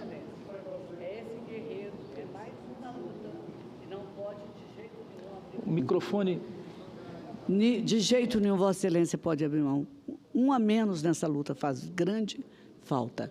E eu queria fazer um apelo, Vossa Excelência, e o presidente podia reforçar, é que as pessoas, diante dessa gravidade da situação, e que vimos a Marielle, tem outras Marielles, tantas outras, o Anderson, tantos outros Anderson, que as pessoas não aproveitassem o momento dessa tragédia para fazer infâmias, manchar a honra das pessoas que não estão em pé nas ruas para se defender. Eu repudio a fala da desembargadora, a fala do parlamentar, e acho que o que nós temos que fazer agora é nos unir pelo Brasil, que nós achamos que ainda está em tempo de ser salvo. Muito obrigado, Vossa Excelência, eu sempre com o coração nas suas palavras. Obrigado. Com a palavra, então, Sua Excelência, é o senador Lindenberg Faria. Senador Paulo Rocha, Vossa Excelência está inscrito antes? Está a lista? Vossa Excelência está inscrito antes na lista? É que eu já peguei aqui a lista, eu vou mostrar para Vossa Excelência como eu peguei a lista. E aí eu disse para os nossos assessores aqui, deixa que eu me viro, porque da forma como está, ela está indecifrável aqui para mim saber quem é o primeiro, quem é o próximo, quem é o segundo. O Paulo Rocha está aqui. Aí, depois eu troquei com o Jorge Viana. Trocou com o Jorge Viana. Aqui, ó. E o Paulo Rocha. Então, Vossa Excelência permite... Não, mas ele tem prioridade, é líder. É o líder? Esse líder é meu líder. Porra, bem, então, se ele tem prioridade, Vossa Excelência é o orador seguinte. Pode ser, senador Paulo Rocha? Então, Lindenberg, Vossa Excelência tem a palavra. Senador Dário, eu agradeço ao senador Paulo Rocha. Estava escutando o discurso importante da senadora Rose de Freitas. Eu vim também falar sobre isso, senadora Rose de Freitas. Tem uma segunda morte da Marielle aí. Assassinaram a Marielle e o Anderson, um crime duríssimo, político, e agora preparam uma segunda morte simbólica. A morte de Marielle foi um atentado político. O assassino pretendeu matar mais do que o corpo físico de Marielle. Também pretende alvejar o corpo simbólico. No Brasil, cresceu um perigoso vírus. Grupos e pessoas pretendem romper as normas básicas da civilização. Esse segundo assassinato simbólico está em pleno curso. Quem são os assassinos simbólicos de Marielle e de Anderson? Em editorial, que eu peço que seja transcrito nos anais, o jornal É o País, nomeia alguns dos personagens e suas suspeitas atitudes. Jair Bolsonaro, fala o jornal O País, não se atreveu a dizer uma palavra depois do assassinato político que comoveu o país. Segundo assessores, não quer falar para não ser polêmico. Fale, senhor Bolsonaro. O silêncio é a arma dos covardes. Fale, senhor candidato. Explique por que não condenar o crime de uma política democrática. Eu não sei os motivos racionais ainda do assassinato, da execução. Agora, com certeza, eu digo uma coisa. Aqueles que atiraram na cara de Marielle tinham uma ideologia ali por trás, que defender direitos humanos era defender bandido. Atiraram com raiva. Todos esses que constroem esse discurso de ódio foram pouco cúmplices dessa execução de Marielle. Nada mais vai nos surpreender nesse senhor Bolsonaro de termos visto algumas semanas antes, posando com o cartaz Direitos Humanos, esterco da vagabundagem. Teve essa base ideológica. O MBL, em sua habitual mistura de ousadia e ignorância, lança uma teoria destinada a revolucionar a ciência política. Segundo o MBL, todos os assassinos, todos os assassinatos, absolutamente todos, são políticos.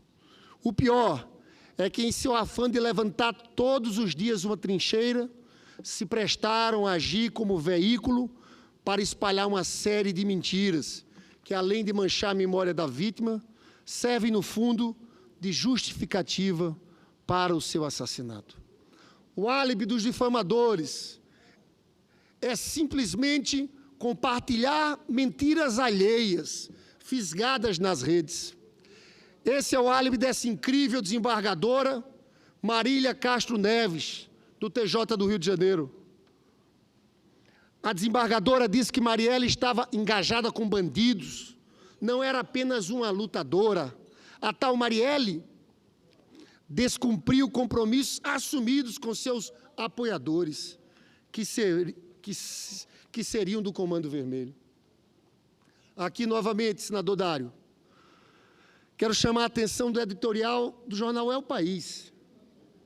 Essa cobertura internacional é uma cobertura muito melhor do que o que está sendo feito pela imprensa aqui no Brasil. Diz o editorial do É o País: depois do que aconteceu dos últimos dias, fica mais claro do que nunca que não se trata de uma batalha entre direita e esquerda, nem de governo contra oposição. A reação majoritária, acima das diferenças ideológicas, foi própria de uma sociedade democrática como a brasileira. Mas há outra corrente que percorre o país há tempo e que propõe um dilema que vai muito além do jogo político habitual: a civilização ou a barbárie. Hoje, aqui mais cedo, também trouxe a posição dessa desembargadora Marília Castro Neves, que postou críticas a professores com síndrome de Down.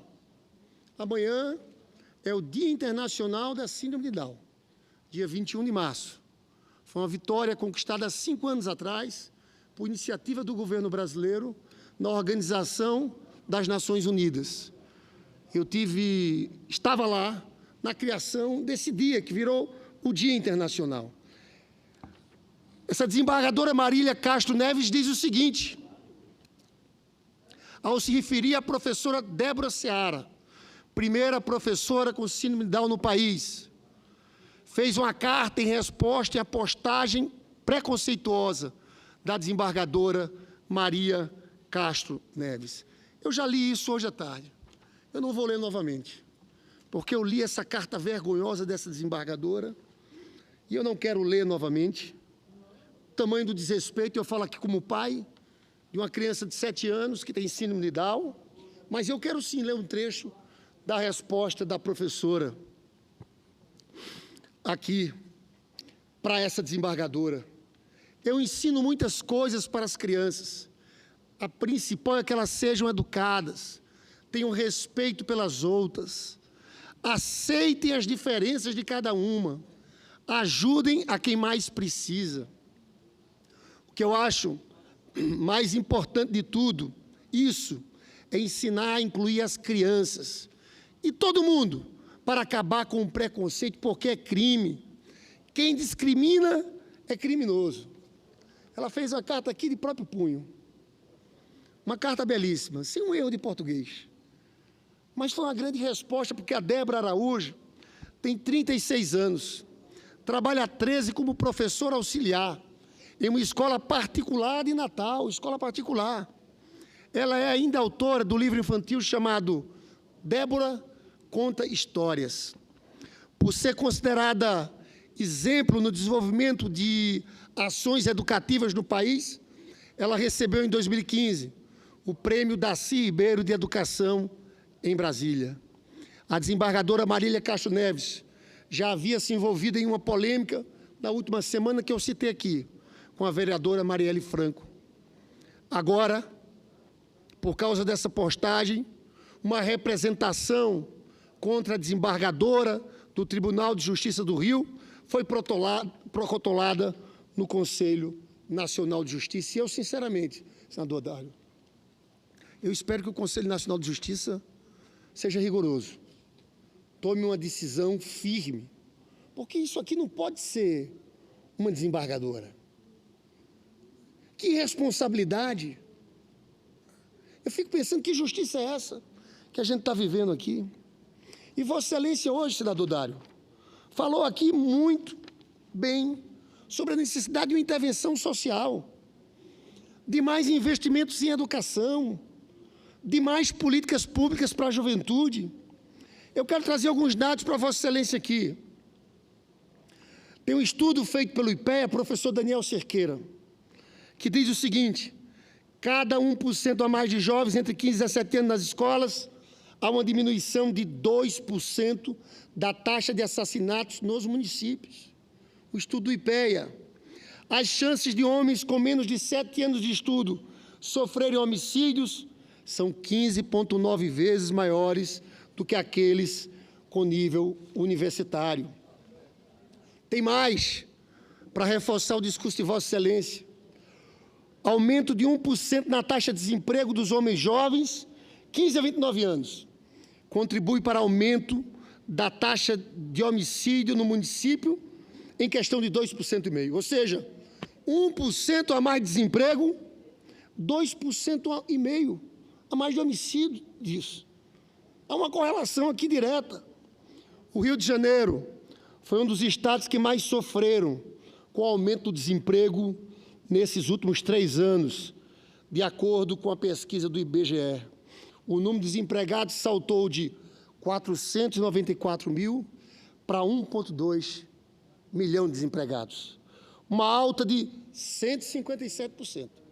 Eu chamo a atenção que uma boa parcela desses números estão ligadas ao fim da política de conteúdo local, que destruiu a indústria naval, que cresceu ali junto com o setor de petróleo e gás.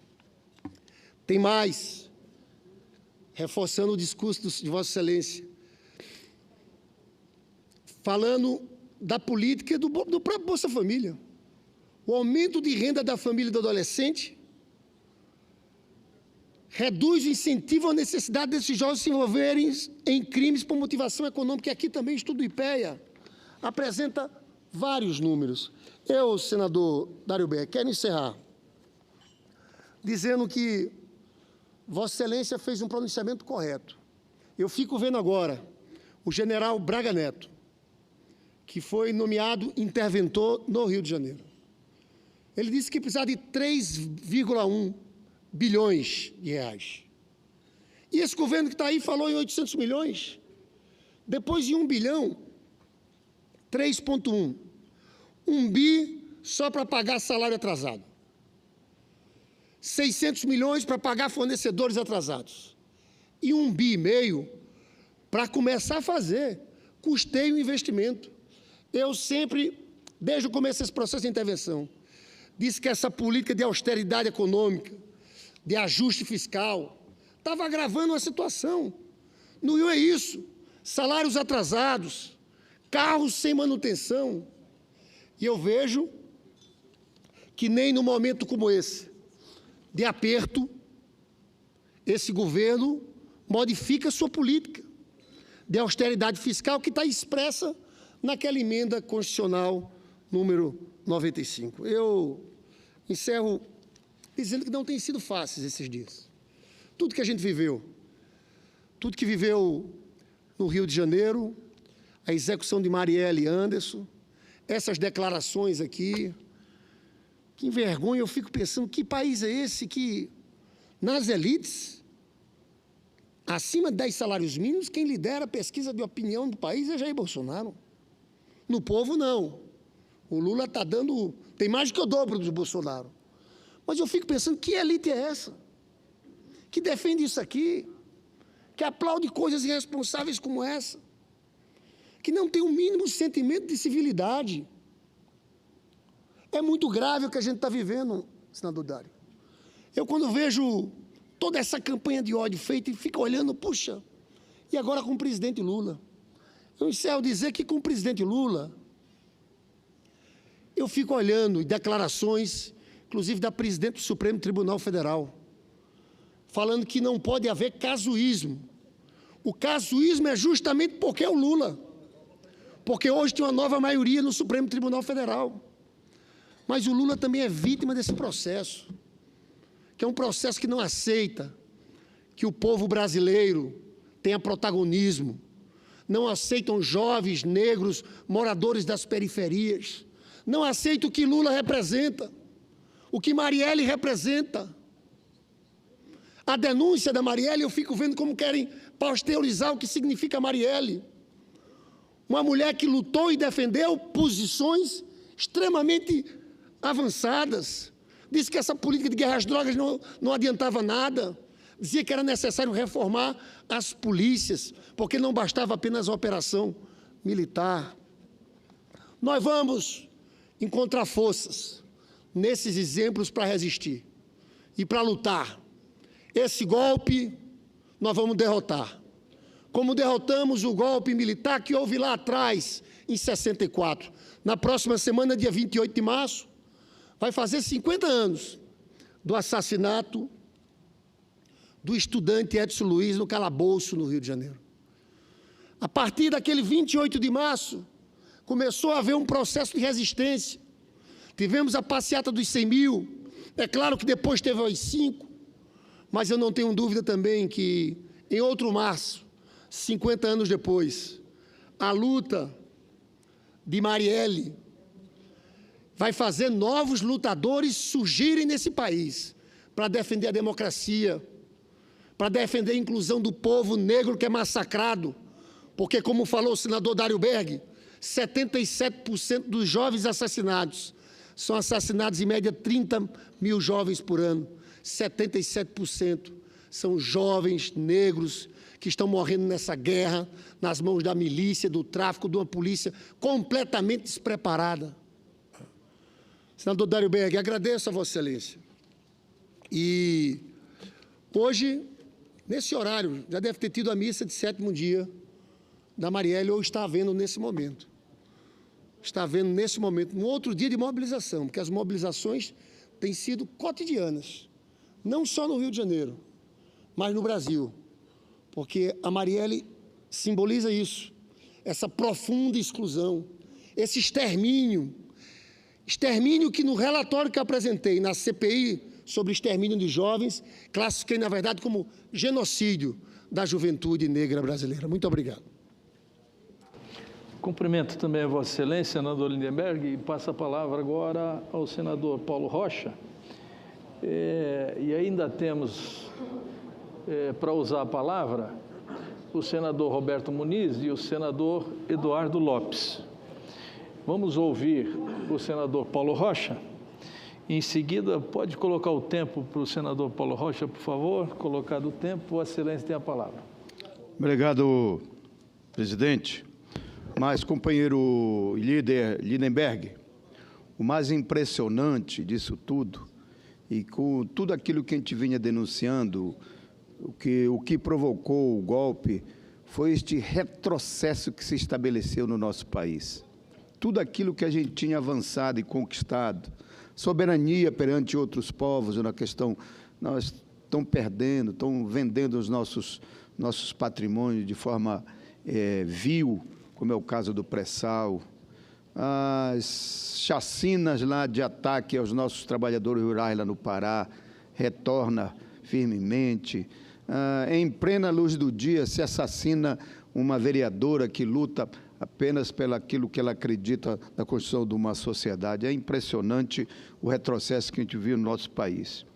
E eu quero tratar de um tema aqui, que há 20 dias atrás eu denunciei como uma coisa grave e, ao longo desses últimos 20 dias, despertou o processo lá no meu estado, tanto do governo do estado quanto do Ministério Público, por causa da pressão da comunidade, o problema lá que envolve, conforme eu denunciei nesta casa, no dia 19 de fevereiro, a mineradora Hydro-Alunorte, que faz parte do grupo norueguês Norsk Hydro, o maior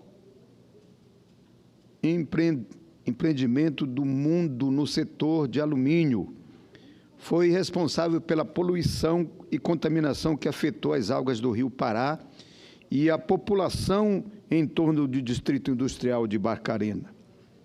Fica a 40 quilômetros de Belém. O principal diretor da mineradora, o senhor Richard, da Noruega, admitiu ontem que a empresa foi responsável pela contaminação com a derrama de água não tratada, com altos níveis de alumínio e metais tóxicos, que pode representar risco. Pode não, já está representando riscos para toda a população ribeirinha daquela região, os pescadores, comunidades que vivem ali em torno dos rios agora contaminados. A indústria realizou o descarte num canal que ele apelidava de Canal Velho, o qual não estava licenciado pela Secretaria do Meio Ambiente. Por isso, senhores senadores, senhoras senadoras, que, lamentavelmente, nós recebemos este momento, no momento em que o Brasil recebe o 8º Fórum Mundial da Água, aqui em Brasília, e que reúne representantes dos mais diversos países para debater a função social da água como um bem comum e propriedade do povo. O presidente dessa grande empresa multinacional, em nota publicada no site da empresa, pediu desculpas às comunidades, justificando que reconhece e que as comunidades locais não receberam a informação que merecem e, por isso, não sentiram confiança. Isto não basta, senhor presidente. Nós estamos falando de vida, dos povos, dos peixes, da floresta. Nós estamos falando da maior bacia hidrográfica do mundo, que é a bacia do Rio Amazonas. Nós estamos falando da maior floresta tropical do mundo. Portanto, senhoras e senhores senadores, aí está a gravidade do que mostramos aqui e que houve, sim, a liberação de soda cáustica diluída, houve falhas da segurança ambiental, houve o não cumprimento das exigências para as barragens de rejeitos, para o tratamento de água, o que resultou no vazamento da lama vermelha altamente tóxica que contamina o rio e até o subsolo da área atingida. Imagina o impacto para a saúde humana, para a qualidade das águas do rio Pará e os seus afluentes. Estavam certas lideranças comunitárias no município de Barcarena, que pediam socorro tão logo perceberam a água suja. As bacias de contenção do rejeito químicos, onde são armazenados a lama vermelha, estão no limite de sua capacidade de estoque. Por isso, a Justiça do Pará determinou a redução em 50% da produção da alumina daquela empresa. Pois não, senador? Quero cumprimentá-lo pelo pronunciamento, senador Paulo Rocha, porque penso que o Fórum Mundial das Águas é a hora adequada para recuperar o que aconteceu nessa tragédia ambiental da morte de uma grande parte do Rio Pará. E o senhor, como representante desse Estado aqui, traz esse tema ao debate. E eu hoje fiz um pronunciamento. Eu sou senadora do Rio Grande do Sul, mas eu tenho o senso da nacionalidade, da soberania do nosso país, das populações ribeirinhas do seu Estado, e que são as que mais sofrem e as mais afetadas, das comunidades todas que dependem do rio. Pois a primeira-ministra da Noruega e a empresa poluidora, que tinha um duto clandestino para jogar veneno dentro desse rio, matando esse rio, teve a petulância, há 9 meses, durante uma visita oficial do presidente da República, de passar um pito público ao presidente brasileiro, dizendo que devia ter cuidado com o combate à corrupção e que a Noruega iria reduzir em 200 milhões de reais a ajuda que dava ao Fundo de Oslo para a proteção da floresta amazônica. 200 milhões de reais não paga, não recupera a morte determinada pela empresa estatal norueguesa no Rio Pará, do Estado que Vossa Excelência representa. Então, senador Paulo Rocha, tem aqui a minha solidariedade, porque mencionei isso. E eu gostaria que a senhora, a primeira-ministra da Noruega, nessa visita, que ela tenha, pelo menos, a humildade, senhora Erna Solberg, tenha a humildade de ela, pessoalmente, em nome do país dela, pedir desculpas a essa tragédia ambiental que foi feita. E não é com pedido de desculpa dos atuais dirigentes dessa empresa, chamado Norsks Hydro, que é responsável pela operação mineradora nessa região tão importante, preservação e coração da Amazônia. Então, cumprimentos a Vossa Excelência e tenho a minha solidariedade numa questão como essa, tão grave ambiental. As pessoas, os líderes dos países como a Noruega, um país que eu conheço, respeito muito a população e a história daquele país, precisam ter coerência quando cobram dos outros países, aquilo que não fazem internamente. Parabéns, senador Paulo Rocha. Obrigado, senadora Ana Amélia, pela solidariedade e, principalmente, que esse acontecimento foi pós já Mariana, que teve também todo aquele conjunto de tragédia, matando, inclusive, 19 pessoas com aquele rompimento. E o fato da Hidro pedir desculpa não ameniza a situação de pânico, né, que vive as famílias da área. Um vazamento que pode provocar o extermínio de pessoas e a destruição de casas, sítios e pequenos criatórios. O medo se justifica por conta da história dos desastres ambientais que já causaram problemas em outras regiões do nosso país. Os rejeitos industriais afetaram o rio Mucuripe, contaminaram os seus afluentes e as nascentes daquela subbacia hidrográfica. As consequências imediatas foram aparecendo na coceira da pele das crianças, cólicas intestinais das pessoas. Houve também a matança de peixes, camarões e répteis. Na época como agora, o Instituto Evandro Chagas constatou a contaminação das águas por soda cáustica, elemento químico usado na indústria da alumina. Não podemos esquecer que a luta contra a destruição na vida em Barcarena foi duramente atingida, com as principais lideranças que lutavam pelaquela situação. Apareceu nesse período agora o assassinato do líder comunitário Paulo Sérgio, de 47 anos. Ainda não está bem claro qual foi a motivação deste assassinato, mas como os assassinatos estão aparecendo por aqueles que lutam pelos direitos dos povos, pelos direitos humanos, a gente também vai exigir com que o governo do Estado, através dos seus órgãos, façam a investigação profunda para ver o que aconteceu com o assassinato deste líder. Ele cobrava da prefeitura um posicionamento em relação à autorização para a construção de bacias de rejeito pela empresa Hidro. Quero aproveitar para citar aqui parte do relatório da Comissão de Direitos Humanos em defesa do consumidor da Assembleia Legislativa do Estado, presidida pelo deputado Carlos Bordalos, que esteve em Barcarena no dia 23 de fevereiro para apurar as causas do desastre ecológico. Entre as conclusões estão que o Estado do Pará, por sua vez, agiu com inércia quanto à proteção, amparo e assistência às populações atingidas. Recomenda a auditagem de todas as licenças ambientais expedidas em favor das empresas instaladas no Distrito Industrial de Barcarena. Pede também a realização de ampla investigação na condição de saúde ambiental das populações direta e indiretamente atingidas pelos danos causados pela degradação.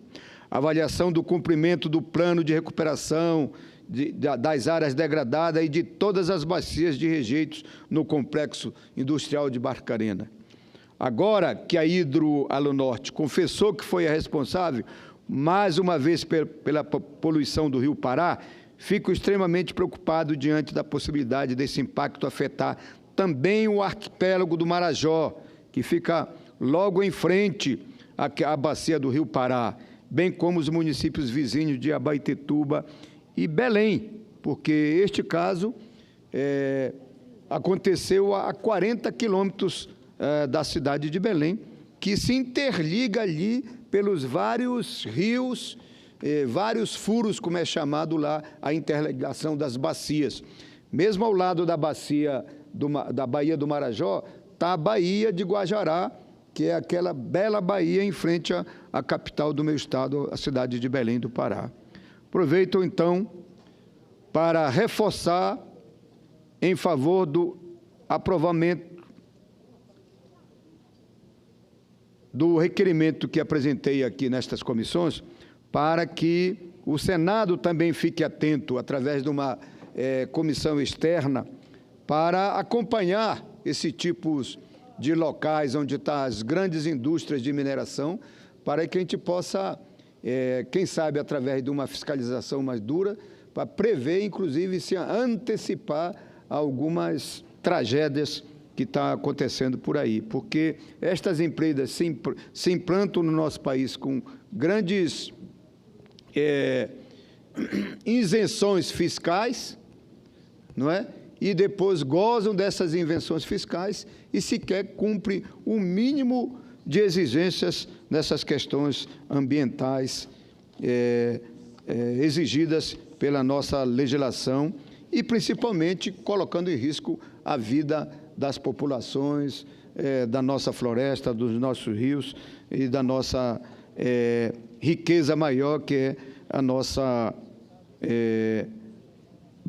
riqueza que a natureza nos deu e que cria as condições de transformar esse país num país, transformar o país numa nação e que trate bem a sua população e que dê dignidade e felicidade para o nosso povo e para a nossa gente. Obrigado, senhor presidente.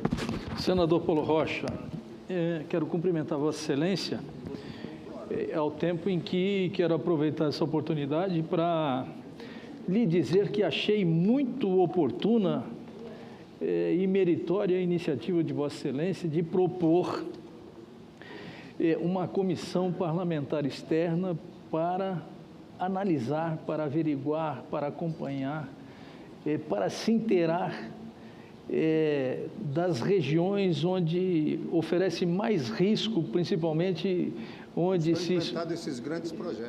foram implantados esses grandes projetos, inclusive subsidiados pelo governo, e que hoje se sucedem, vamos dizer assim, episódios dramáticos como esse do Rio Pará agora, que está condenado por uma empresa da Noruega, que, como falou a senadora Ana Amélia, tiveram a petulância de, em determinado momento da visita do presidente da República àquele país, ser achincalhados, de certa forma, humilhar o Brasil, porque humilhando o presidente da República, seja ele quem seja, humilhou os brasileiros também. Então, agora, um pedido de desculpa dessa mineradora, dessa empresa norueguesa, não é suficiente para que nós possamos corrigir ou reduzir os danos e os problemas ocasionados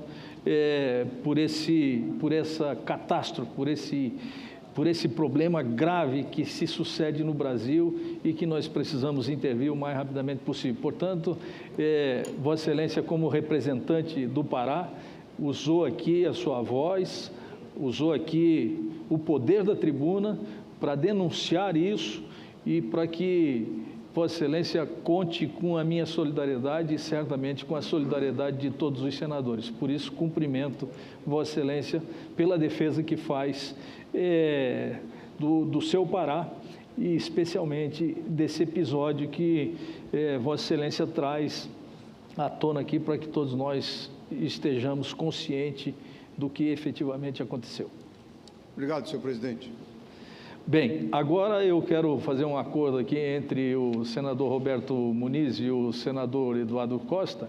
Pelo que eu estou vendo, então, eu vou pedir para o senador Roberto Muniz aguardar que nós vamos ouvir, então, o senador Eduardo Lopes, que estava inscrito como líder, como o senador Roberto Rocha falou como orador inscrito. Então, vamos conceder a palavra para Vossa Excelência, dar o tempo para o senador Eduardo Lopes, por favor. Muito bem. Só pela questão também que fica explicado, porque foram 2 oradores inscritos, seriam 3 oradores inscritos para depois ser um líder. E eu já estava inscrito. Tá bom, senador? Então, senhoras e senhores senadores, senadoras, você que nos ouve pela Rádio Senado, pelas redes sociais, a vitória final sobre a crise econômica e de confiança dos últimos anos, tristemente experimentada por nós brasileiros, deve incluir estratégias de valorização das micro e pequenas empresas. A defesa do micro e pequeno empresário é de nosso interesse comum, por razões as mais diversas, tanto econômicas quanto sociais. Por isso, senhoras e senhores senadores e senadoras, tendemos a apoiar no Senado Federal todo fomento sensato e bem urdido em defesa do micro e do pequeno empresário que laboram diariamente em favor do interesse público e da riqueza da sociedade. Nesta Casa de Leis, apoiamos o refis para as micro e pequenas empresas.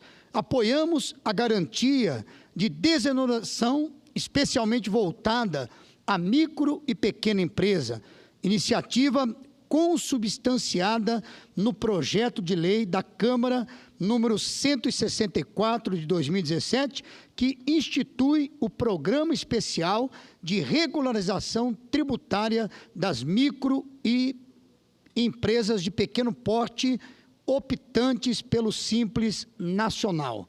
Defendemos o PLC em causa porque seu conteúdo normativo assegura o parcelamento de recolhimentos atrasados dos débitos tributários apurados no Simples Nacional. Na verdade, é o refis das micro e pequenas empresas. Lamentavelmente, foi vetada esta relevante garantia a todos os que, no salão de beleza, na singela assistência técnica, no pequeno boteco ou na simplória oficina mecânica, necessitam da compreensão dos governantes, até porque, no presente, não está fácil para ninguém. Não está fácil para ninguém vencer os tantos desafios da longa crise pela qual passamos.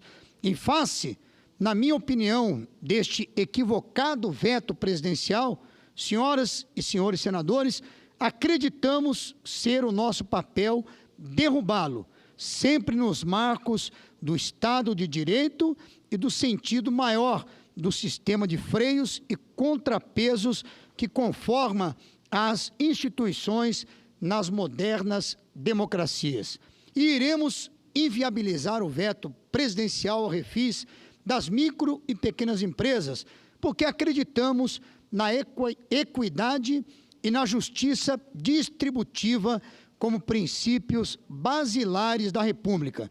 Se buscamos construir um país honesto e igualitário, convertido em uma vibrante sociedade de classe média, não podemos olvidar que, do total de trabalhadores com carteira assinada, as micro e pequenas empresas representam nada menos, ou representavam, melhor, nada menos que 54% em 2015, ou seja, empregavam 16,9 milhões de indivíduos, segundo números do SEBRAE.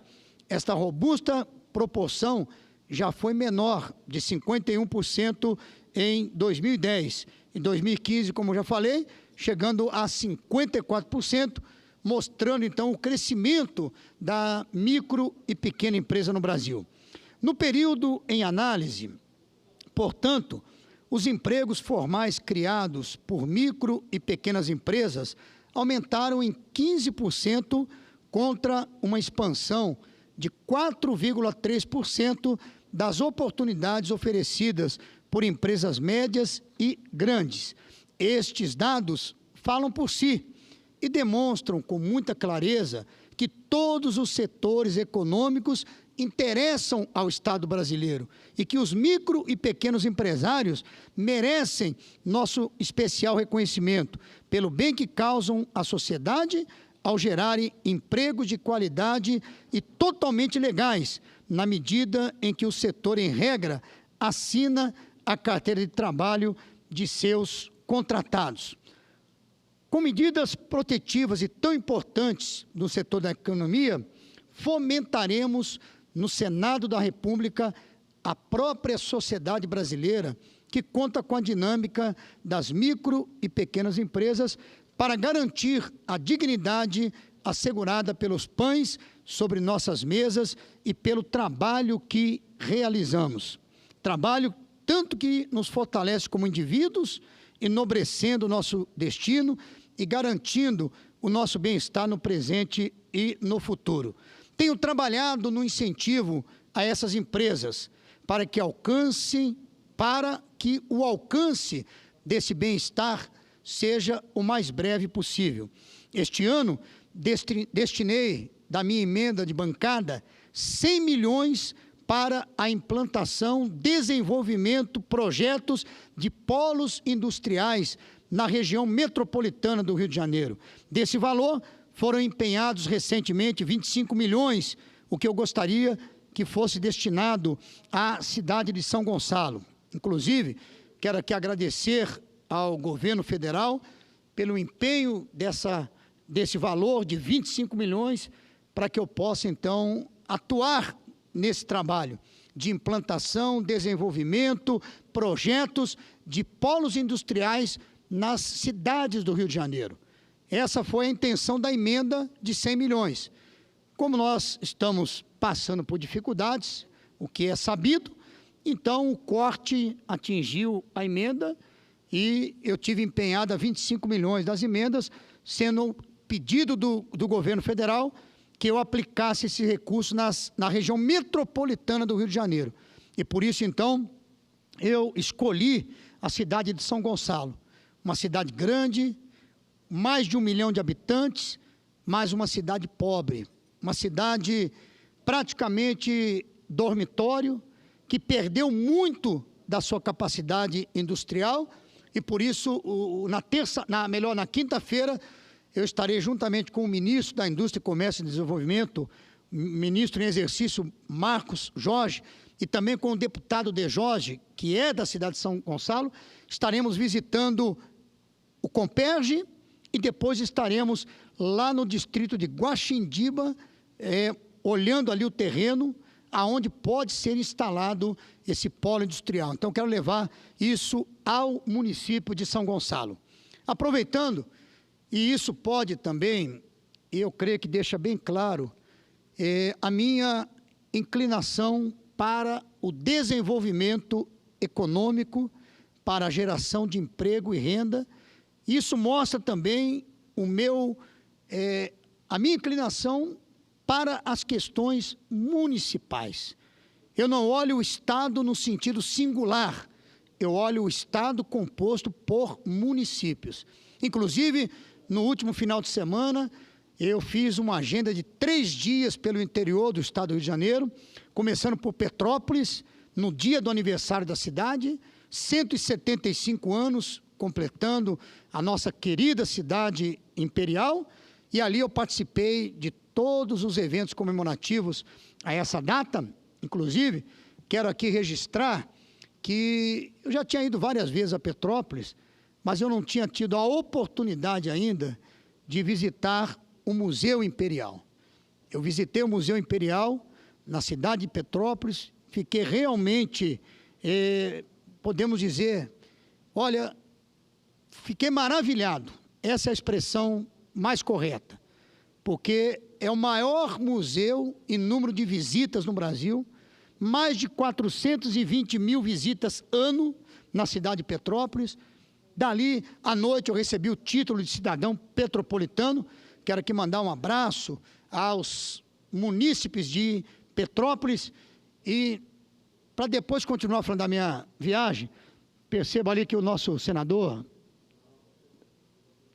sim, então, pensei que o senhor queria fazer algum registro em função de compromissos. Eu agradeço, senador Eduardo Lopes, mas nós estamos com um grupo de colegas parlamentares de vários países. Isso. Mas nós vamos fazer com calma. Depois do pronunciamento de Vossa Excelência, já está ali o senador Dário Berge e o senador Roberto Muniz, que passamos o dia trabalhando lá no Fórum Mundial da Água, mas eu farei depois do pronunciamento de Vossa Excelência. Obrigado. Muito obrigado. Opa, então, sigo. Então, de Petrópolis, registro aqui então mais uma vez, obrigado pelo título de cidadão petropolitano que recebi na última sexta-feira, quando então nas comemorações de 175 anos de aniversário da cidade. Dali eu fui para Itaperuna, depois eu fui para Campos. Para quê? Para conhecer os problemas locais. Nada melhor do que você estar com aquele que vive o problema. Não adianta você ler, não adianta você ver dados, não adianta você ver gráficos, você tem que estar perto daqueles que vivem o problema. E foi com essa intenção que eu fiz essa visita ao norte e noroeste, e tratando aqui da questão da água, como foi citado pelo senador, com vários parlamentares do mundo. Estamos aí nesse evento mundial da água, e lá no Rio de Janeiro, na questão norte e noroeste, nós temos o que eu posso chamar de paradoxo. Por incrível que pareça, a região norte e noroeste do estado do Rio de Janeiro é um semiárido. Inclusive, eu estou me movimentando para buscar, junto ao Ministério, apresentar os dados, apresentar as informações, porque chove, e às vezes, quando chove, chove muito, causando até inundações. Mas também, por um grande período, chove muito pouco. Para se ter uma ideia, eu registro aqui, em regiões do Nordeste de seca, o índice de chuva por ano é em torno de 400 milímetros por ano. E lá no Norte e Noroeste, a média, em alguns lugares, chega a 500 milímetros apenas, prejudicando a pecuária, a agricultura. Na região Norte, especialmente o cultivo de cana-de-açúcar, para o álcool, para açúcar. E ali eu recebi esse pedido da cooperativa, da Coagro, Cooperativa Agroindustrial de Campos, com 9.500 cooperados, eu recebi um pedido de socorro. E estamos trabalhando nesse sentido. Então, conhecendo o problema. Então, nós temos essa questão no norte e no noroeste, e por isso, como eu estava dizendo, a minha inclinação, e a partir dessas visitas, na imprensa, eu comecei a me definir como um senador republicano municipalista. Sou do Partido Republicano Brasileiro, tendo como presidente de honra o presidente José Alencar, nosso sempre presidente de honra do PRB, saudoso José de Alencar. E o PRB, quando ele começou o seu registro inicial, era como Partido Municipalista Republicano. Depois, a pedido, ou renovador, desculpa, Partido Municipalista Renovador. E depois, a pedido do nosso presidente José Alencar, ele disse, nós somos republicanos. Então surgiu o nome do PRB, Partido Republicano Brasileiro, que hoje é o Partido 10 no nosso Brasil. E me defini, então, como um senador republicano municipalista. O que significa isso? Republicano significa zelo com a coisa pública, zelo com o que é público, tanto no que tange ao material como ao imaterial. Material são recursos públicos, bens públicos. O imaterial é a dignidade, é o respeito, é a legitimidade. Imaterial é trabalhar com responsabilidade. E municipalista é exatamente o que defende o município. Defende o crescimento, o desenvolvimento lá no município. Eu considero, já falei em outras vezes aqui na tribuna, eu sou a favor de nós repensarmos o Pacto Federativo. A carga sobre os municípios é muito grande. E isso não é do governo A, governo B, governo C. Eu não estou falando contra governo A, nem B, nem C, até porque, tanto no governo A, como no B, como no C, o sistema é o mesmo. Eu acho que nós temos que repensar, porque a União fica com muito, os estados ficam com pouco e os municípios ficam com quase nada.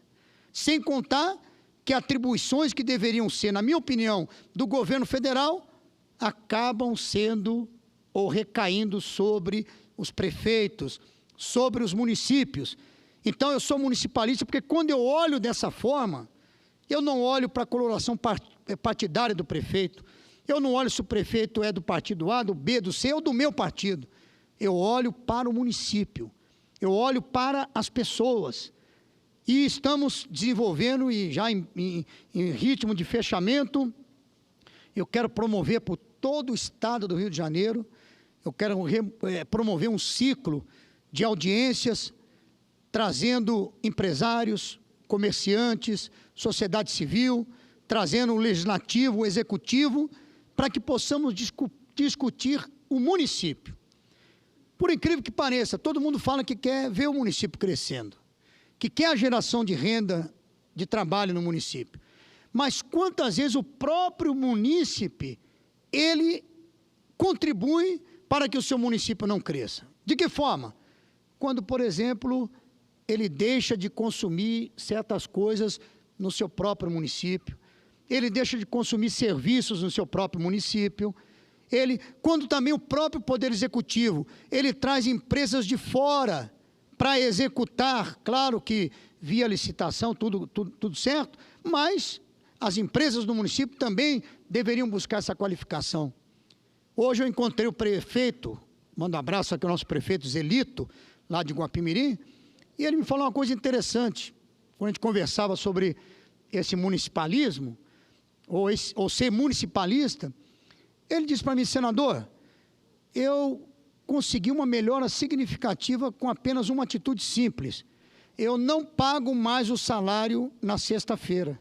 Porque quando eu pago o salário dos servidores na sexta-feira, eles vão para o shopping nas grandes cidades e não consomem nada no município. Eu só pago o meu salário agora no município na segunda-feira ou na terça-feira, porque eu aumento o giro e o consumo no próprio município. Porque a pessoa trabalha, então ela vai no mercado local, ela vai no comércio local. É uma medida simples, mas tão inteligente. Por quê? porque há uma evasão de ICS, há uma evasão de ICMS, quando se consome fora do município onde você mora. Então, de certa forma, tanto os moradores como o próprio Poder Executivo, sem querer ou sem consciência, ele acaba trabalhando contra o seu próprio município. Então, eu quero aqui, e vou me prolongar nesse assunto, vou falar muito sobre isso aqui na tribuna do Senado, porque eu entendi esse posicionamento que eu quero assumir a partir de agora. E já assumi, durante todo o meu mandato, eu atendo prefeitos têm portas abertas no meu gabinete, eu procuro ajudar muitos prefeitos.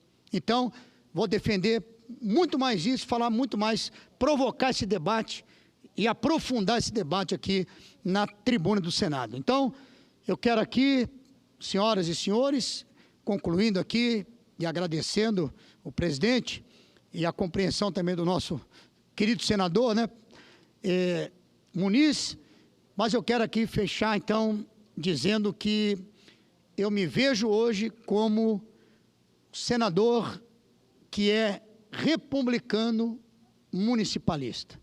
E eu vou defender as cidades, vou defender os municípios. E terminando no último minuto, só quero registrar aqui que hoje estamos trazendo isso aqui para que possamos refletir e possamos trabalhar nesse sentido. Obrigado, senhor presidente. Senador Muniz, meu abraço, viu? Bem, cumprimento Vossa Excelência.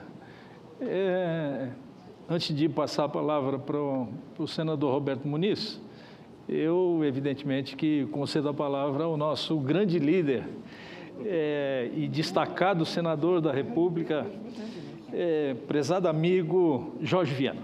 Obrigado. Muito obrigado, presidente. Rapidamente, agradecendo ao Roberto Muniz, que passou o dia trabalhando, mas o senador Dário Berge é importante. Eu estou aqui, nós estamos recebendo a visita ilustre de um conjunto de senhoras parlamentares, senhores parlamentares, de um grupo maior ainda que visitaram, que estão aqui em visita ao Brasil, participando do 8º Fórum Mundial da Água. Amanhã é o Dia das Florestas, será celebrado nas Nações Unidas. Dia 22 é o Dia Mundial da Água. E hoje nós tivemos um evento parlamentar importantíssimo, o senador Roberto Muniz já está inscrito, vai falar do resultado do nosso trabalho, que é o Manifesto Parlamentar. Fico muito contente.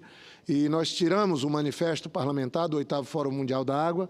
E eu queria pedir aos senadores, às senadoras, às deputadas, os deputados, temos inclusive o presidente do Parlamento do Burundi, que está aqui, que pudesse vir no plenário para tirarmos aqui um registro fotográfico, mas eu faço questão de dizer que o nosso país sediou um dos eventos mais importantes para discutirmos o sinônimo da vida no planeta, que é a água, como enfrentar a mudança do clima, como preservar as florestas, como fazer uma agenda socioambiental, mas, essencialmente, como trabalhar para que a água seja um direito humano.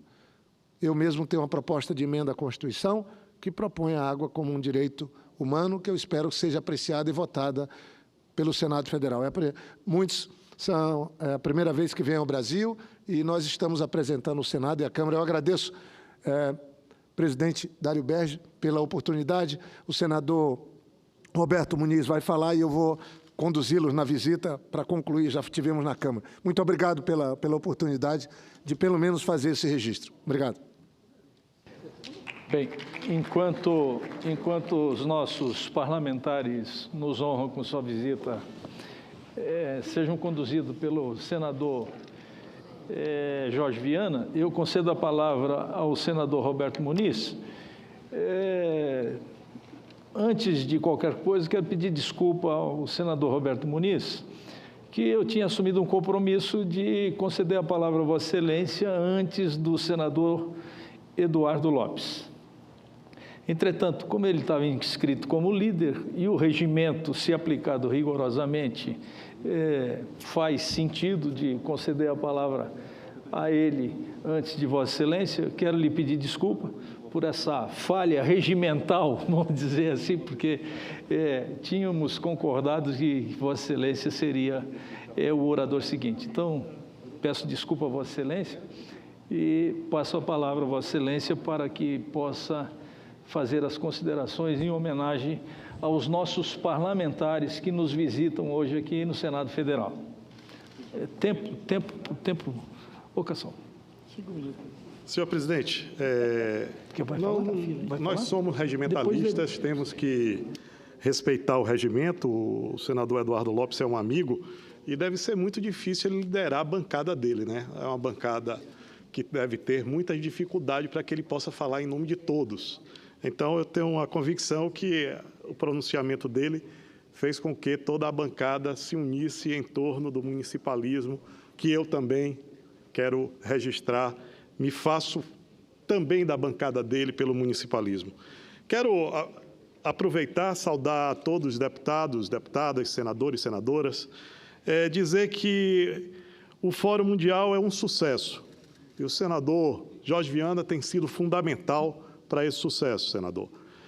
Quero registrar que já hoje mais de 60 mil pessoas já passaram pelo Fórum Mundial da Água, em diversos locais, né? Nas comissões temáticas, na Vila Cidadã, nos estandes da exposição, no FAMA, no Fórum Alternativo Mundial da Água, né? E dizer que, desde domingo, nós estamos juntos, eu, o senador Jorge Viana, o senador Cristóvão Buarque, tivemos a oportunidade de estar num colóquio de alto nível junto com a nossa doutora Raquel Dodge, junto com promotores, magistrados especialistas e os representantes do Senado, né? E tivemos a oportunidade hoje à tarde recebê-los, né, nesse local onde estava havendo a conferência dos parlamentares que hoje estão aqui fazendo essa visita ao Congresso Nacional e que nos honra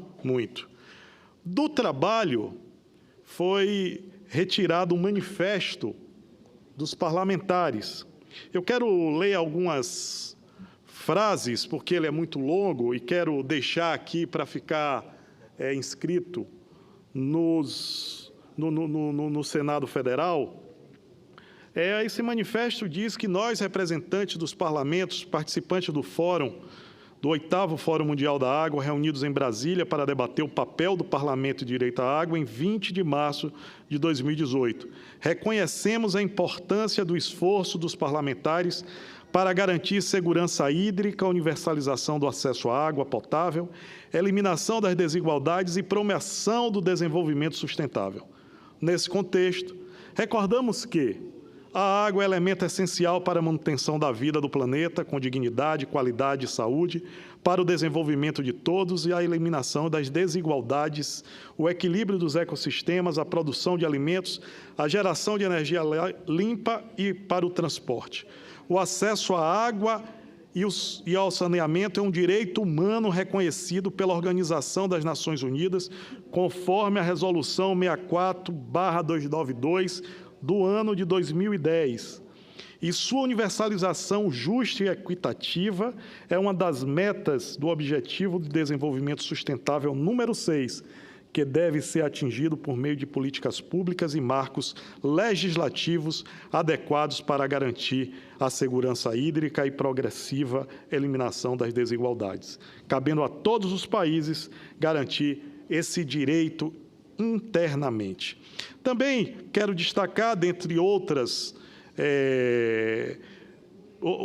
outros propósitos desse manifesto, que há o propósito da colaboração multilateral e o estabelecimento de parcerias nos níveis nacional e global entre parlamentos, governos, sociedade civil, instituições acadêmicas, organizações internacionais e o setor privado.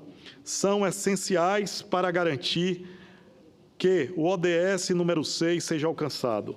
Também destaca-se que nós, representantes dos parlamentos, participantes do 8º Fórum Mundial da Água, reunidos na conferência para debater o papel dos parlamentos de direito da água em Brasília, comprometemos-nos a apoiar as seguintes iniciativas para concretizar o direito humano à água e ao saneamento. São 11 iniciativas. Quero ler algumas. Primeira, requer que a segurança hídrica e o saneamento sejam prioridades na alocação dos recursos, orçamentários e não orçamentários, nacionais e internacionais, destinados a países com dificuldades no acesso à água potável e saneamento. Também quero destacar que garantir a participação ampla de organizações da sociedade civil para ampliar a compreensão dos atuais desafios da eliminação das desigualdades, concretizando os direitos à água potável e saneamento por meio de políticas públicas para aprimorar a segurança hídrica. Também posso destacar que é importante fomentar a segurança jurídica e econômica necessária ao fortalecimento dos setores público e privado responsável pelos serviços de abastecimento de água e saneamento, com foco na universalização, na transparência e na modicidade tarifária. Garantir a transparência, o controle social sobre os serviços de abastecimento de água potável e do saneamento. Fortalecer também a rede internacional de parlamentares pela água, por meio de apoio na cooperação entre os países com vistas à solução dos problemas que dizem respeito à água e ao saneamento, ao compartilhar de melhores práticas legislativas, bem como a iniciativa e o aperfeiçoamento de proposições legislativas relacionadas à água. Também é importante liderar as negociações sobre cooperação, políticas públicas e orçamento público. No 11º, nós também asseguramos que o debate nos parlamentos para que o direito humano à água potável e ao saneamento seja incluído na legislação nacional, na Constituição ou em norma infraconstitucional, como podemos dar o exemplo do projeto da PEC, já encaminhada pelo senador Jorge Viana. Em conclusão, nós, representantes dos parlamentos, participantes do 8º Fórum Mundial da Água, acordamos em implementar as seguintes iniciativas de forma colaborativa. Comprometemos-nos a adotar as ações estabelecidas neste manifesto para fortalecer o papel dos parlamentos na universalização do direito humano à água potável e ao saneamento. Reforçamos a necessidade de priorizar medidas de enfrentamento à mudança do clima, que se relacionem à segurança hídrica, proteção das florestas, incorporando a água como um componente central das ações de adaptação. Comprometemo-nos a colaborar globalmente com os múltiplos parceiros que promovem a concretização do ODS número 6 e a garantia ao direito humano à água potável e ao saneamento. Requeremos que os representantes de nossos países apoiem junto à Assembleia Geral das Nações Unidas as propostas contidas neste manifesto, no Acordo de Paris e na cúpula Um Planeta. Às vésperas do Dia Mundial das Florestas, amanhã, dia 21 de março, e do Dia Mundial da Água, no dia 22 de março, nós, parlamentares, representantes dos parlamentos, participantes do 8º Fórum Mundial da Água, apresentamos, por meio deste manifesto, contribuições para o alcance da universalização do acesso à água potável e ao saneamento e nos comprometemos a implementá-las. Este manifesto alinha-se com o alcance dos Objetivos de Desenvolvimento Sustentável da Organização das Nações Unidas e com as metas firmadas no Acordo de Paris. Brasília, 20 de março. Este documento, senador Dário Berger, ele foi assinado por dezenas de parlamentares em português e inglês para que seja um marco desse encontro do parlamento dentro do Fórum Mundial da Água. E isso será um dos legados do 8º Fórum Mundial da Água para o 9º Fórum Mundial da Água, para que possamos, durante esses próximos 3 anos, lutar para a universalização da água e do esgoto tratado em todos os países no mundo. E tenho a convicção que o Brasil precisa estar alinhado neste projeto, já que nós temos um grave problema para enfrentar, um grande apartheid social, onde nós temos apenas a cada 2 brasileiros, 1 com coleta de esgoto, e a cada 3 brasileiros, apenas 1 tem o seu esgoto tratado. Então, essas são as palavras do informe sobre o Fórum Mundial da Água, e queria, nesse meu tempo já finalizando, dizer que fico muito feliz e quero agradecer aqui a todos os companheiros, os senadores que me permitiram aprovar um projeto de lei na Comissão de Transparência, Governança, Fiscalização e Controle e Defesa do Consumidor, que trata, basicamente, de definir novas hipóteses de práticas abusivas através do telemarketing ativo. Quero aqui agradecer de público ao senador Armando Monteiro pelo brilhante relatório que fez, ao senador Dário Berger, que lá esteve e proporcionou, através do seu voto, a aprovação deste projeto. Dizer que esse projeto foi concebido, senador Dário Berger, para frear uma realidade que hoje incomoda muitos brasileiros, os quais são diariamente assediados comercialmente mediante ligações telefônicas produzidas contra a vontade, de forma reiterada e persistente e muitas vezes em horas inoportunas. Essa forma de convencimento comercial invade o espaço privado do consumidor, bem como a sua intimidade, não podendo ser admissível tal forma de assédio comercial. Isto é um assédio comercial, pois o exagero e a reiteração persistente desta prática, sem dúvida, desrespeita o direito constitucional à intimidade e à vida privada. Assim entendido, o direito constitucional fundamental do indivíduo de estar tranquilo, muitas vezes em seu lar. A presente proposição visa instituir no Brasil disciplina na utilização do chamado telemarketing ativo, adotando limites na persuasão que atualmente, odiernamente, já se apresenta como inconveniente e abusiva. Definitivamente, são inúmeros os registros de queixas e reclamações de consumidores, cuja abordagem desmedida das operadoras de marketing na oferta de produtos e serviços.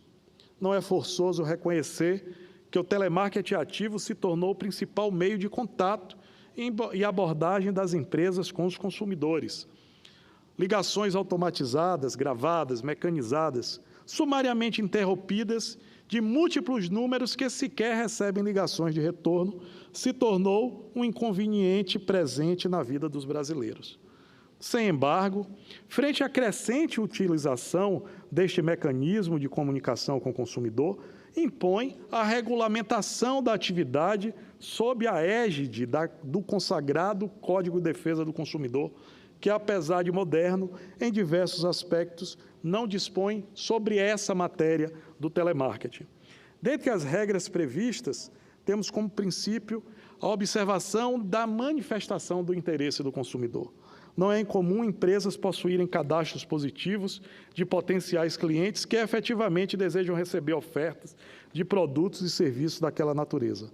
Tornamos obrigação a observância pelas operadoras de telemarketing do cadastro, oportunizando ao consumidor um canal para desligamento do mesmo, quando não interessar mais essa abordagem. Outro ponto é a limitação do horário. Ligações inconvenientes em horários inoportunos também acontecem rotineiramente. Aproximamos a atuação do telemarketing ativo ao horário comercial. No mesmo sentido, limitamos os contatos diários, bem como proibimos a oferta de produto ou serviço a consumidor que tenha recusado anteriormente. O contato com o consumidor que já foi adquirente de um produto ou usuário de um serviço cancelado somente poderá acontecer após um prazo de encerramento do contrato, ao menos que o consumidor assinta, ou seja, permita esse contato com a própria empresa. O inconveniente que devemos superar são as ligações automatizadas, digitais, gravadas e mecanizadas, que são realizadas por telefones que sequer recebem ligações de retorno. Muitas vezes a gente recebe ligações e não sabe para quem retornar. Ora, são contatos que o consumidor já não conhece o número e, quando não atende, ao tentar retornar, se depara com um número inexistente. Tenho certeza que diversos ouvintes, diversos senadores e senadoras aqui presentes já tiveram o desprazer de receber esses números, né, que não recebem este retorno, né, e ficamos nós, né, indefesos, a palavra é essa, indefeso a uma enxurrada de ligações que não sabemos de onde vem. Assim, nossa proposta visa criar regras de convivência, minorando as abordagens agressivas do telemarketing ativo. Por certo, a previsão da manifestação de interesse do consumidor também traria maior assertividade às empresas, visto que não estaria atuando a esmo para um público desinteressado nos produtos ou serviços apresentados.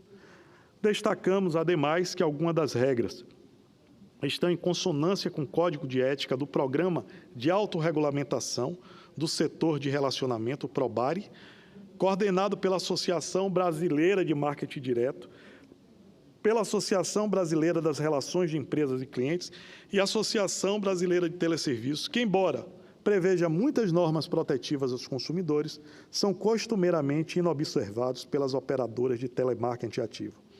Então, quero, né, colocar isto, dizer que fico muito feliz e queria que fosse registrado nos autos aqui do Senado um artigo opinião que saiu hoje no Estadão, onde me deixa muito honrado, porque pegou o nosso projeto, senador Dário Berger, e, de uma forma clara, né, entendeu o objetivo, né, que nós temos não de barrar o telemarketing, não é isso, é de barrar o abuso do telemarketing. E este artigo, opinião do jornal Estadão, relata, né, como foi pensado este projeto e estabelece que é um projeto positivo para a sociedade, e por isso quero aqui agradecer ao jornal Estadão e dar como lido, né, esse artigo, né, onde eles destacam algumas questões, né, como a questão da tecla interruptiva, que eu acho também um ganho. O consumidor, ao receber essa ligação, ele vai poder apertar uma tecla e, durante 4 meses, não receber mais nenhuma ligação daquela empresa. Eu acho que isso traz de volta ao consumidor a força de definir ao que ele quer consumir e quando ele quer consumir.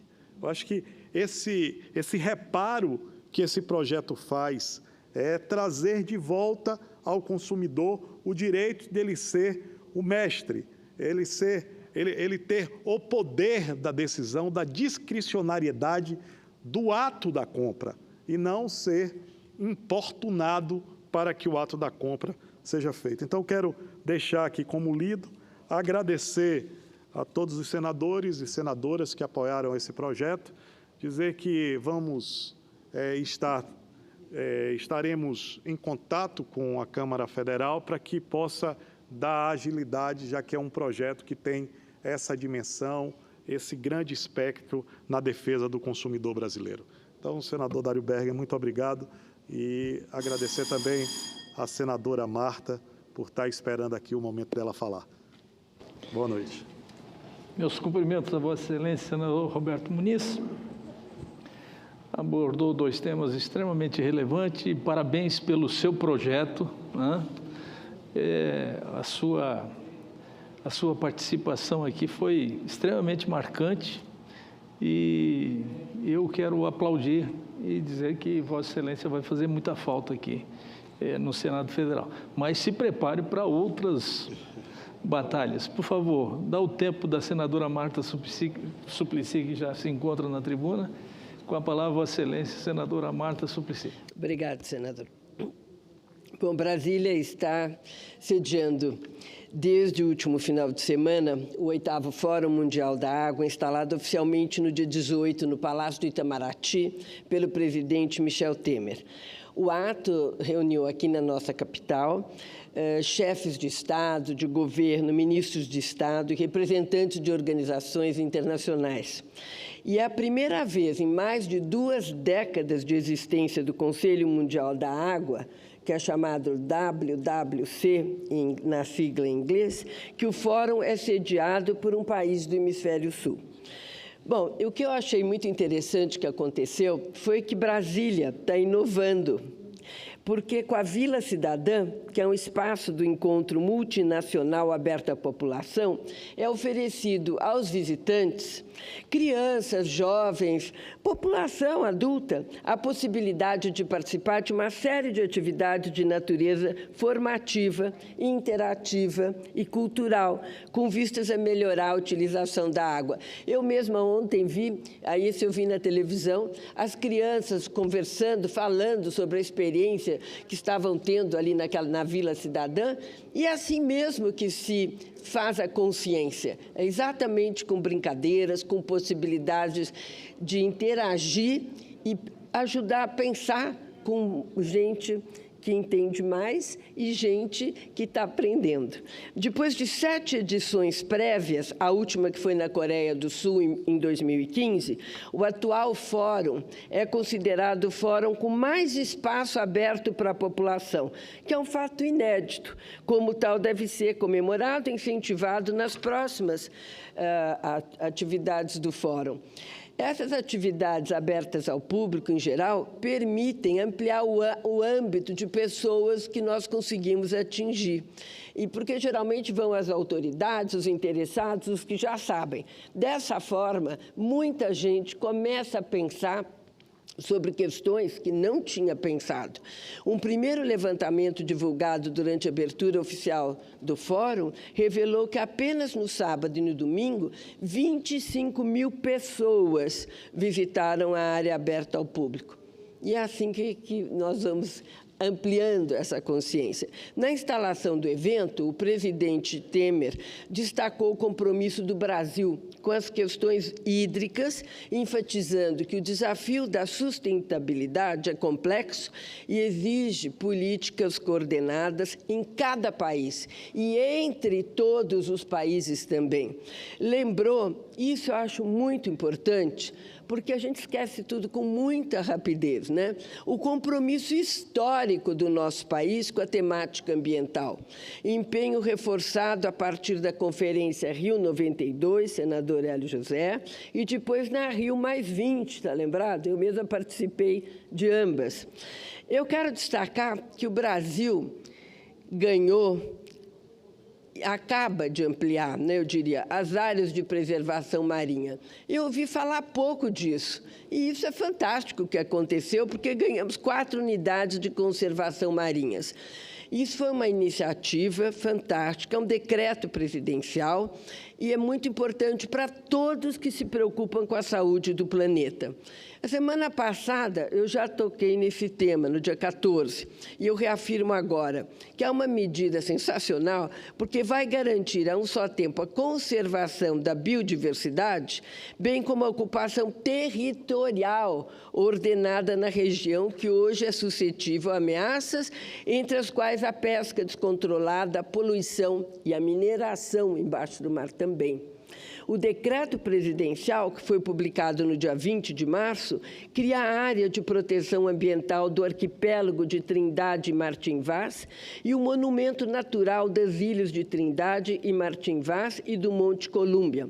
Elas ficam nos arquipélagos de São Pedro e São Paulo, no Nordeste, e de Trindade e Martim Vaz, no Sudeste do país. O objetivo é o de preservar não somente o que restou do ecossistema insular do domínio da Mata Atlântica, mas também os recursos naturais e a biodiversidade marinhos na cadeia submersa. Segundo o pessoal que trabalha nessa área, nós temos ali, num desses arquipélagos, uma frente fria que se encontra com o vulcão. E, a partir disso, nós temos uma determinada conjunção onde, só neste lugar, no planeta, nós temos animais com aquela configuração, animais marinhos. Inclusive, profundidade gigantesca e animais marinhos que nunca viram a luz do sol. E eu fico sempre pensando que daqui a algumas décadas, a gente nunca sabe que caminhando tão rápido agora, nós vamos ter que nos alimentar do fundo do mar. E os países que estão fazendo essa preservação são países que estão antenados em relação a isso e a essa preservação, né? A criação dessas unidades de conservação não altera o domínio e nem a extensão do território do arquipélago de Trindade e Martim Vaz, e nem interfere na organização e na execução do programa de pesquisas científicas que hoje já ocorrem na região. Caberá ao Instituto Chico Mendes de Conservação da Biodiversidade, o ICMBio, e a Marinha Brasileira, a administração compartilhada. Com a implantação das novas unidades de conservação, o Brasil vai avançar 1,5% de áreas marinhas atualmente protegidas. Quer dizer, hoje nós só temos só isso. E sabe quanto que vai avançar? 25% de área protegida.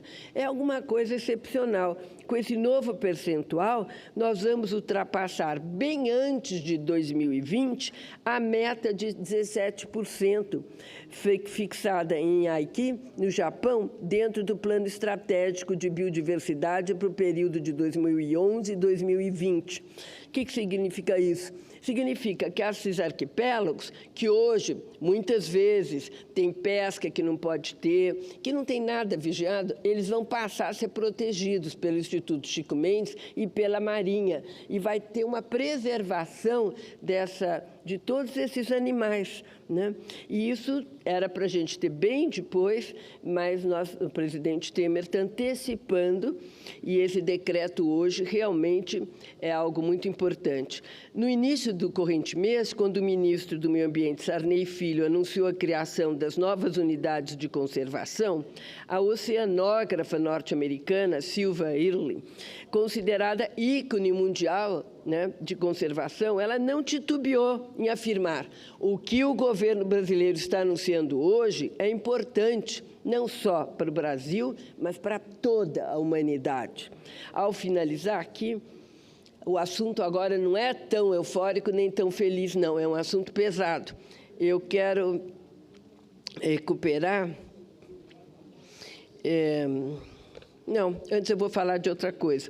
Primeiro, eu ainda vou falar de coisas boas, né? Que o presidente do Fórum disse que, para os países garantir a segurança hídrica necessária, segundo os Objetivos de Desenvolvimento do Milênio, na Declaração do Milênio da ONU, que é adotada por 191 Estados-membros em 2000, é preciso um investimento coletivo maciço, da ordem de 650 bilhões anuais até 2030. Sem qualquer margem à dúvida, devemos concordar, né? No sentido de que precisamos de mais vontade política de governos para garantirmos a segurança hídrica. O Brasil se recupera de uma das maiores recessões da sua história. Enfrenta sérios problemas orçamentários que todos nós acompanhamos diariamente. Ainda assim, a determinação do governo federal e da sociedade brasileira vão conseguir impulsionar nossas ações voltadas para a preservação do meio ambiente e da biodiversidade. O decreto presidencial assinado ontem é mais um gesto concreto do Brasil em direção de nossos compromissos e metas, reafirmando nossos valores e convicções. Bom, mas eu vou falar da parte que é muito triste, que já foi comentada aqui brilhantemente pela senadora Ana Amélia, pelo senador Paulo Rocha, por outros colegas, que diante de fortes chuvas, desculpe, eu estou com maior gripe, e aqui no plenário está uma geladeira. Diante de fortes chuvas na área, o Ministério Público do Estado recebeu denúncias de moradores de que a água acumulada em diferentes pontos da cidade estava avermelhada no Pará.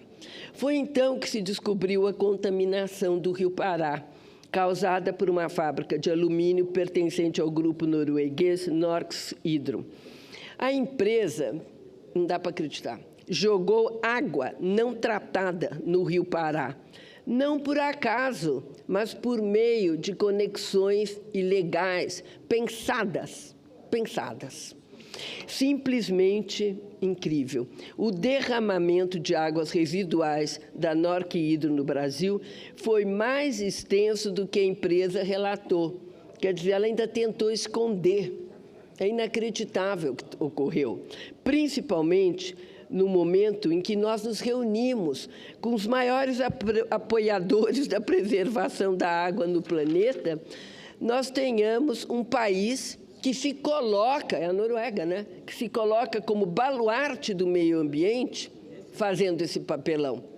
Eu gostaria, acho que todos nós gostaríamos, brasileiros, de ouvir como a ministra norueguesa, que chamou a atenção do Brasil pela questão do desmatamento há pouco tempo, vai se pronunciar oficialmente sobre a estatal que vem aqui ao nosso país e se porta em desacordo com as regras do seu próprio país e destrói nossa água e adoece o nosso povo. É isso, senhor presidente. Cumprimento a senadora Marta Suplicy. Concedo a palavra ao senador Ivo Cassol, que estava aqui, senador Hélio José. Ele estava aguardando aqui, e como Vossa Excelência é meu querido vizinho, amigo e sabe compreender o doutor Ivo Cassol, que fará uso da palavra aqui, imagino que em 8 minutos seria suficiente, porque ele tem uma capacidade de síntese muito grande. Quantos minutos foi? Quantos minutos? 18. Ah, então já melhorou. Senhor presidente, senhoras e senhores senadores, eu quero aqui com imensa alegria deixar meu abraço, a minha gratidão para os nossos amigos, as nossas amigas, principalmente do meu estado de Rondônia, que sempre vão à igreja, mesmo em casa, e nas suas orações sempre tem orado pela gente. Não tem dinheiro que pague esse carinho especial, a não ser continuar retribuindo aqui no Senado Federal, como representante do povo do estado de Rondônia e, ao mesmo tempo, senador do Brasil. Também é uma alegria e uma satisfação cumprimentar esse grande colega meu, senador Hélio José. Não era um apelido especial para o Hélio José, eu queria saber de onde é que é essa popular melancia, viu? Vamos tentar descobrir aí, mas tudo bem. Mas, com certeza, Hélio José, é uma alegria, te desejo sucesso e, ao mesmo tempo, que Brasília consiga ter oportunidade aqui de atender o anseio e a necessidade da nossa capital federal, que, infelizmente, a situação aqui está deixando a desejar. E, ao mesmo tempo, quero aqui também cumprimentar esse meu parceiro, meu amigo, foi secretário de Agricultura do estado de Rondônia, prefeito da cidade de Ouro Preto por 2 mandatos, deputado federal, Carlos Magno, nosso presidente de honra do Partido Progressista do nosso estado de Rondônia, Carlos Magno, uma alegria, uma satisfação tê-lo aqui no Senado junto com a gente, você que tem andado nos 4 cantos do estado de Rondônia representando a nossa população. Mas, ao mesmo tempo, é com satisfação que eu quero aqui, mais uma vez, deixar meu abraço e a minha gratidão para as pessoas que sempre têm compartilhado com a gente todas as atividades, o nosso trabalho, enfim, nos 4 cantos aonde eu tenho andado. No último sábado, tivemos um evento na cidade de Rolim de Moura, juntamente com o deputado Luiz Cláudio, onde reunimos lideranças do PR, lideranças do PP, como também liderança do partido do PSDB, também do senador Expedito Júnior, já no planejamento das eleições de 2018. Mas, ao mesmo tempo, quero aqui dizer um pouquinho do trabalho nosso que nós estamos fazendo aqui no Senado Federal. Nós tivemos hoje uma audiência com o nosso líder aqui no Senado, Romero Jucá, às 12h20 de Brasília, juntamente com a bancada federal, E o Romero Jucá, além de líder, é o relator da medida provisória 817, que trata da transposição dos servidores do Estado do Amapá e do Estado de Roraima e de tabela entre também o ex-território do Estado de Rondônia. Eu quero aqui andar um pouquinho no passado, antes de falar do presente hoje. Eu me recordo na época que eu era governador do Estado de Rondônia, Carlos Magno, e nós fizemos aí várias caravanas trazendo servidores do Estado de Rondônia em ônibus, em avião, para fazer aqui um trabalho junto com os parlamentares para nós aprovar a PEC da transposição do nosso Estado de Rondônia. Naquele momento, na época do presidente Lula, se criou-se uma expectativa, mas infelizmente ela virou um pesadelo. Naquela época, nossa representante do Estado de Rondônia aqui nesse Senado, fizeram uma emenda onde diziam, porque quando se fala de transposição dos servidores do antigo território para o quadro do Estado da União, seria os 5 anos subsequentes, os 5 anos após a criação do Estado. Mas, ao mesmo tempo, quando se fala em transposição, é de mamando a caducando, dentro desse período, até 15 de março de 87. Mas não, fizeram uma emenda proposital naquela época, dizendo, também nessa emenda, além que vai para a transposição, vai também aposentado e quem também está na reserva. Combinado já com o Palácio e com o presidente Lula, vetaram.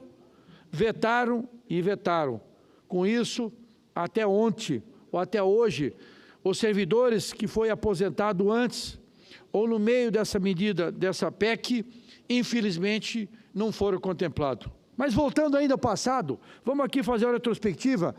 Em 5 de julho de 2011, a presidente Dilma esteve no nosso estado de Rondônia, esteve lá na Quiopes, teve reunido lá mais de 5.000 servidores, tudo na expectativa da transposição. Incrível que pareça, tinha muitos servidores ligados ao PT, ligados a essa situação, e quando eu usei a palavra, por eu dizer que a transposição estava sendo engodo, estava sendo uma enganação, estava simplesmente utilizando os servidores e não ia acontecer.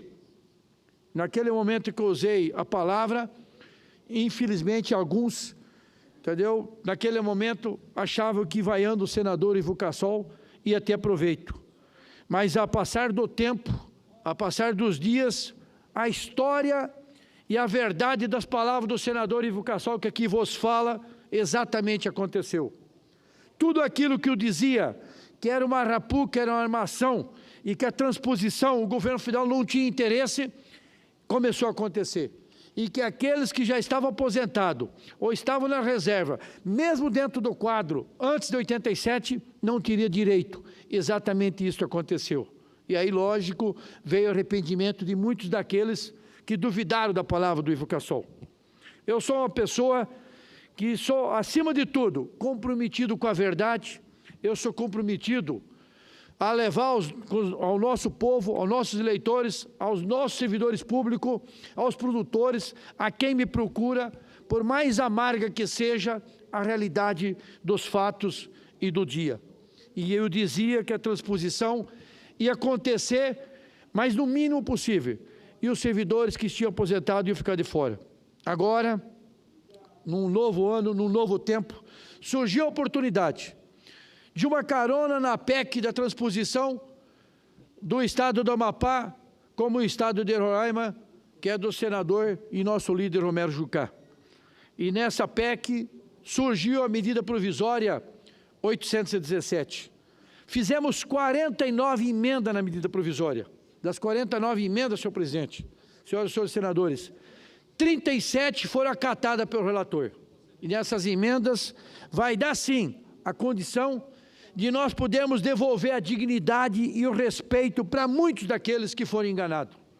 Vamos ter, sim, nessas emendas e com a aprovação do Senado e da Câmara dos Deputados, sancionado pelo Presidente da República, o direito ao direito da dignidade daqueles que ajudaram a construir Rondônia, daqueles que ajudaram a ocupar para não entregar a nossa Amazônia. Tanto que é verdade que aqui, nesta emenda, o senador Romero Jucá acatou de 49, 37 emendas, parcial e inteiras. A exemplo disso, os servidores municipais daquela época, até 81, têm direito a fazer parte da transposição. Então, a você que está me assistindo, que era servidor municipal, que está aposentado, está na reserva, tem direito a ir para a transposição até 81. Aqueles aposentados e da reserva que o Estado, que a União, pela PEC da transposição do meu Estado, não estava aceitando, com essa emenda, com a medida provisória, você passa a ter direito. Então, portanto, você que estava de fora, porque é muito claro, é muito simples, a lei está escrito, se você era servidor do Estado, da época do território, e você passou para o Estado, e você vai para a transposição, é como eu disse no começo, de mamando a caducando. Não interessa, não importa se você está aposentado, ou de repente o funcionário, o servidor já veio a falecer, mas quem tem direito a receber a aposentadoria, a viúva, os filhos ainda pequenos que tem, é um direito adquirido. Então, portanto, nessa emenda vai ser contemplado. Mas é só isso? Não, tem mais ainda. Nessas emendas que fizemos e também de minha autoria, que foi acatado pelo senador Romero Jucá, ao mesmo tempo, junto com a bancada nossa do Estado de Rondônia, nós, onde foi aceita a emenda, nós buscamos contemplar, nós buscamos dar o direito daqueles que ajudaram a fazer uma Rondônia diferente, como é conhecido os antigos servidores do Beirão. Hoje me ligou a Marildo, que está lá no estado de Roraima, junto com a mulher dele, com a Sônia. Está aqui o poeta, que representa todos os servidores do Beirão, das autarquias de Rondônia. Está o Leomar Ventes, o Leomar, como conhecido de Rolim de Moura, que foi gerente do Banco do Beirão e Rolim de Moura. Enfim, tem tantos outros nomes que eu não vou aí citar para poder não magoar os amigos, as amigas, mas dizer para vocês que todos aqueles que fizeram parte da estruturação, da construção do Estado de Rondônia e, ao mesmo tempo, conseguiram fazer do nosso Banco Beirão uma grande instituição, vocês, até 87, 15 de março de 87, estão sendo contemplados junto com essa PEC 817.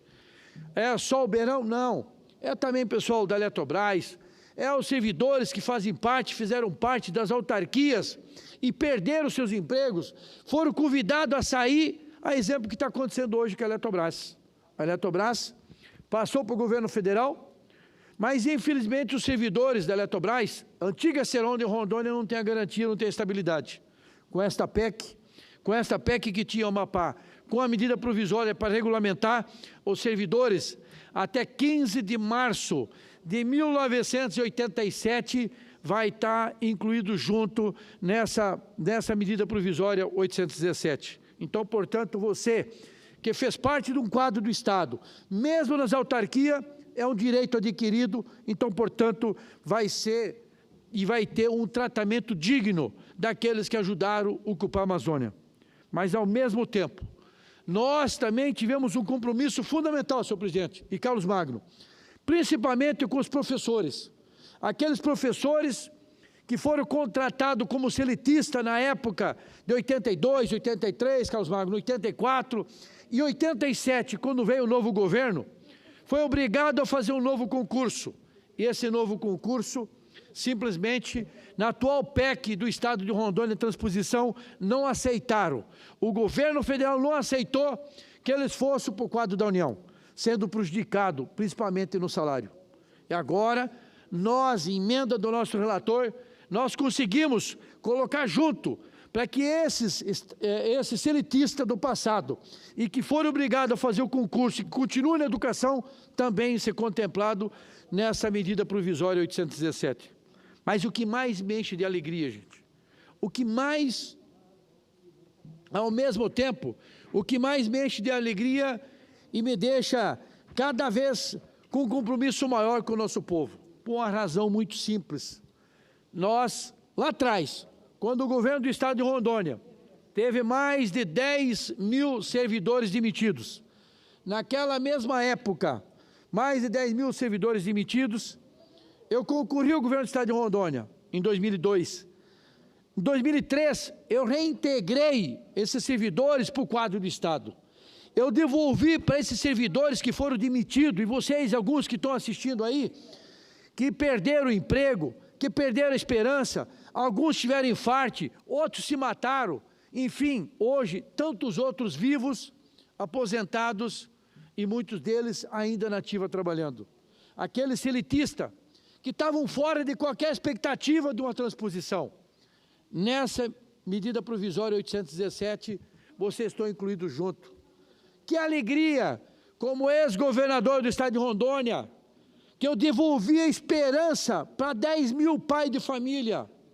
Ao mesmo tempo, vim para o Senado, com o compromisso de trabalhar e defender o povo do meu estado de Rondônia, mesmo sendo senador do Brasil.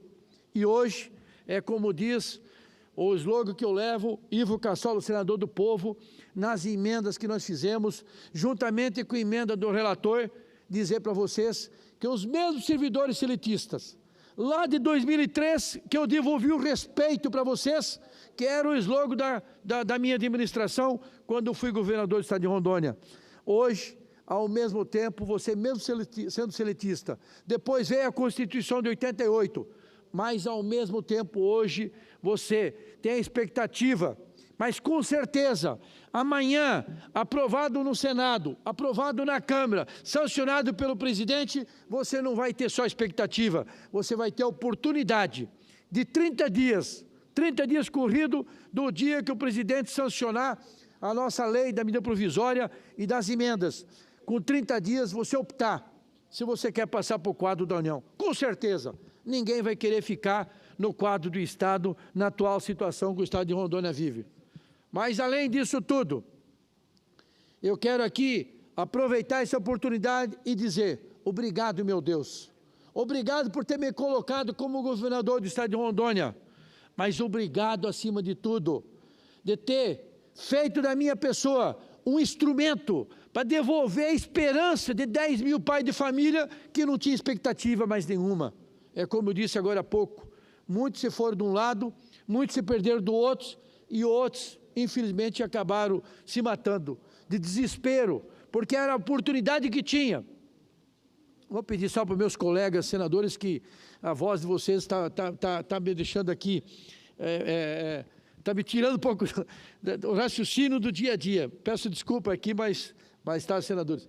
Eu sei que está bem por isso, que eu estou querendo aqui concluir meu discurso, mas ao mesmo tempo não tem como não participar do bate-papo, que com certeza, senador Wellington, senador Dário, enfim, a todos vocês são os colegas extraordinários. Mas eu gostaria então de uma parte, já que Vossa Excelência coloca, nós estávamos falando exatamente do entusiasmo meu com o potencial de geração de energia da região amazônica, principalmente das PCHs. E aqui eu estava dizendo da visão de Vossa Excelência de ter praticamente transformado o seu Estado. Eu, logo que fui eleito o meu primeiro mandato, um companheiro de faculdade me trouxe todo o levantamento do potencial de Mato Grosso. E eu, infelizmente, não tive a mesma capacidade que Vossa Excelência. É isso que eu estava aqui registrando, mas com isso também parabenizá-lo, porque se o Estado de Rondônia hoje experimenta o desenvolvimento, porque naquela época todos nós importávamos energia, muitas cidades eram abastecidas por motores elétricos que funcionavam até 10 horas da noite, e foi exatamente nessa visão que Vossa Excelência, transformadora, inovadora, empreendedora, que realmente a região de Rondônia hoje deve muito a Vossa Excelência. E, claro, o Mato Grosso também tem um grande potencial, que felizmente muitos empreendedores estiveram fazendo, e agora, inclusive, eu tive a oportunidade de trabalhar muito com a presidente Dilma, exatamente para que voltasse, isso foi uma decisão, inclusive, do Ministério da Integração, para assinar, para que voltasse também os financiamentos do FNO, FCO, para que potenciais hidrelétricos pudessem ser construídos também. Então, sempre tive a parceria de Vossa Excelência, e eu quero aqui registrar, porque nós discutimos isso, o novo Brasil, os brasileiros que foram para aquela região exatamente nessa visão empreendedora. Então, obrigado. Com isso, eu parabenizo Vossa Excelência, dando uma parte, principalmente para destacar esse aspecto. Obrigado. Com certeza, o senador Wellington tem conhecimento da região norte. Muitas cidades do estado de Rondônia, como Mato Grosso, era isolada. E naquele momento, em 90, não tinha legislação. E nós já tínhamos, a minha família, a ideia de fazer esses empreendimentos de energia limpa. Posteriormente veio incentivo do governo federal, nós aproveitamos o cavalo que estava encilhado, pulamos em cima e fizemos vários empreendimentos. Então hoje, graças a Deus, a gente tem aproveitado isso, conseguimos ajudar muito com o desenvolvimento e o progresso do meu estado, como no seu estado, com certeza, muitos amigos seus conseguiu tirar muita cidade do isolamento e eu fico feliz com isso. Mas agradeço o carinho e, ao mesmo tempo, eu estava aqui fazendo uma reflexão. Quando eu fui governador, senadores, teve 10 mil servidores demitidos do meu estado. 10 mil servidores demitidos. E pessoas que foram demitidas que, com certa idade, não tinham uma expectativa de trabalho, 60 anos, 65 anos. Muitos acabaram morrendo de infarte, outros acabaram se matando e muitos ficaram na esperança da pessoa do Ivo Cassol como governador, que batia no peito e dizia que se tivesse uma porta, uma oportunidade, uma expectativa, ia reintegrar eles para o quadro do Estado. E, ao mesmo tempo, em 2003, presidente, consegui e trouxe todos os servidores de volta para o quadro do Estado. Não faltou dinheiro para pagar a folha, devolvi o respeito, devolvi a dignidade, na época como governador. Hoje, como senador da República, e aqui eu já vou aproveitar e pedir o voto de Vossas Excelências, do meu companheiro de partido, do PP, representante do Brasil, mas da Bahia, Odário de Santa Catarina, Zé Wellington da cidade do Mato Grosso, nós temos uma PEC 817, que regulamenta a transposição de servidores do Amapá, Roraima e Rondônia. E nós fizemos as emendas para que esses servidores, as pessoas que ajudaram a abrir Rondônia, para não entregar a Amazônia, tivessem o direito, mesmo sendo selitista, porque naquela época era assim o sistema de contratação do governo federal, depois de 88 que teve os concursos, então eu fazia parte do quadro. Então eu estava dando aqui a boa notícia que nós fizemos a emenda, o senador Romero Jucá acatou a emenda e esses servidores, essas pessoas que infelizmente no passado não tinha nem mais a oportunidade de trabalho, e eu reintegrei como senador da República, fiz a emenda e hoje esses servidores, se Deus quiser, com a aprovação do voto de vocês, vai passar, e sendo sancionado pelo presidente, vai passar para o quadro da transposição para o governo federal. Não tem dinheiro que paga isso. É uma retribuição, é o mínimo que eu posso fazer pelo carinho e por tudo que Deus tem feito por mim. Então, portanto, como aqui, como uma pessoa comprometida com a causa pública e, ao mesmo tempo, com o bem-estar do povo do meu estado de Rondônia e do Brasil, com certeza vou continuar trabalhando para que a gente possa, Hélito, ter essas conquistas, ter essas realizações. Então, são servidores do meu estado que já tem problema. É igual quando fizeram lá atrás uma PEC, Dário, botaram uma PEC de transposição e falaram, eu os aposentado. Fizeram uma sacanagem naquela época. Fizeram sacanagem os parlamentares que representavam Rondônia naquele momento. Porque se tu vai transpor 10 mil servidores ou 5 mil servidores do quadro do Estado para a União, é de mamando a caducando. Não interessa se você está aposentado, está na reserva, se tem, entendeu, aqueles que morreu, mas tem as pessoas que têm direito a receber e o que estão na ativa.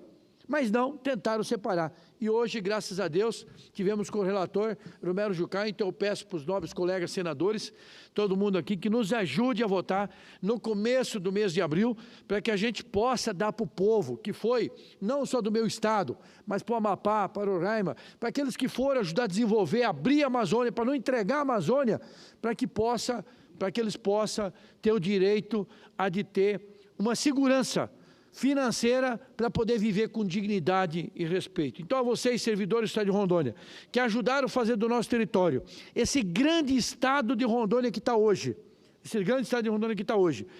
esse estado forte, então a vocês que fizeram parte das autarquias, do Beirão, enfim, da Eletrobras, da Serão, antiga Serão, vocês vão fazer parte, se Deus quiser, da transposição do governo federal. A vocês, professores, que eram seletistas, depois fizeram concurso e estavam fora, vocês vão fazer parte junto também. E lembrando que os policiais os policiais militares e auditores fiscais que fizeram concurso em 87, vocês vão ter direito, até dia 31 de dezembro de 87, a poder participar da transposição desses servidores. Então, portanto, fora dos policiais e dos auditores, é 15 de março de 87.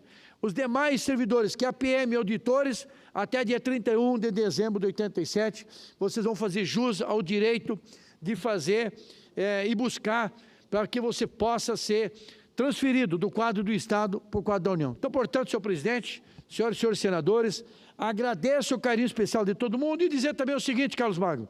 Hoje eu vi um discurso bonito aqui, de políticos, que lá em Ji-Paraná está indo um curso de medicina que de lá já resolveram tudo. Engraçado, depois da onça morta, é fácil vir bater fotografia.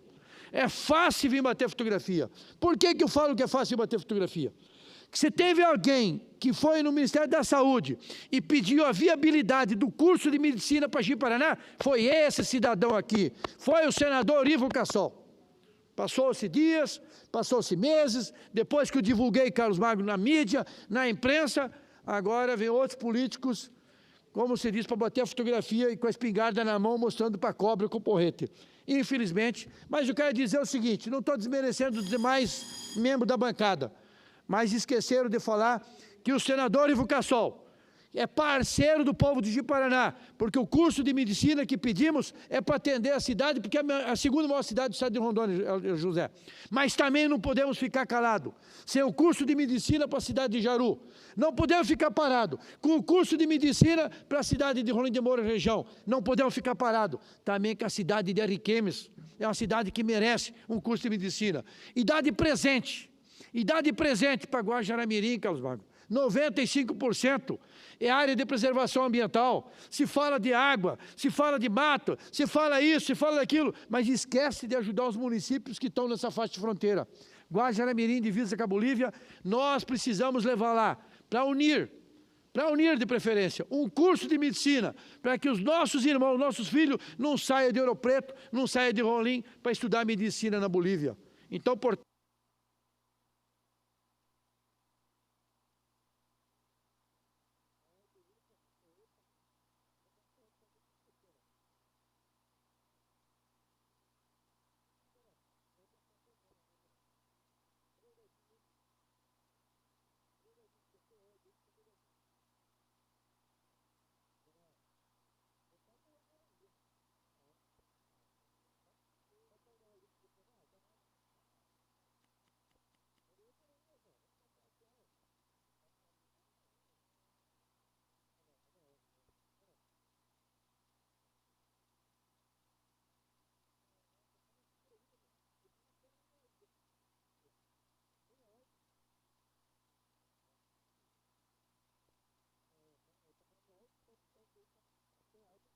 para a saúde de Ji-Paraná, para atender, especialmente nas despesas do dia a dia, de fundo a fundo. Tanto podia pagar funcionário, como podia comprar remédio, como podia comprar material penso, como podia comprar equipamentos, como podia fazer qualquer atividade dentro da área da saúde. Levemos 1.700.000 para a cidade de Ji-Paraná. Aqui, senhor presidente, agradeço o carinho, agradeço meus amigos, meus irmãos, que sempre vão à igreja, mesmo em casa, e nas suas orações, sempre tem colocado o meu nome, e com certeza, a força da oração e a fé que eu tenho em Deus, é naqueles mais momentos difíceis que parece impossível, Deus coloca a mão e me puxa e me leva junto para continuar e fazendo o trabalho que estou fazendo pelo povo do meu estado e pelo Brasil. Um abraço, obrigado.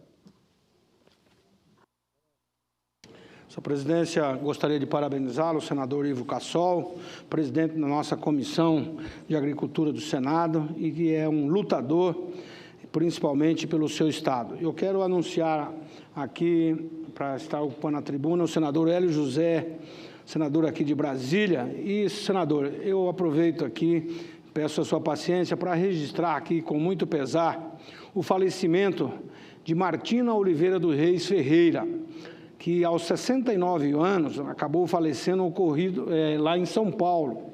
Ela era esposa de um grande companheiro nosso, o desembargador aposentado, José Ferreira Leite, que foi ex-presidente do Tribunal de Justiça e também do Tribunal Regional Eleitoral de Mato Grosso. A Martina se recuperava de um transplante de fígado e, infelizmente, sofreu uma parada cardíaca. Ela que era de família tradicional de Mato Grosso, com importantes contribuições ao Judiciário do Estado. Ela, inclusive, deixou o seu filho, juiz aposentado também, Marco Aurélio dos Reis Ferreira. E também quero aqui, com pesar, registrar o falecimento de Doraci Leci Medeiros, aos 95 anos. Ela que era mãe do reitor da Universidade Univag, Dr. Drauzio Medeiros, um grande companheiro. A Univag é um grande centro universitário que tem praticamente quase todos os cursos e tem sede na cidade de Várzea Grande, com milhares de alunos. Então, aqui eu quero as duas famílias, a família do desembargador aposentado José Ferreira Leite e também do reitor Drauzio Medeiros, deixar os meus votos de pesar e também as minhas orações, e Deus dê conforto a todas essas duas famílias importantes pelo legado que deixa também cada um para o nosso Estado. Com a palavra, o senador Hélio José. Obrigado. Presidente da nossa comissão, Senado do Futuro. Isso aí. Obrigado, meu presidente do Senado aqui em exercício, meu nobre senador Wellington Fagundes, de um estado tão importante, tão produtor que é o estado do Mato Grosso.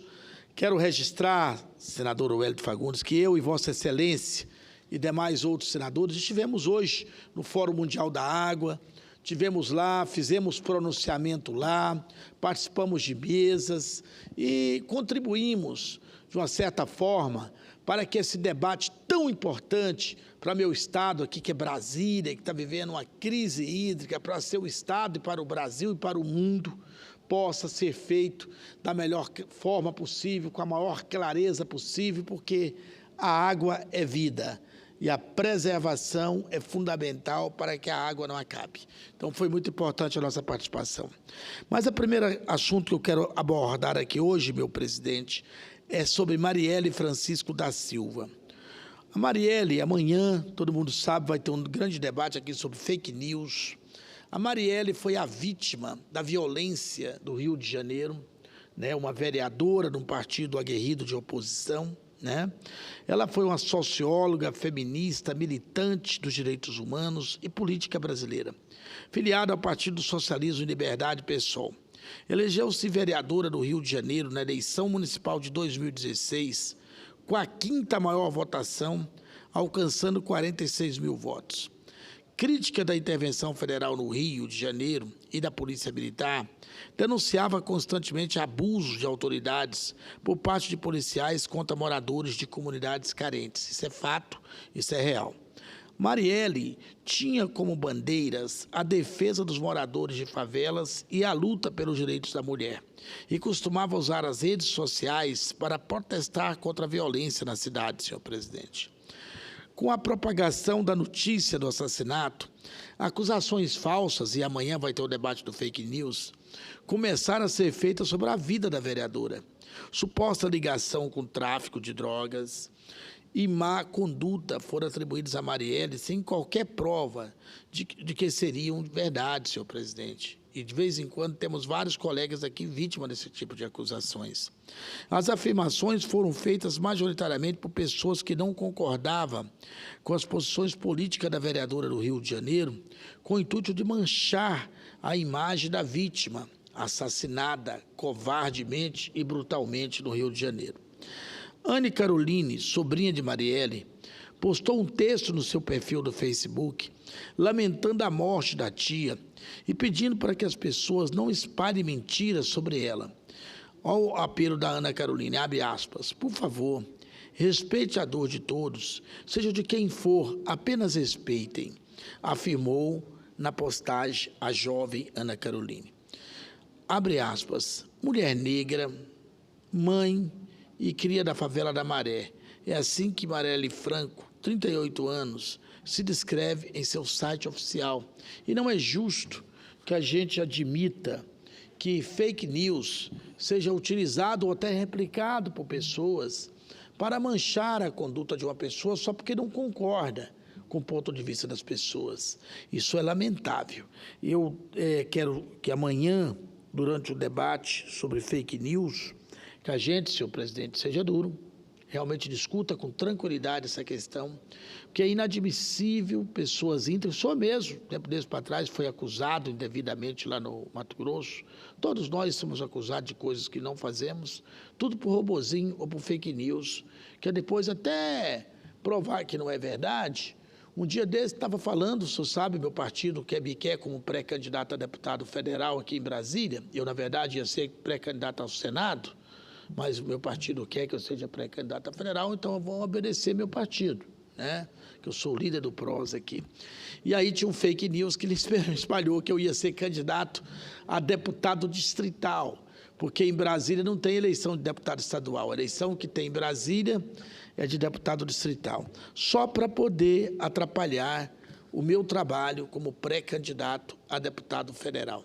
Então, esse tipo de conduta maldosa de alguns adversários que nós temos nas redes sociais, a gente tem que combater.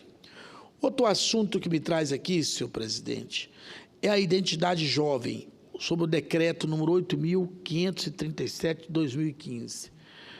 Eu quero dizer, senhora presidente agora, senhora senadora Fátima Bezerra, do nobre estado do Rio Grande do Norte, pré-candidata ao governo do estado do Rio Grande do Norte, se Deus quiser, será governadora do estado do Rio Grande do Norte, até em homenagem às mulheres, em homenagem às professoras, em homenagem à luta que Fátima tem feito, tanto na Câmara quanto no Senado. Senhora presidente, está mais do que na hora de reconhecer a relevância de contribuições sociais envolvidas em um projeto de extremo impacto no desenvolvimento da cultura nacional. Trata-se do decreto número 8.537 de 2015, que regulamenta a Lei 12.852 de 2013, bem como a Lei número 12.933 de 2013. Para fins de comunicação fácil e direta, convencionou-se denominá-lo Programa Identidade Jovem, ID Jovem, senhora presidente. O referido decreto dispõe sobre o benefício da meia entrada para acesso a eventos artísticos, culturais e esportivos. Além disso, estabelece os procedimentos e os critérios para a reserva de vagas a jovens de baixa renda nos veículos do sistema de transporte coletivo interestadual. Outro benefício regulamentado no decreto é a isenção da taxa de inscrição no Exame Nacional de Ensino Médio, o Enem, senhora presidente. Mais especificamente, prevê que jovens de 15 a 29 anos, com renda de até 2 salários mínimos, possam se cadastrar no aplicativo do ID Jovem e viajar gratuitamente de um estado a outro do Brasil. Por meio do cadastro, eles ainda podem assistir a shows, espetáculos e eventos esportivos, pagando meia entrada. Senhora presidente, de posse desse documento digital, o cidadão poderá ter acesso a vários eventos, pagando somente o referente à metade do valor. No entanto, para obter o documento do ID Jovem, além da idade entre 15 a 29 anos, é obrigado que o cidadão comprove renda familiar de até 2 salários mínimos. Todavia, para que o jovem tenha direito à identidade, é obrigatório estar inscrito no Cadastro Único para programas sociais do governo federal. Como se sabe, trata-se de um sistema que controla o cadastro de cidadãos de baixa renda no Brasil. É necessário estar com os dados atualizados no sistema nos últimos 24 meses. Além do aplicativo do ID Jovem, é possível fazer o cadastro por meio do sítio eletrônico. Em realidade, ao apelar à praticidade dos celulares, para usar a identidade não é preciso sequer imprimi-la. Basta apresentar a imagem do cartão na tela do celular no momento da aquisição do bilhete ou ingresso, acompanhada da documentação oficial com foto. Do ponto de vista institucional, senhora presidente, o documento virtual dos jovens será controlado pela Caixa Econômica Federal, à qual caberá atribuição adicional de desenvolver a página na internet junto às funções do aplicativo. Compete à Caixa também fiscalizar todos os sistemas de credenciamento e cadastro do projeto Identidade Jovem. De fato, senhora presidente, a lei esclarece por meio do aplicativo para smartphone, a empresa poderá controlar o acesso dos jovens que têm direito ao benefício bem como identificar os estabelecimentos comerciais de diversão que terão que conferir a meia entrada. Na contrapartida, por meio do aplicativo, o jovem terá acesso às informações sobre o benefício, além de consulta, alteração e emissão de segunda via de documentos por celular, Graças à análise detalhada dos dados do sistema, a Caixa poderá identificar quais famílias gozam do direito a benefícios sociais, como Bolsa Família, Salário Família e agora o ID Jovem. Adotando o mesmo procedimento, o cadastro ID Jovem é igualmente processado por intermédio do número da identificação social, do NIS. Seguindo os modelos de identificação já testados, o funcionamento da meia-entrada artístico-cultural e esportivo é semelhante ao já conhecido da carteira de identificação estudantil. Como antes ressaltado, para usar o benefício, basta apresentar o ID Jovem no momento da aquisição do ingresso ou na entrada do local de realização do evento. Sem dúvida, senhora presidente, esse democrático mecanismo cultural e de mobilidade vai permitir que jovens de baixa renda, que eventualmente não estudem, também paguem meia entrada em diversos eventos. Vale advertir que eventuais recusas em aceitar o ID Jovem no pagamento da meia entrada devem ser denunciados ao PROCON, senhora presidente. Por outro lado, no caso da reserva de vagas em ônibus interestaduais, trata-se de uma justa compensação modal àquelas que não dispõem de recursos financeiros para bancar uma viagem com duração prolongada. Na verdade, tais viagens só poderão ser feitas para cidades fora do estado de origem, em ônibus de classe econômica ou trem ou transportes aquaviários. Com o propósito de bem organizar o dispositivo, a lei estabelece, senhora presidente, que serão reservadas 2 vagas gratuitas em cada veículo, comboio ferroviário ou embarcação de serviço convencional de transporte interestadual de passageiro. Além disso, caso se esgotem as vagas gratuitas, serão disponibilizadas outras 2 vagas com desconto de no mínimo 50% do valor da passagem. Por isso mesmo, caberá ao beneficiário solicitar o bilhete com ao menos 3 horas de antecedência da viagem. Para tanto, deverá apresentar a ID Jovem e a carteira de identidade no documento da solicitação. Caso a empresa se recuse a fornecer tais facilidades, as denúncias devem ser automaticamente encaminhadas à Agência Nacional de Transporte Terrestre. Diante disso, senhora presidente, cumpre-nos indagar o que estaria faltando a esse pródiga iniciativa governamental. De fato, na aparência, tudo parece funcionar muito bem, mas na realidade não tem sido assim, senhora presidente. O governo federal tem percebido uma fraca popularização do projeto do ID Jovem e vem tentando aumentar o número de adesões ao programa Identidade Jovem. Não custa recordar que, lançado em dezembro de 2016, o programa foi o primeiro que seguiu a vigência do Estatuto da Juventude, aprovado do Senado em 2013 e sancionado no mesmo ano. Por isso mesmo, desde março de 2017, uma caravana da Secretaria Nacional da Juventude tem percorrido todos os estados, com o objetivo de levar informações sobre os documentos do ID Jovem. De acordo com a Secretaria Nacional da Juventude, com o secretário, senhor Francisco de Assis Costa Filho, 16 milhões de jovens se enquadram no perfil do programa. No entanto, senhora presidente, apenas 230 mil havia feito a inscrição até julho do ano passado. Para piorar a situação, a resistência por parte das empresas de transporte fácil é tenaz. A Associação Brasileira das Empresas de Transporte Terrestre e Passageiros, ABRAT, ajuizou recentemente, junto ao Supremo Tribunal Federal, uma ação de inconstitucionalidade contra o artigo 32 do Estatuto da Juventude.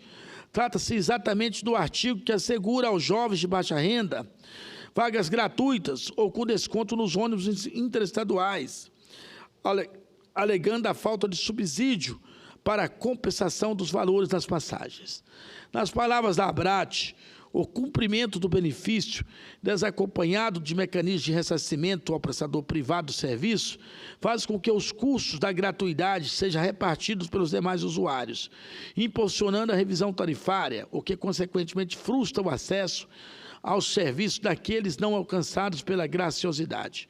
De acordo com o consultor legislativo Eurico Gonçalves Cursino, tal polêmica em torno da responsabilidade sobre o custeio dos direitos que o Estatuto determina é histórica. Na visão dele, os brasileiros compreendem a necessidade de se reformar costumes a partir de uma legislação mais esclarecida, mais inclusiva, que expanda o poder social e econômico do país, mas se recusa a pagar a conta. Em resumo, senhora presidente, embora a iniciativa de o Estado inaugurar programas alvissareiros, como o ID Jovem, seja de boa recepção social, ainda há alguns entraves para contornar. Gostaríamos, no entanto, senhora presidente, de expressar aqui nossa mais efusiva e restrito apoio ao decreto 8.537, que transforma a justiça social e cultural em reais e melhores condições de vida aos cidadãos mais jovens e mais carentes da nossa sociedade. Era isso que eu tinha que falar sobre o ID Jovem, esse importante documento, né? Esse importante programa que precisa atender todos os brasileiros do Brasil afora, e principalmente também aqui do nosso Distrito Federal. Meus agradecimentos a Vossa Excelência, ao senador Wellington Fagundes e a todos que nos ouviram pela TV e Rádio Senado. Um forte abraço, senhora presidente. Cumprimento o senador Hélio José pelo pronunciamento que acaba de fazer e, com a palavra agora, o senador Wellington Fagundes, do Mato Grosso. Eu quero agradecer a senadora Fátima Bezerra, o senador Hélio e a todos que nos assistem pela TV Senado, também nos ouve pela Rádio Senado e por todos os meios de comunicação desta casa. Eu quero aqui, senhora presidente, trazer a emoção desse momento, de estar ocupando essa tribuna com um sentimento de muita alegria e satisfação. E essa alegria, essa satisfação, senhora presidente, exatamente porque acabei de receber agora há pouco, da Presidência da República, a informação que o presidente Michel Temer acaba de assinar a sanção do nosso sonho, que é a criação da Universidade Federal da minha cidade, a cidade de Rondonópolis. Por isso, eu trago aqui essa nossa felicidade, e como filho de Rondonópolis, a segunda cidade mais importante de Mato Grosso, eu quero aqui dizer que me sinto também, claro, extremamente emocionado. A criação dessa universidade, sem dúvida alguma, é uma das conquistas mais importantes dos últimos tempos de toda a comunidade rondopolitana e, claro, da região sul, sudeste de Mato Grosso. Afinal, foram 10 anos de sonho e lutas permanentes.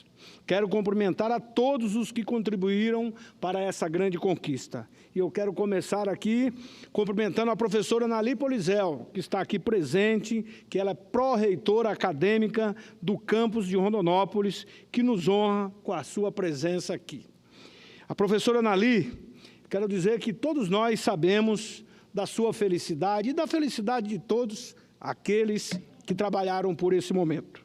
Por isso eu quero aqui agradecer também a todo o comitê pró-UFR, atualmente coordenado pela professora Andréa Santos, e junto com ela, lado a lado, as professoras Lindalva Novaes, que é minha conterrânea também de Rondonópolis, amiga de infância, a professora Antônia Marília, uma lutadora daquele campus, que sempre também me incentivou muito nas lutas e nas labutas políticas.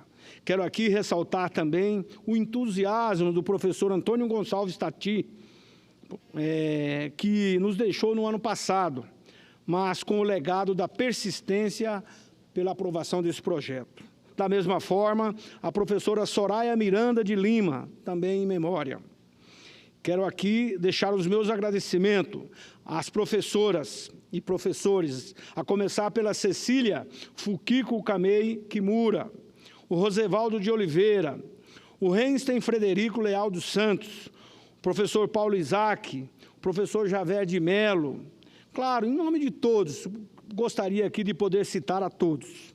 Faço também um agradecimento muito especial ao ex-reitor Paulo Speller, que é atual secretário-geral da Organização dos Estados Ibero-Americanos para a Educação, a Ciência e a Cultura.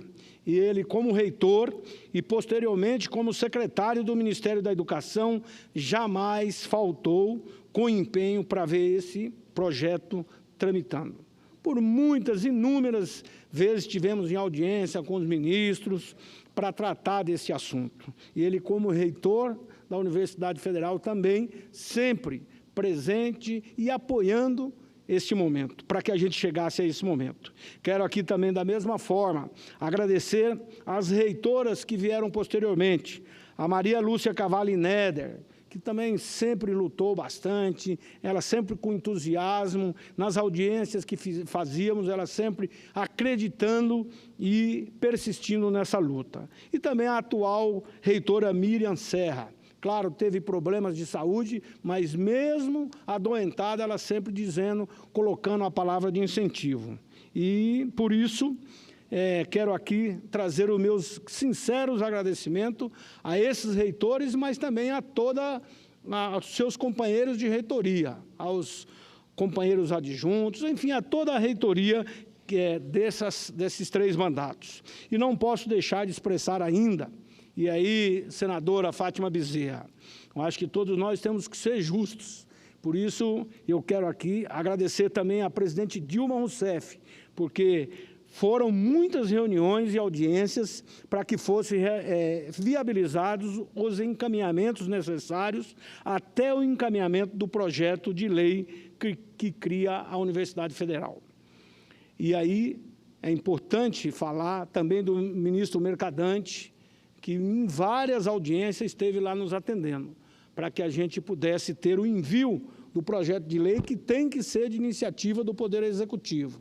Eu fiz um projeto de lei indicando para a criação da Universidade Federal de Rondonópolis há alguns anos atrás, ainda como deputado federal.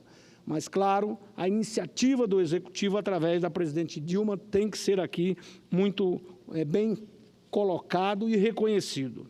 Também quero aqui agradecer aos parlamentares da bancada federal e estadual de Mato Grosso, que jamais deixaram de lado essa luta.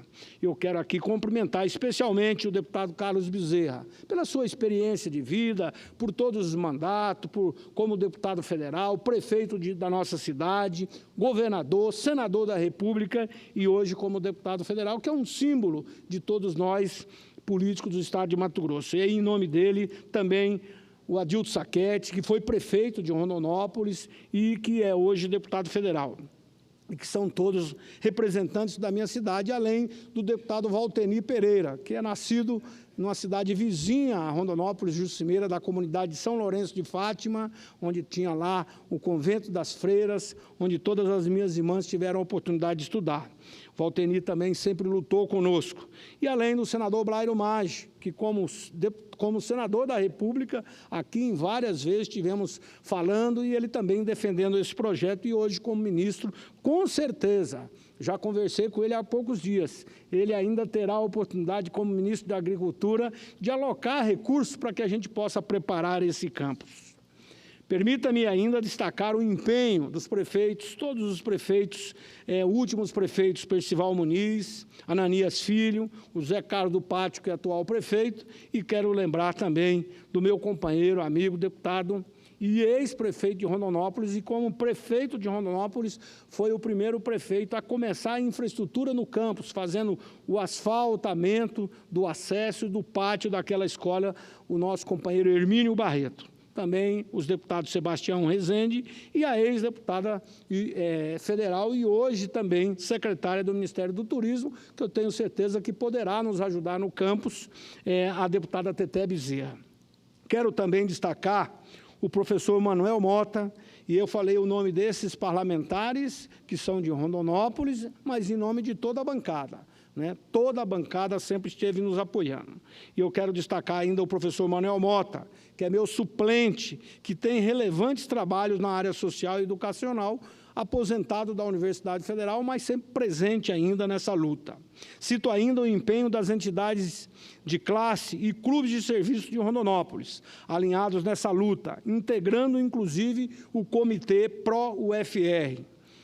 Estiveram conosco nesta caminhada Gastão de Matos, da Maçonaria, Valdir Andreato, da Associação Comercial e Industrial de Rondonópolis, que eu tive a honra de presidi-la, jovem ainda, com logo depois de ser formado, implantando os meus negócios em Rondonópolis e, com 23 anos, tive a oportunidade de ser presidente daquela associação e já começando a luta pela universidade, pela estruturação do campus da universidade, principalmente a implantação naquela época do curso de medicina veterinária. Quero agradecer aqui o Valdir da Silva Nascimento, do Rotary Club, e Miguel Mendes, da Associação dos Transportadores de Carga ATC.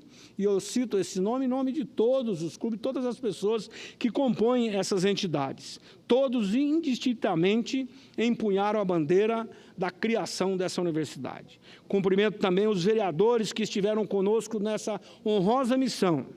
No dia em que concluímos aqui o processo legislativo, estiveram aqui conosco o Silvio Negri, que é também professor da universidade, Tiago Silva, além do presidente da Câmara Municipal, o vereador Rodrigo Lug.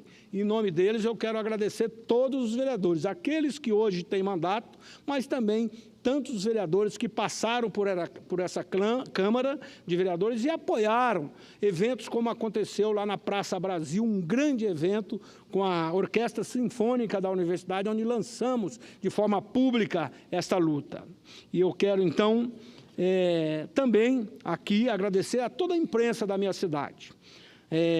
Jornais, sites, emissoras de rádio, emissoras de televisão, todos sempre engajados nessa luta. E aqui eu agradeço à imprensa em nome, principalmente, do jornal A Tribuna, que é um jornal tradicional, de família tradicional, e aí em nome do Samuel Logrado, toda a família Logrado, e também a Rádio Clube de Rondonópolis. E aqui eu quero me lembrar, em nome do Antônio Carlos, que faleceu agora há pouco tempo, que foi sempre um incentivador, um lutador por essa causa.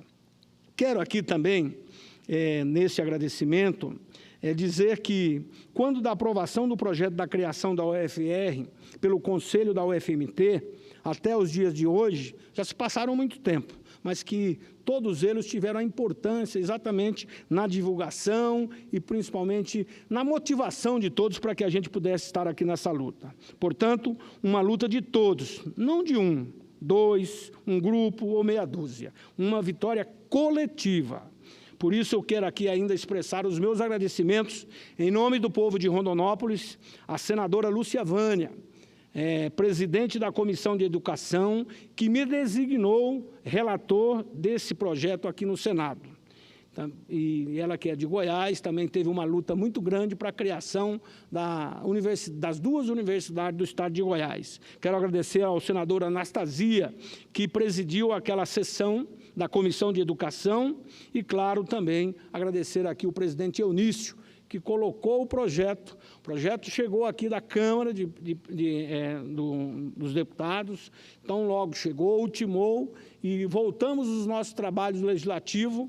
Ele já designou a comissão e, claro, como fui relator na comissão, também me designando aqui como relator de plenário. Então, agradeço ao senador Eunício, principalmente, por ser, assim, digamos, quase algo inédito nessa casa. Votamos na Comissão de Educação, na manhã, por volta de 20 horas, 21 horas, o presidente Eunício já colocava aqui em apreciação no plenário do Senado da República. Com certeza, a história da UFR saberá reconhecer a luta e o esforço de cada um. Por isso, senhora presidente, a Universidade Federal de Rondonópolis chega vencendo poderosas malhas burocráticas, a qual resta criarmos uma nova orientação legislativa para que possamos ajudar a induzir a expansão do ensino e também do conhecimento. Rondonópolis já merecia esta universidade há muito tempo. De qualquer forma, com obstinação, tiramos esse projeto do papel. Nossa Rondonópolis está entre as cidades que mais crescem no Brasil.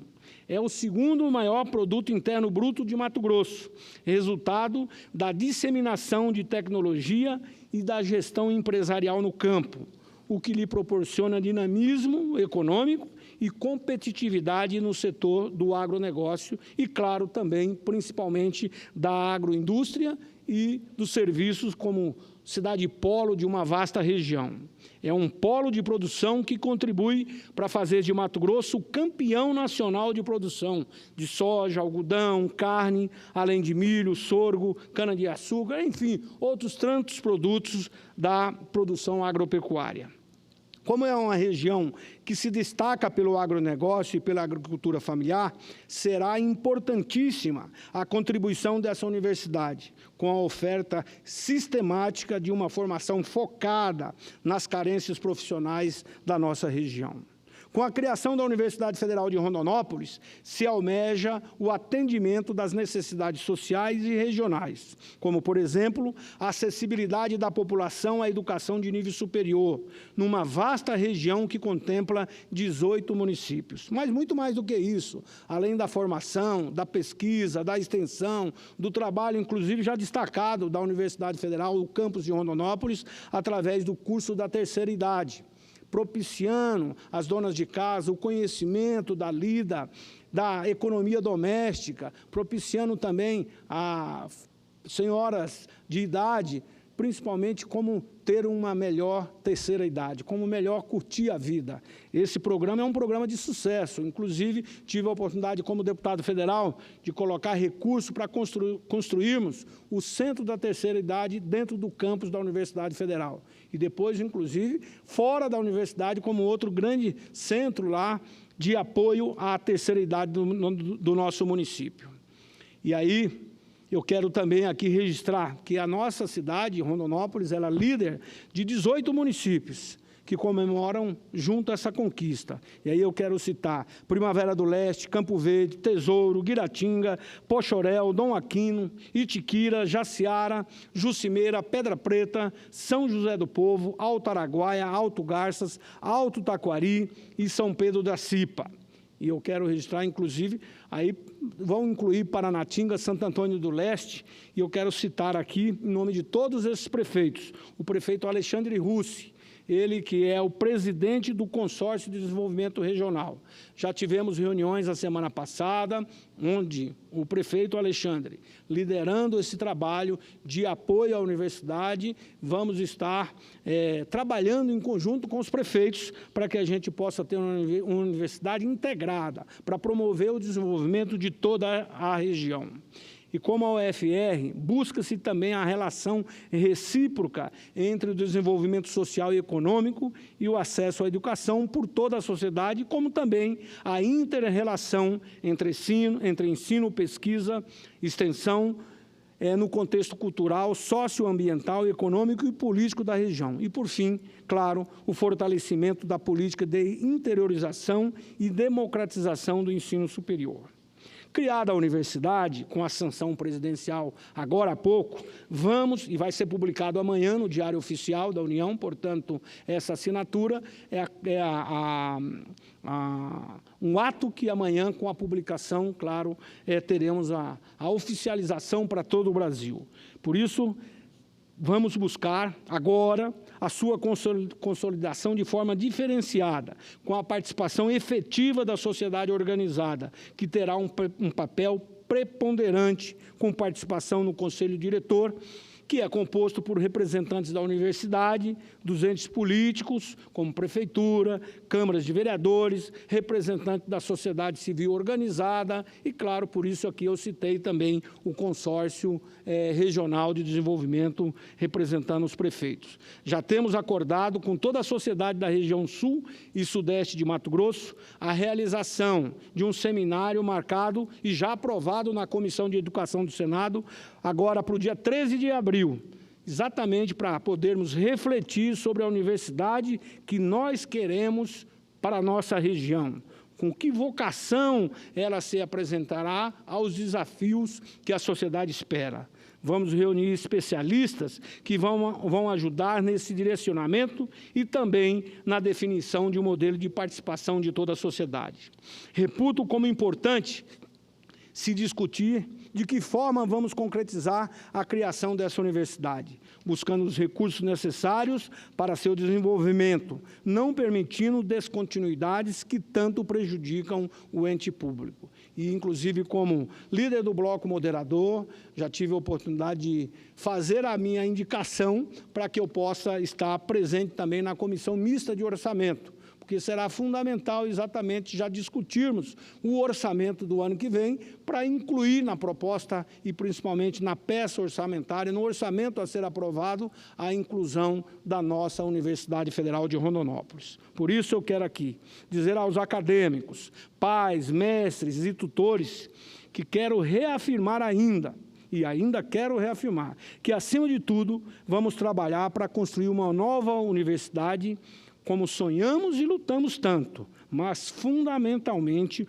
uma universidade que traga o desenvolvimento socioeconômico e ambiental para a região, que participe das atividades de desenvolvimento do município, da melhoria da vida da população, da formação política dos nossos futuros líderes, preparando as novas gerações para os desafios que o desenvolvimento sugere. Agora, neste momento, pró-reitora Anali, nós estamos aqui com um grande evento acontecendo em Brasília, que é o 8º Encontro Mundial da Água. Discutir esse líquido imprescindível à nossa vida é fundamental. E a universidade, com certeza, tem esse papel. E lá, hoje, nesse debate, eu pude dizer exatamente que Rondonópolis, Mato Grosso, ela detém um potencial agroambiental muito forte. Nós queremos promover o desenvolvimento, mas o Pantanal é patrimônio da humanidade. É o maior manancial de água do mundo. Então, tudo isso será um papel da universidade, da futura Universidade Federal de Rondonópolis, que está praticamente colada no Pantanal. Nós até pensamos em outros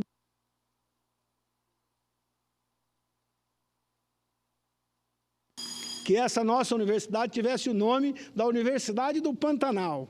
Mas, por sugestões, enfim, decidimos que fosse a Universidade Federal de Rondonópolis, mas, claro, com toda essa vocação do desenvolvimento e, principalmente, desenvolvimento sustentável e respeitando o meio ambiente. Por isso, senhora presidente, como bem expressa o conceito filosófico, o capital da universidade é o cérebro. O papel da universidade é, sem dúvida, desenvolvê-lo.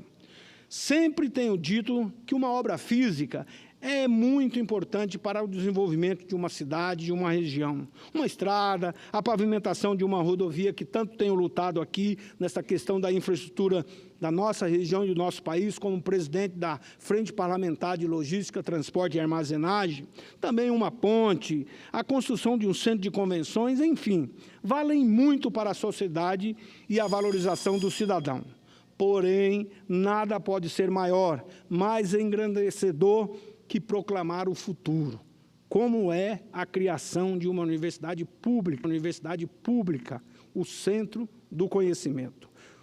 Com esse ato do presidente Temer, eu quero aqui agradecer de forma especial ao presidente que se dá o efetivo passo para consolidar de forma objetiva o desenvolvimento de mentes criativas e, claro, vocacionadas para ajudar a resolver os problemas do futuro da sociedade e também da humanidade. Por isso, senadora Fátima Bezerra, encerro aqui o meu pronunciamento agradecendo a tolerância de Vossa Excelência, mas dizendo aqui do meu entusiasmo e agradecendo a Vossa Excelência, porque também como membro da Comissão de Educação do Senado, Vossa Excelência teve uma participação efetiva, não só no apoio para a tramitação desse projeto, mas inclusive com o seu voto e a sua defesa para a criação da nossa Universidade Federal de Rondonópolis. E, Anali, com certeza, valeu a pena a sua presença aqui, em nome de todos aqueles que compõem a Universidade Federal de Rondonópolis.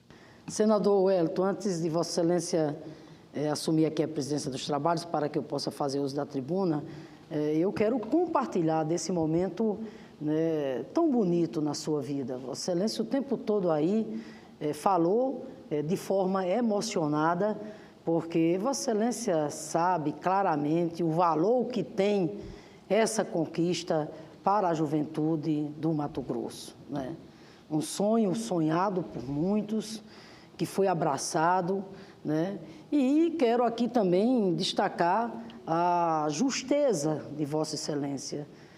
Agradece ao governo federal, que está sancionando o projeto de lei aprovado por nós, que cria a Universidade Federal de Rondonópolis, mas Vossa Excelência não esqueceu aqui de fazer justiça, de dizer que quem mandou esse projeto de lei para o Congresso Nacional foi a presidenta Dilma Rousseff, fruto da luta de vocês.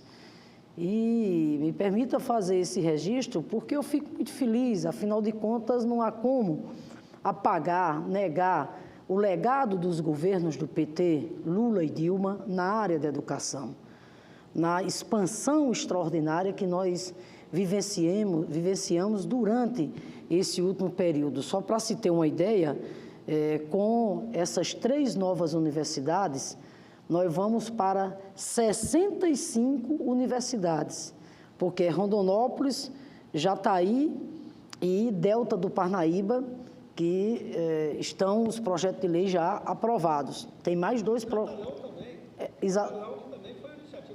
Com certeza, tem mais 2 projetos de lei de iniciativas da presidenta Dilma, que estão para ser aprovados aqui. O fato é que, com essas 5 novas universidades instaladas, criadas, o Brasil passará a ter 68 universidades, das quais 23 foram iniciativas dos governos Lula e Dilma, num período de 13 anos. Isso é uma verdadeira revolução, se considerarmos ainda o déficit de escolarização que nós temos da nossa juventude de 19 a 24 anos, fora exatamente das universidades. Então, quero aqui só isso, senador, compartilhar com você, compartilhar aqui com as professoras, ou seja, dizer da minha alegria, porque isso é o legado dos governos do PT, porque se Dilma não tivesse enviado esse projeto de lei para cá, hoje Vossa Excelência não estaria aqui nessa tribuna celebrando essa importante conquista que o povo do Mato Grosso, especialmente a juventude do Mato Grosso, conquista nesse exato momento, né? Então, isso nos enche o coração de esperanças, senador Wellington Fagundes, porque abrir escolas, abrir universidades, significa a gente avançar, né, rumo à cidadania do nosso povo. Então, através de você, me permita, na condição de professora, compartilhar com os professores e professoras, os servidores da Universidade Federal lá do Mato Grosso e, especialmente, repito, com a juventude, que será a grande beneficiada de mais essa conquista extraordinária que o Mato Grosso do Sul consegue nesse exato momento. Mato Grosso, aliás. Senadora Fátima, inclusive tem um ditado que é muito claro: ninguém faz nada sozinho. Tem um ditado que diz que ninguém faz nada sozinho. E eu quero aqui também agradecer aqui a minha equipe, através do Arthur, que é o chefe de gabinete, também a toda a equipe que está aqui. Eu vou ter a oportunidade daqui a pouco, eu vou pedir aqui para que possa a Marisa, que aqui está, representando a nossa equipe, mas tem outras pessoas que estiveram com ela, lutando. Então, Arthur, em seu nome como chefe de gabinete, eu quero aqui agradecer a esse trabalho, porque não foi fácil. Com certeza tivemos muita luta. Então, por isso aqui, então, em nome de toda a minha equipe, aqueles lá de Mato Grosso também, enfim, todos que trabalharam para que a gente pudesse chegar nesse momento. E com honra vou assumir a presidência, senadora Fátima Bezerra, para que Vossa Excelência possa fazer o seu pronunciamento. Obrigada.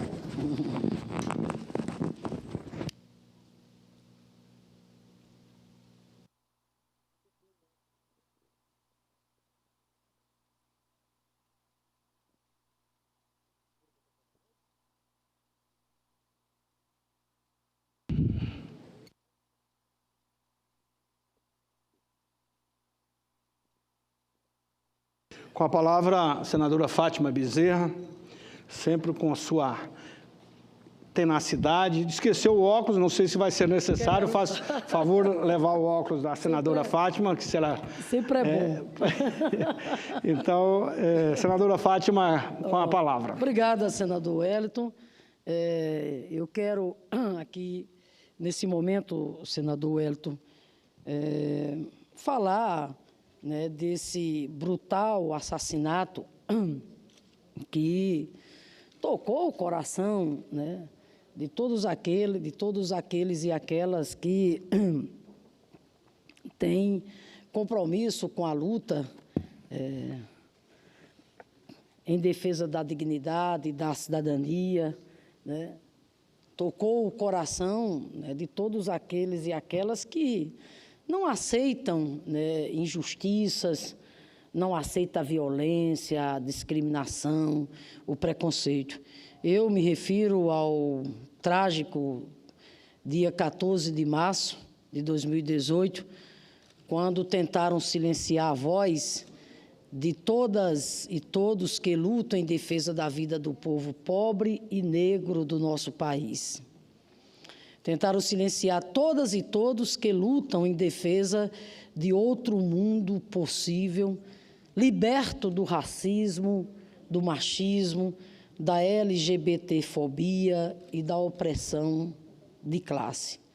Tentaram amordaçar todas e todos que denunciam a violência policial e as consequências da fracassada política de guerra às drogas, justamente onde essa guerra assume as formas mais perversas de violência institucional, que são nas favelas e nas comunidades periféricas.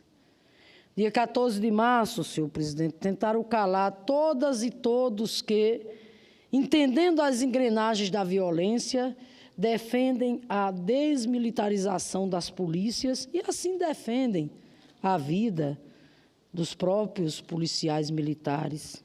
Tentaram calar também todas e todas que denunciam a midiática e ineficaz intervenção militar no Rio de Janeiro, sabendo que a intervenção intensifica a lógica do inimigo interno a ser combatido pelo aparato professor.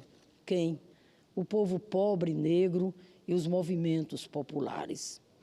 Tentaram dar um recado para todas as mulheres e homens pobres e negros que algum dia pensaram em transpor as barreiras impostas à sua participação política e ocupar espaços de poder, como, por exemplo, os parlamentos.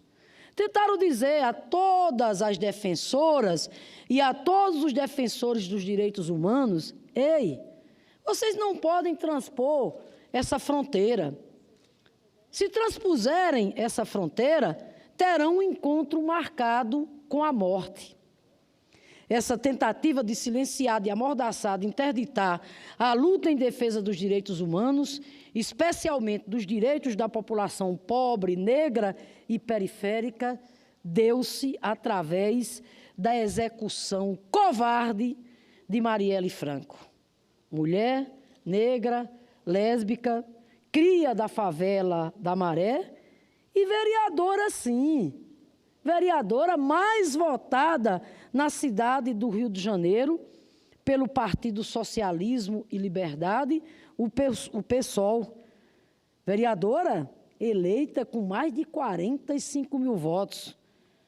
Alguém que ousou, portanto, desafiar o sistema político e ocupar um espaço na política institucional para representar uma população colocada à margem da cidadania.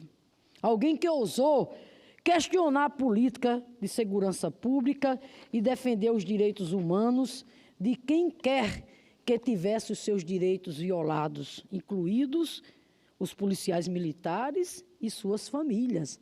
Alguém que lutava dia após dia pelo empoderamento das mulheres pobres, negras, fazendo de sua vida um exemplo de luta e de esperança, porque é esse o principal legado que Marielle exatamente nos deixa, uma lição de vida, de esperança, de coragem. Marielle Foi vítima de um brutal assassinato político, mas não conseguiram silenciá-la, não conseguiram calá-la. Hoje, a voz de Marielle ecoa ainda mais forte, ultrapassando, inclusive, as fronteiras do Brasil e sendo ouvida nos mais diversos recantos do planeta. Hoje, milhões de brasileiras e brasileiros fazem ecoar a voz de Marielle Franco nas ruas e nas redes sociais. Hoje, até mesmo, Marielle, a grande mídia empresarial que sempre combateu as ideias defendidas por você, até essa mídia, hoje, se vê obrigada a lhe homenagear, ainda que em busca, né, de capturar a comoção popular para impulsionar propostas que Marielle, inclusive, sempre combateu, como a própria intervenção militar no Rio de Janeiro.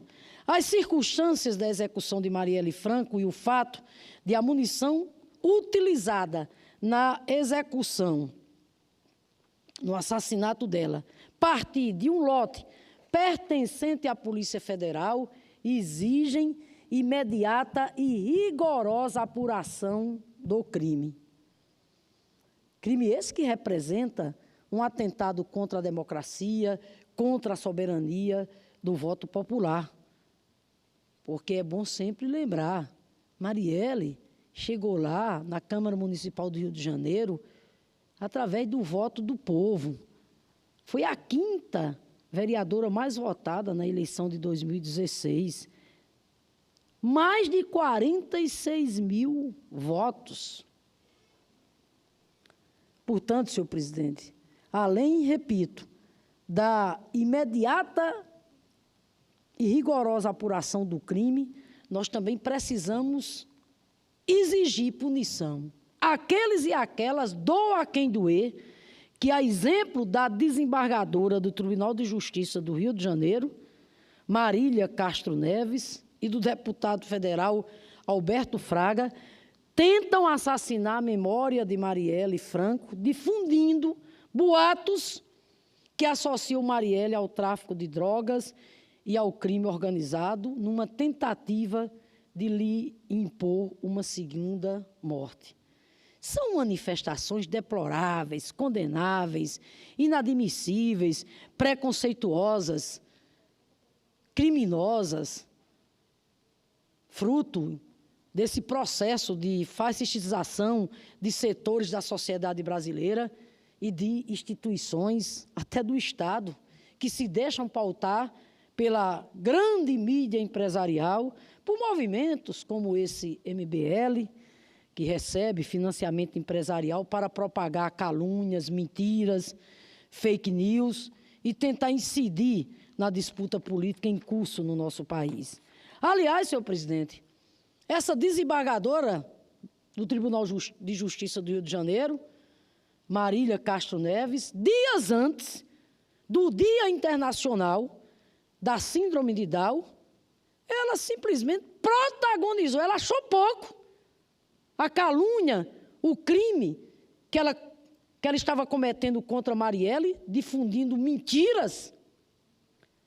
Ela achou pouco e protagonizou mais um episódio lamentável. Simplesmente, através de uma postagem nas redes sociais, essa desembargadora fez chacota de uma notícia que tinha como destaque Débora Araújo Seabra de Moura, a primeira educadora brasileira com síndrome de Down. Ou seja, o fato de uma pessoa com síndrome de Down ser professora deixou a desembargadora louca, provocando impulsos suicidas nessa dita desembargadora. Eu quero aqui primeiro dizer o seguinte, que eu tenho muito orgulho de afirmar que a primeira professora brasileira com síndrome de Down é justamente lá do meu querido estado, o estado do Rio Grande do Norte. Falo exatamente de Débora Seabra, que tem 36 anos e não se deixa vencer pelo preconceito. Débora, em resposta à desembargadora do Tribunal de Justiça do Rio de Janeiro, deu uma verdadeira aula de dignidade e cidadania. Aula que essa desembargadora provavelmente nunca teve a oportunidade de assistir durante a formação acadêmica dela.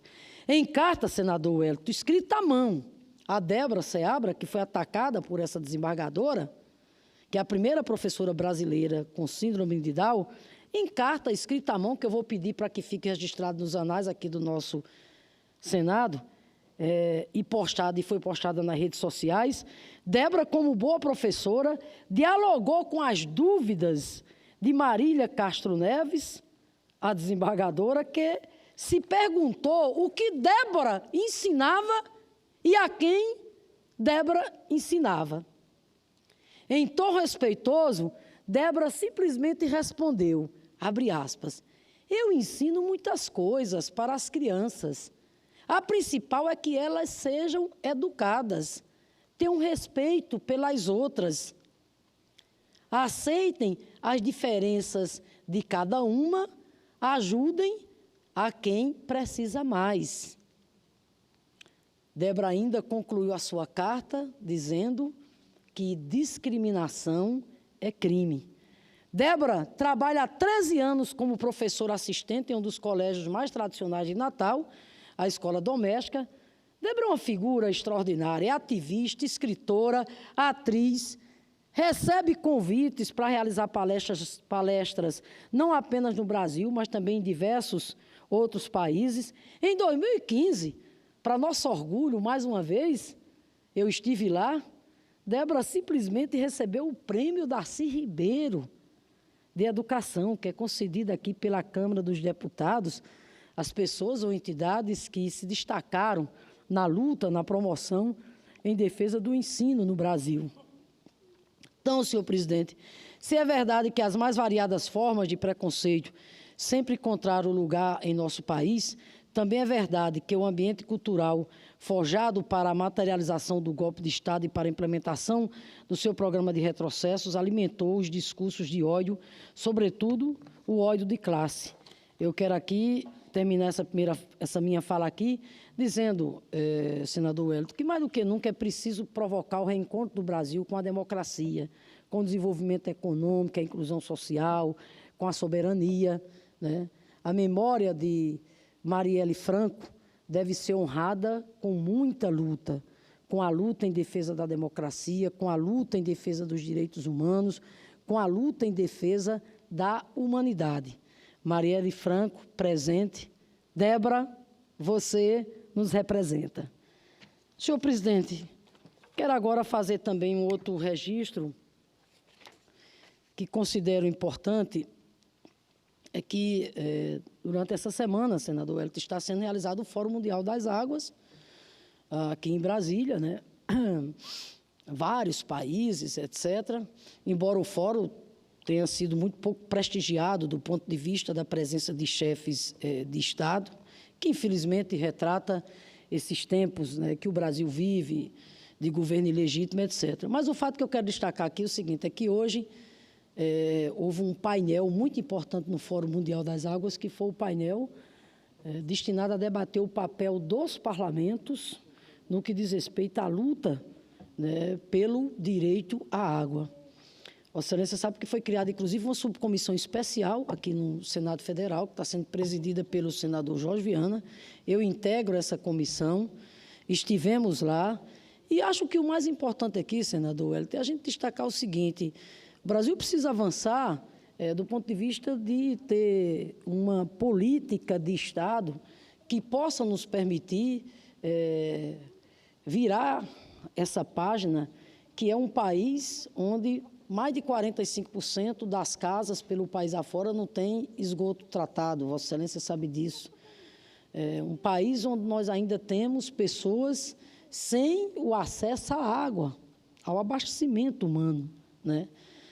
De fato que esse fórum parlamentar hoje, espero que tenha contribuído decisivamente para que o Congresso Nacional, nós, enquanto parlamento, possamos avançar no sentido de aprovar proposições legislativas aqui nessa casa, como, por exemplo, a PEC apresentada pelo senador Jorge Viana, que insere a água na Constituição como um direito humano, como um direito básico fundamental. Aprovar projetos de lei como o da senadora Lídice, que insere a segurança hídrica na política nacional de recursos hídricos. Quero aqui ainda também, senador, saudar o FAMA, que é o Fórum Alternativo, que é realizado paralelo ao Fórum Mundial das Águas, pela coragem, né, pela determinação. São movimentos sociais, ONGs, enfim, movimentos populares, não só do Brasil, mas de diversos países que aqui estão afirmando a luta e o compromisso em defesa da água como, repito, como um direito humano, como um bem universal, como um direito fundamental, como um direito básico.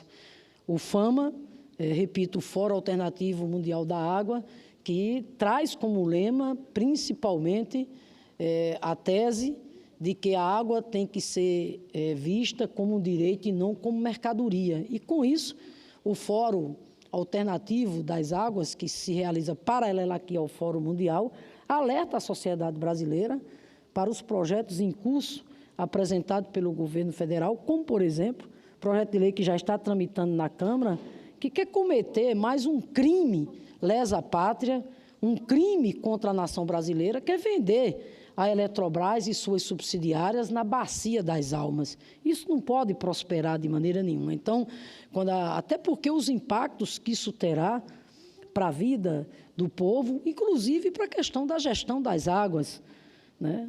Privatizar uma Eletrobras, um patrimônio do povo brasileiro, avaliado em mais de 400 bilhões e querem vender por 20 bilhões, isso é um crime, repito, é de uma irresponsabilidade sem tamanho. Então, quando o Fórum Mundial, Fórum Alternativo Mundial das Águas, traz o lema de educar a água como um direito e não como mercadoria, é um alerta para, repito, iniciativas como essa que estão aqui do governo federal, do governo legítimo, que quer privatizar a Eletrobras. E nós não vamos deixar que isso aconteça, porque nós sabemos muito bem qual é o resultado de políticas de privatizações como essa, se desfazendo de um ativo fundamental, estratégico, para um projeto de desenvolvimento nacional, que é exatamente a questão da energia. Então, toda a nossa luta para que isso não aconteça.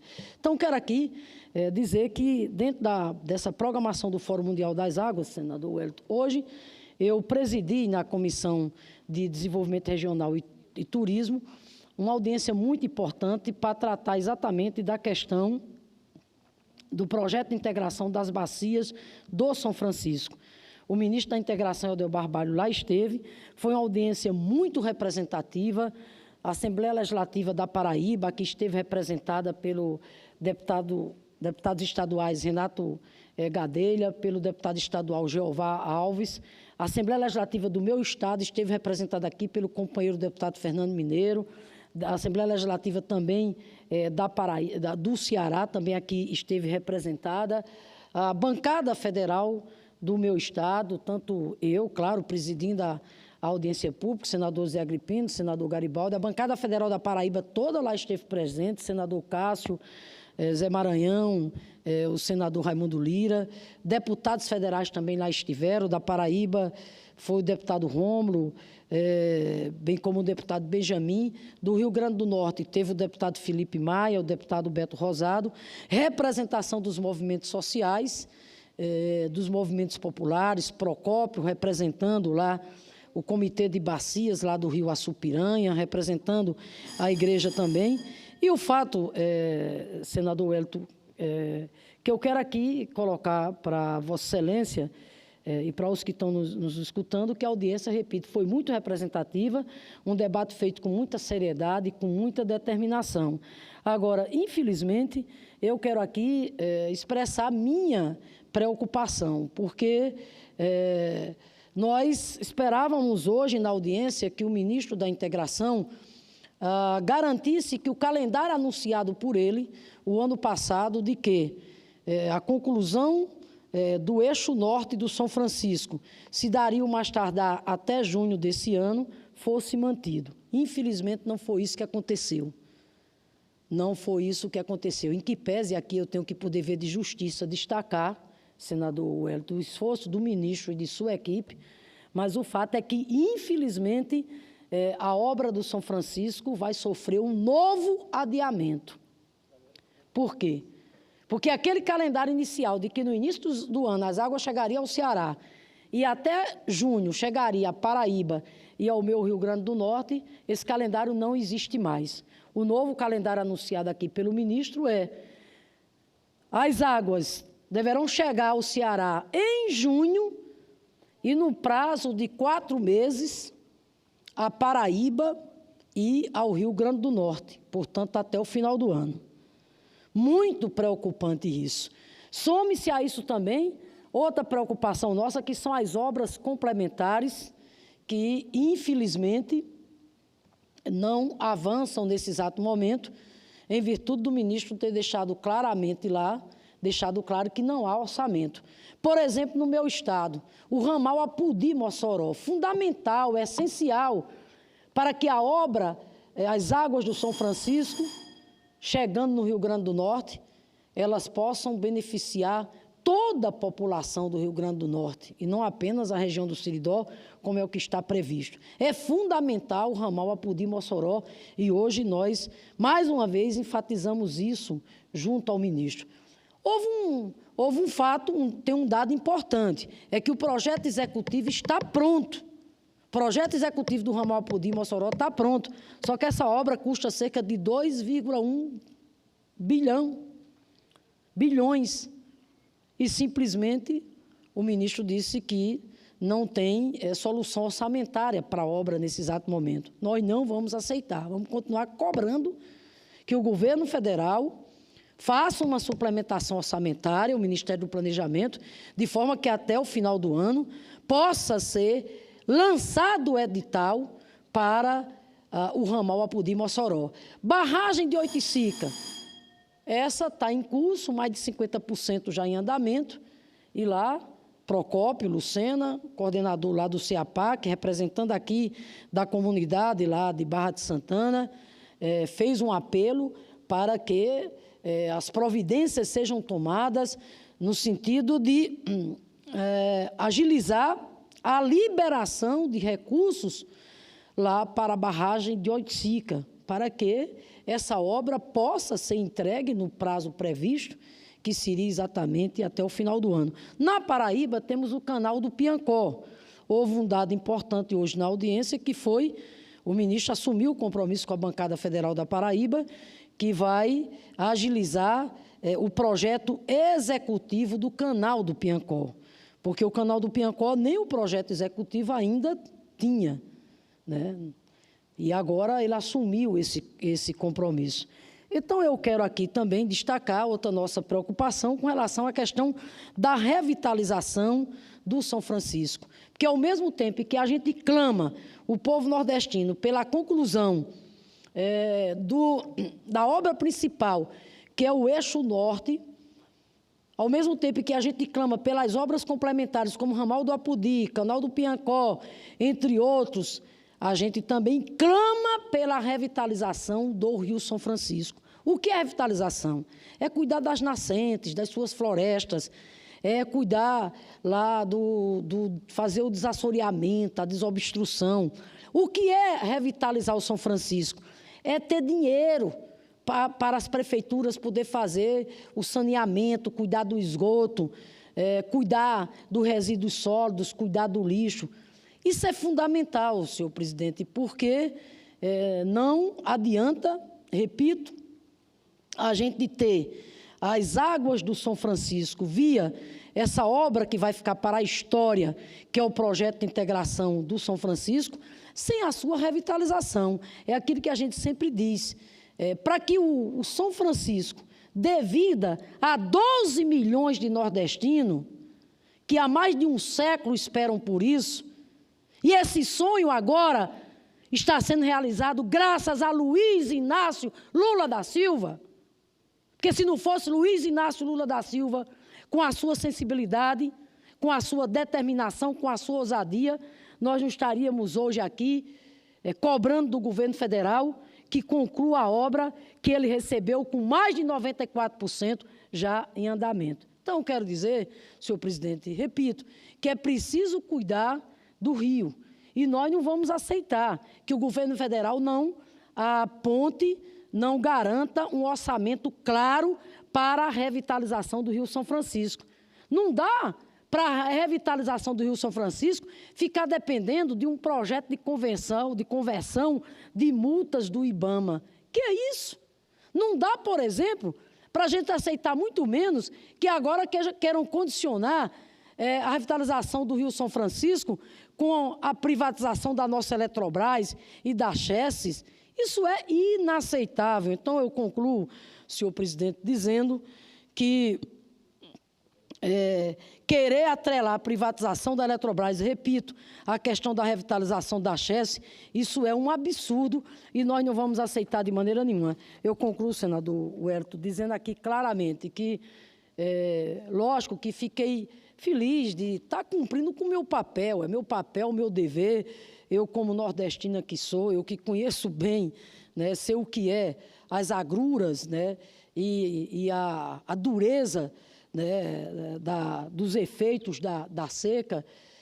Portanto, é meu dever, é minha obrigação aqui, enquanto senadora eleita pelo povo do Rio Grande do Norte, estar desempenhando o meu papel enquanto presidente da Comissão de Desenvolvimento Regional, cobrando do governo federal a conclusão dessa obra, pelo valor humano, pelo valor social que ela tem, pelo quanto, né, de segurança hídrica ela representará para o povo do meu estado, do Rio Grande do Norte, para a Paraíba, para o Ceará e para Pernambuco.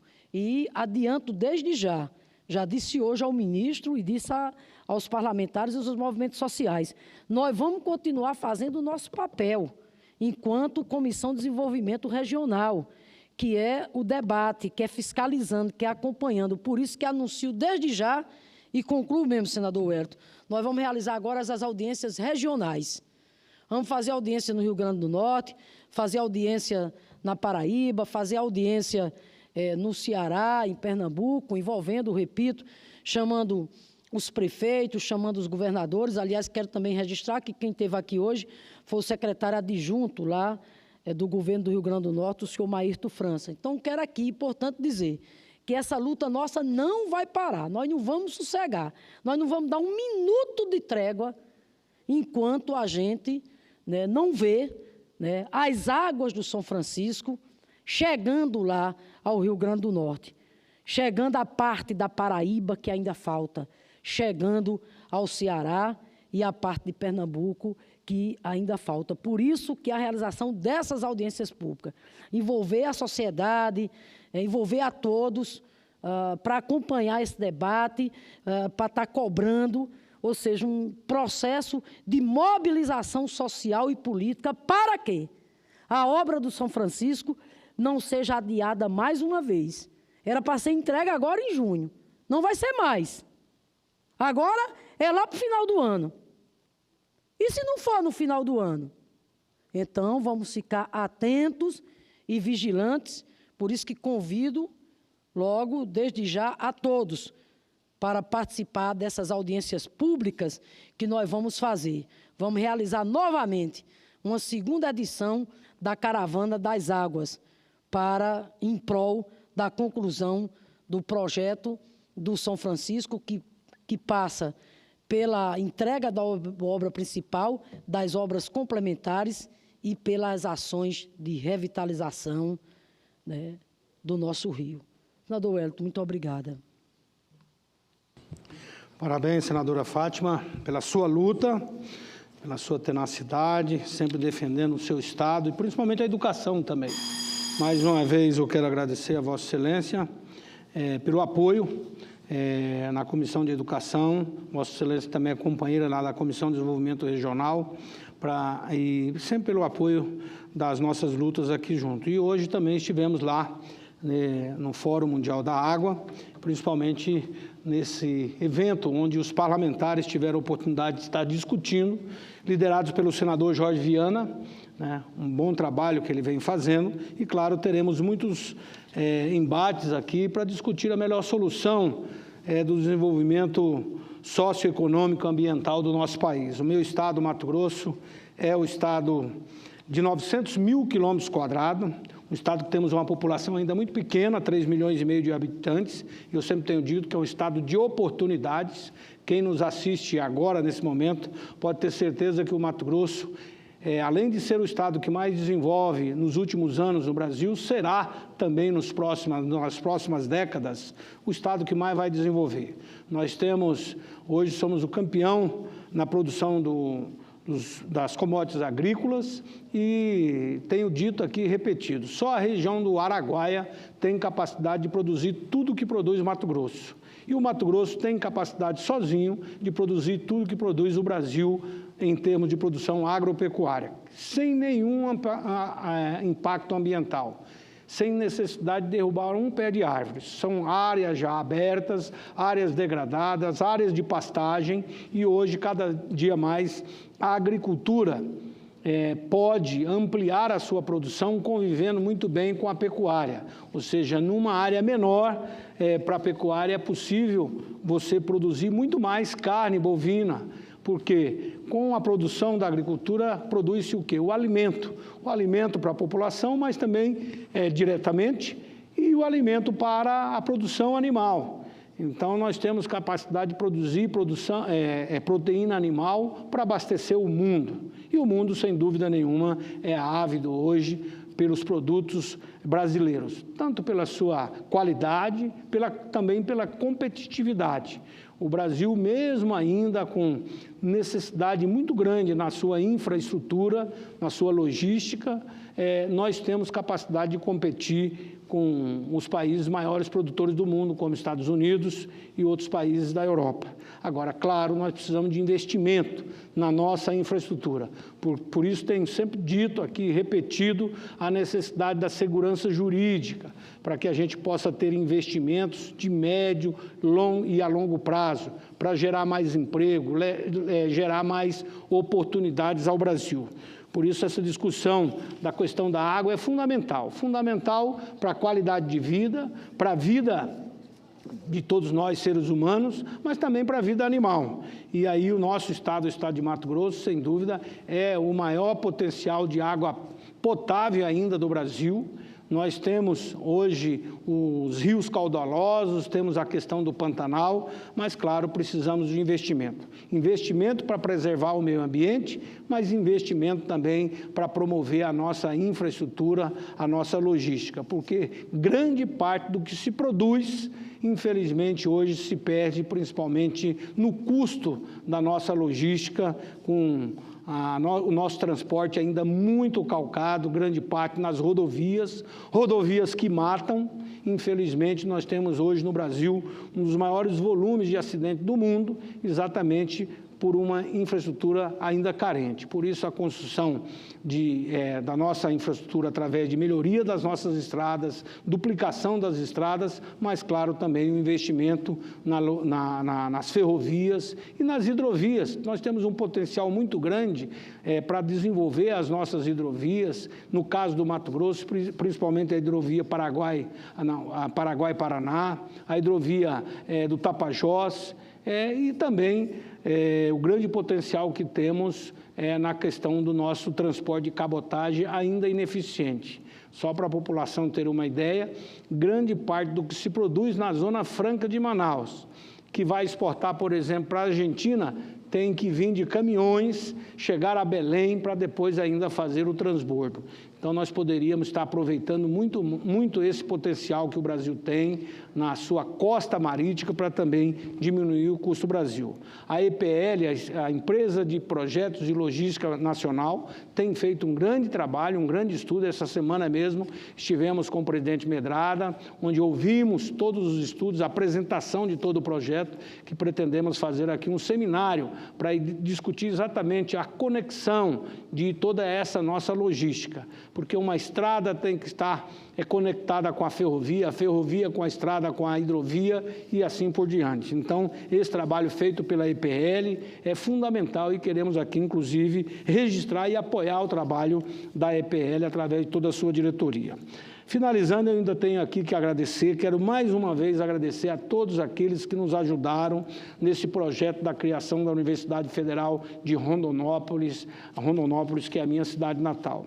Eu recebi agora há pouco algumas mensagens, as pessoas perguntando se já está criada. Quero mais uma vez ratificar que o presidente Michel Temer já assinou a sanção da criação da Universidade Federal e amanhã estará publicado no Diário Oficial da União a criação da Universidade Federal de Rondonópolis. E por isso eu agradeço aqui a presença da nossa pró-reitora Anali Polizel, em nome de todos os professores, de todos os profissionais da Universidade Federal hoje de Mato Grosso, a reitora Miriam, enfim, a todos aqueles que estão ainda trabalhando e vão ter que trabalhar muito nesse projeto agora da implantação da Universidade Federal, que se dará exatamente na inclusão no orçamento da União, que o faremos agora, e, claro, depois na implantação dessa universidade com a contratação de mais profissionais, enfim, na estruturação da Universidade Federal de Rondonópolis e da Universidade Federal da região sudeste de Mato Grosso. E eu quero aqui, finalizando, agradecer a toda a bancada de Mato Grosso, em nome do deputado Adilton Saquete, Carlos Bezerra, o deputado Ezequiel Fonseca, o deputado Fábio Garcia, o deputado Nilson Leitão, o professor Vitório Galli, o nosso companheiro Ságuas Moraes, que é um profissional, foi secretário de Educação, também nos ajudou bastante nesse projeto, além do deputado Valtenir Pereira.